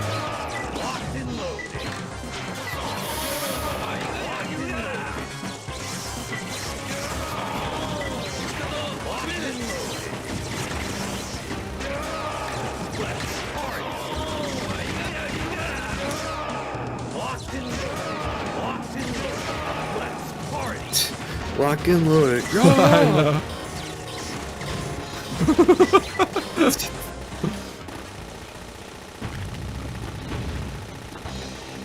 Oh, it's a giant goat monster. What is that? What the heck?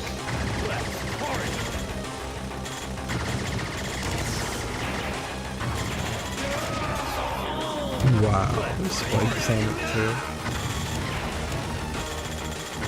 It was like that before when we, like, ascended down.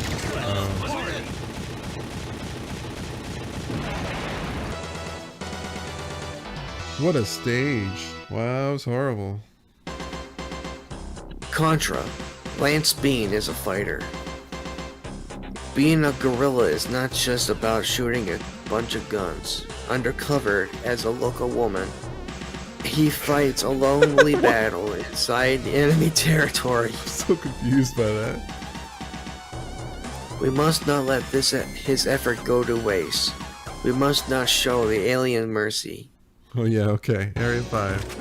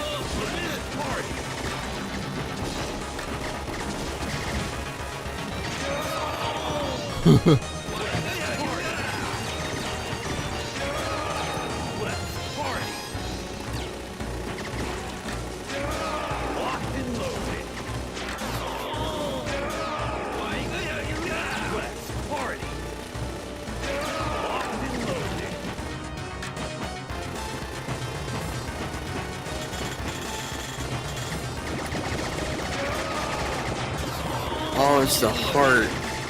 Yep. Except we're facing it diagonally. Yep.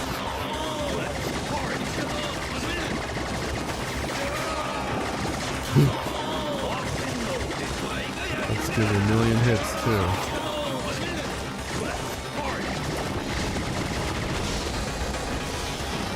I just want to get rid of the eggs. Yep.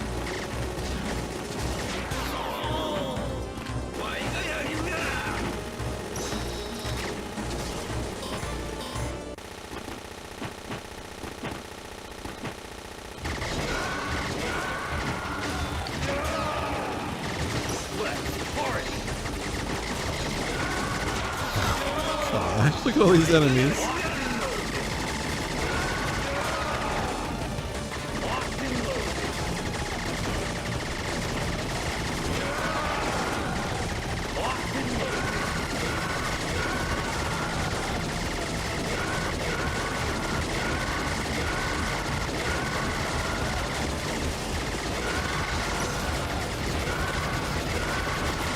Oh, they're leaping.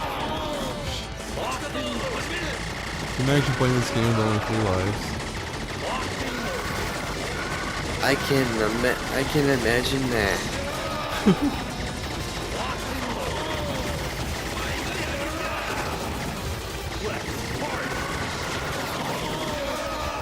That's just like... Oh, never mind. Oh, no, there's more. His powers that run out.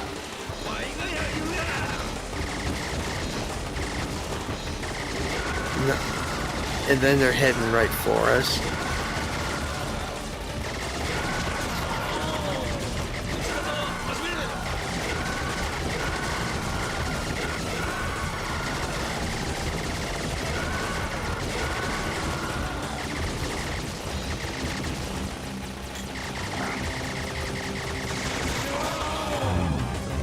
That's this guy again.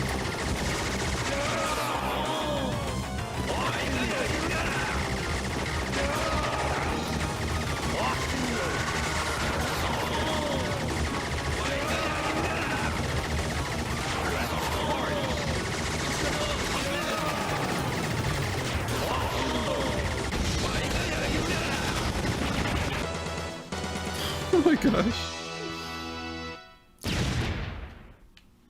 We just float.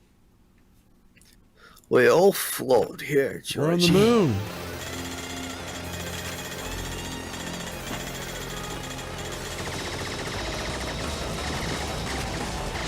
Is it a fish? It reminds me of that. Whoa.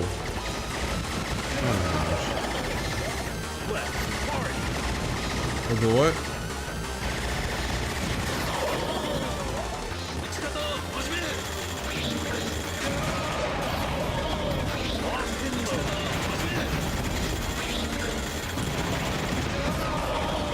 It's upside down. Now we're run sideways.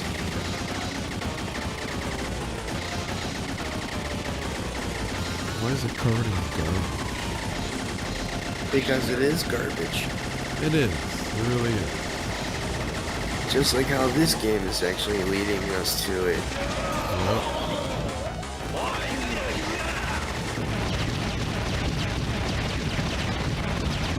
Oh, it's heading towards to the sun.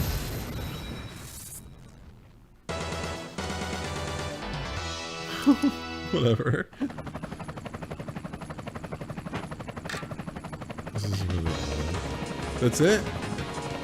I think so. We beat the game? Yeah, take that, you slithering chief salamander. Now our enemies knows what will happen when they mess with us. Ha ha ha. Amen. I got a little carried away. I must thank you for your work. You've made it. Congratulations. With them out of your way, you have helped our cause greatly. You have pursued peace in the galaxy. Doesn't it feel great to do a good deed? Contra, if something else comes up, we'll be counting on you. Until then, you may go back to sleep. Bye-bye. It's finally over. I guess I can get some sleep now. Sleep well. Hey, I did something good, right? Of course you did. It was a job well done. Well, if you say so, then I guess I did. Yeah, if you were a Contra PFC Bill Riser and you have fulfilled your duty, I will take care of things from here. You may now rest in peace. Yeah, I'll do that. Good night. Goodbye. We did it! I got the highest score. Alien, we beat the game. We did. See? Wait. Within the last year, Alien, someone came up with the code. I'm sure it's like way longer than that before we realized it. I know I looked a long time last year for this, and I didn't find it. But until now. But I will see if I can come up with the code where you don't die. How about that? Yeah, that'll work. Okay.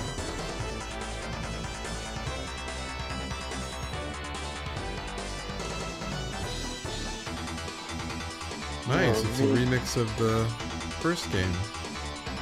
Yep. It's actually the first level. Yep.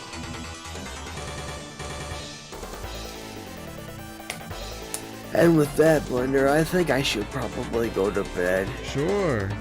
It's been late, and my voice has started to feel a little scratchy ever since reading. Yeah, you read the whole game. No, it's just, well, that too, but Doki Doki Literature Club just killed me. That's what I'm saying, you read the whole game. It's not really a whole game just yet. Oh. It's probably part of it. Oh, okay, well then you read for the whole segment. Yeah, for the whole segment, I would say, yes. Yep. I'll probably read it some other time soon. There she is.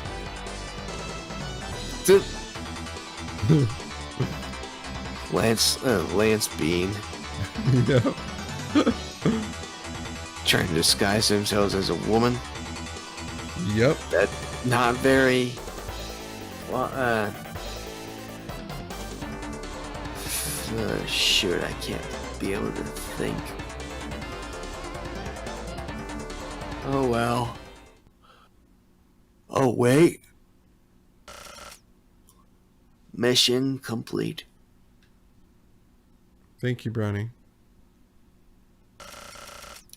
Your mission ain't over yet. You let your guard down, you hunk of junk. I've been waiting for this moment. Yes, you caught me off guard. So you were Chief Salamander. Call me Newt. Since you're our observer, let me ask you something. I will reply, deeming acceptable by my permission.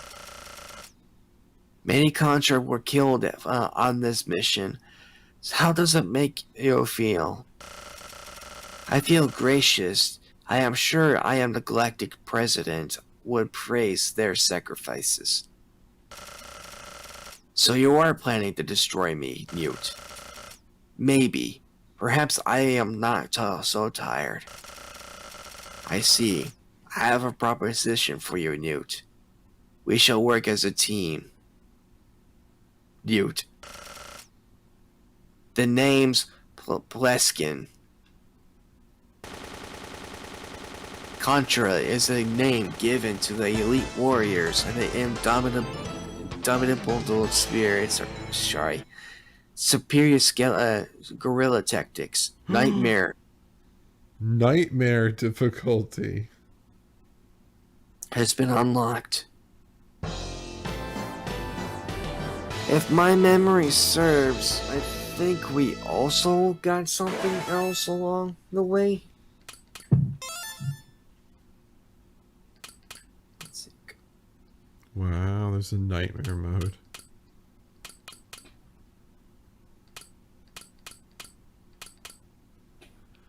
Well, if I can find the code or come up with one, maybe we could do nightmare mode.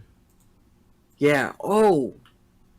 I found something interesting. If you beat the game on easy mode and normal mode, you get 2 new characters. Oh, okay. Of each difficulty. Well, I'll make a state here. Oh, wait. How do you do this? Oh, did it save? Let me try this.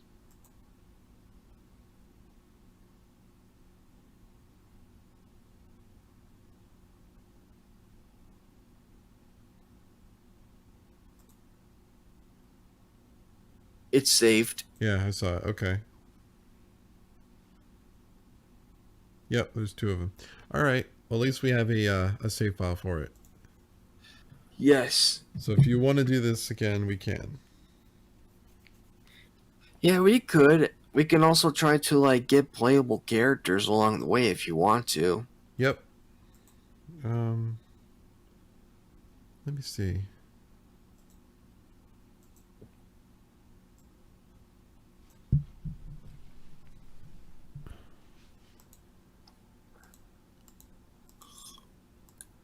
Here's the address.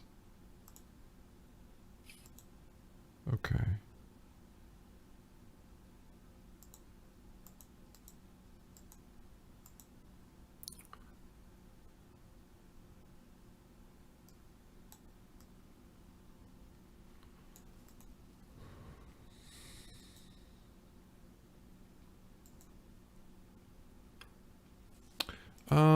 Let me just see what happens.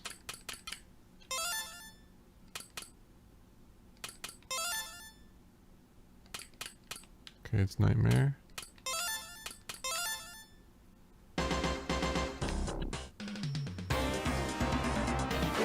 Let's party!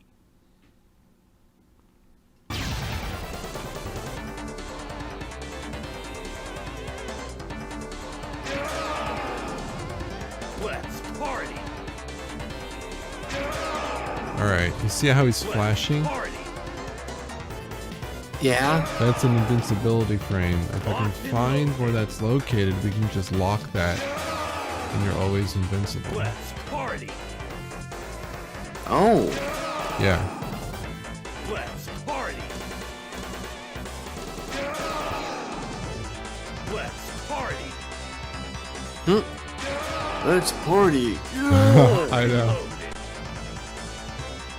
And because it loops easily, I'll probably start to find where to get it. Let's party! Locked and loaded. Locked and loaded. Let's party! Too many to display. Okay.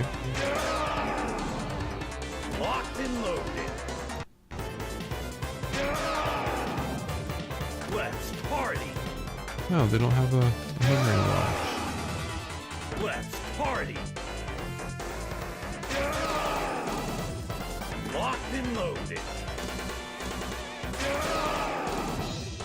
Let's party. Let's party. Let's party. Let's party. Locked and loaded. Locked and loaded. Locked and loaded. Let's party. You mean too many? What am I supposed to do then? Let's party. Locked and loaded. Let's party. Alright. Locked and loaded. Let's party. Let's party. Let's party. Locked and loaded. Locked and loaded. Let's party. Let's party. Locked and loaded. 0. Let's party. Let's party. Locked and loaded. Let's party. Locked and loaded. Locked and loaded. Let's party. Let's party. Locked and loaded. Let's party. Locked and loaded.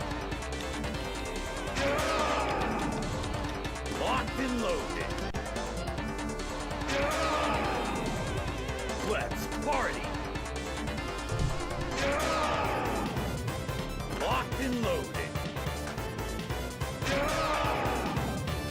Locked and loaded. Let's party. Let's party. Let's party. Locked and loaded. Locked and loaded. Locked and loaded. Locked and loaded. Let's party. Let's party. Locked and loaded. Locked and loaded. Locked and loaded. Let's party. Locked and loaded. Locked and loaded. Locked and loaded. Let's party. Locked and loaded. Let's party. Let's party. Let's party. Locked and loaded. Let's party. Locked and loaded. Let's party. Locked and loaded.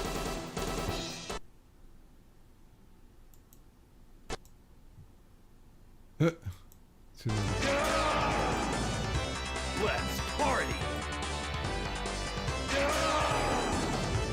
Let's party. Locked and loaded. Let's party. Oh, look at that. Okay. Let's party. Let's party.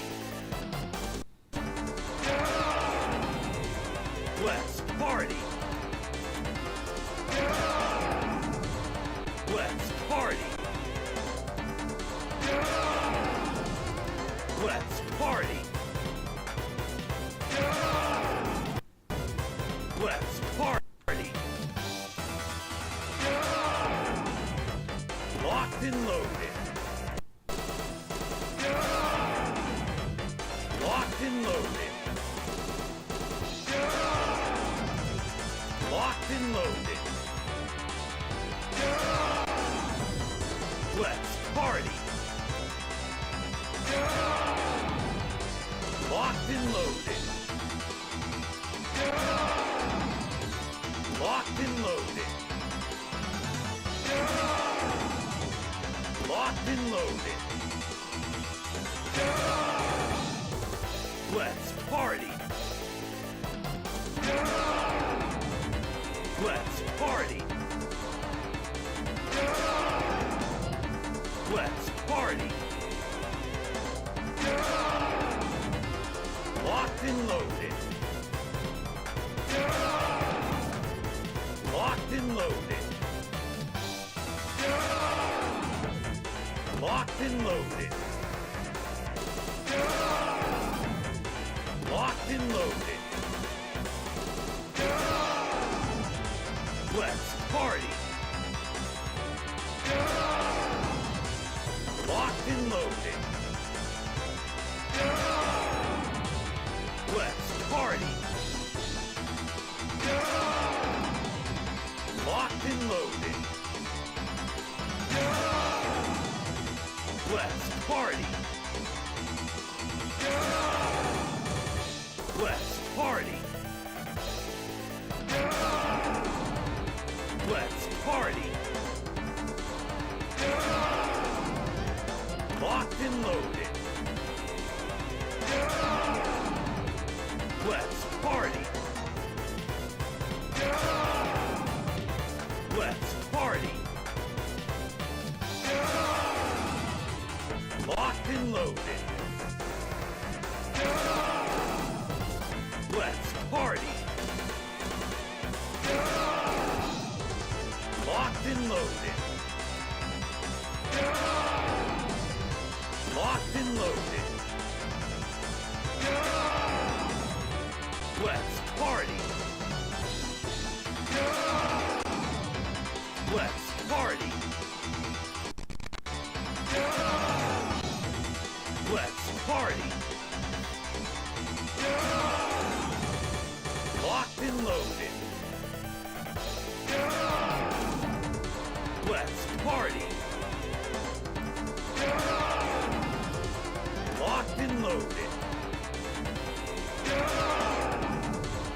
Let's party. Let's party. Locked and loaded. Locked and loaded. Locked and loaded. Locked and loaded. Let's party. Let's party. Let's party. Locked and loaded. Let's party. Locked and loaded. Let's party. Let's party. Locked and loaded. Locked and loaded. Locked and loaded. Locked and loaded. Locked and loaded. Let's party. Let's party.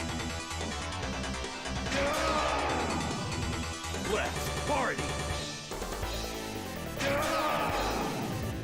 Let's party. Locked and loaded. Let's party. Let's party. Let's party. Locked and loaded. Let's party. Let's party. Let's party. Locked and loaded. Let's party. Locked and loaded. Let's party. Let's party. Locked and loaded. Locked and loaded. Locked and loaded. Let's party. Let's party. Let's party. Locked and loaded.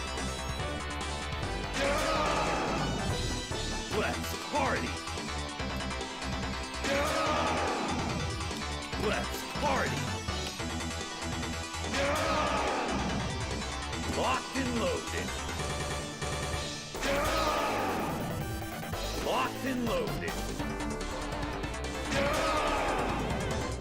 Locked and loaded. Locked and loaded. Let's party. Locked and loaded. Let's party. Locked and loaded. Locked and loaded. Let's party. Let's party. Locked and loaded. Locked and loaded. Locked and loaded. Let's party.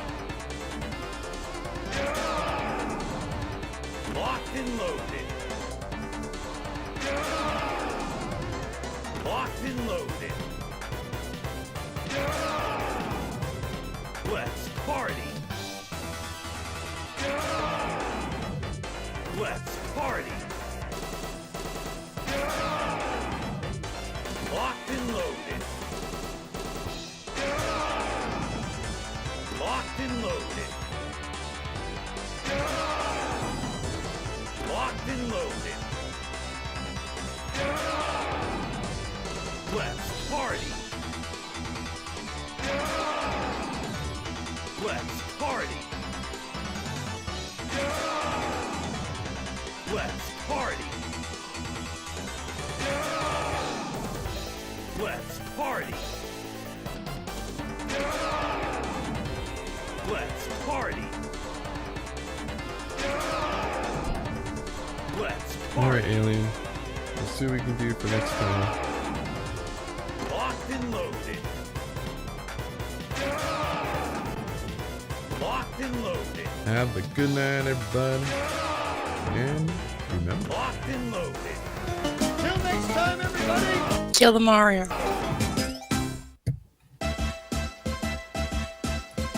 Kill the Mario. Swing your arms from side to side. Come on, it's time to go. Kill the Mario. Take one step, and then again, let's Kill the Mario. all together now. You got it. Kill the Mario. Kill the Mario. Swing your arms from side to side. Come on, it's time to go. Kill the Mario. Take one step, and then again, let's Kill the Mario. all together now. Come on now.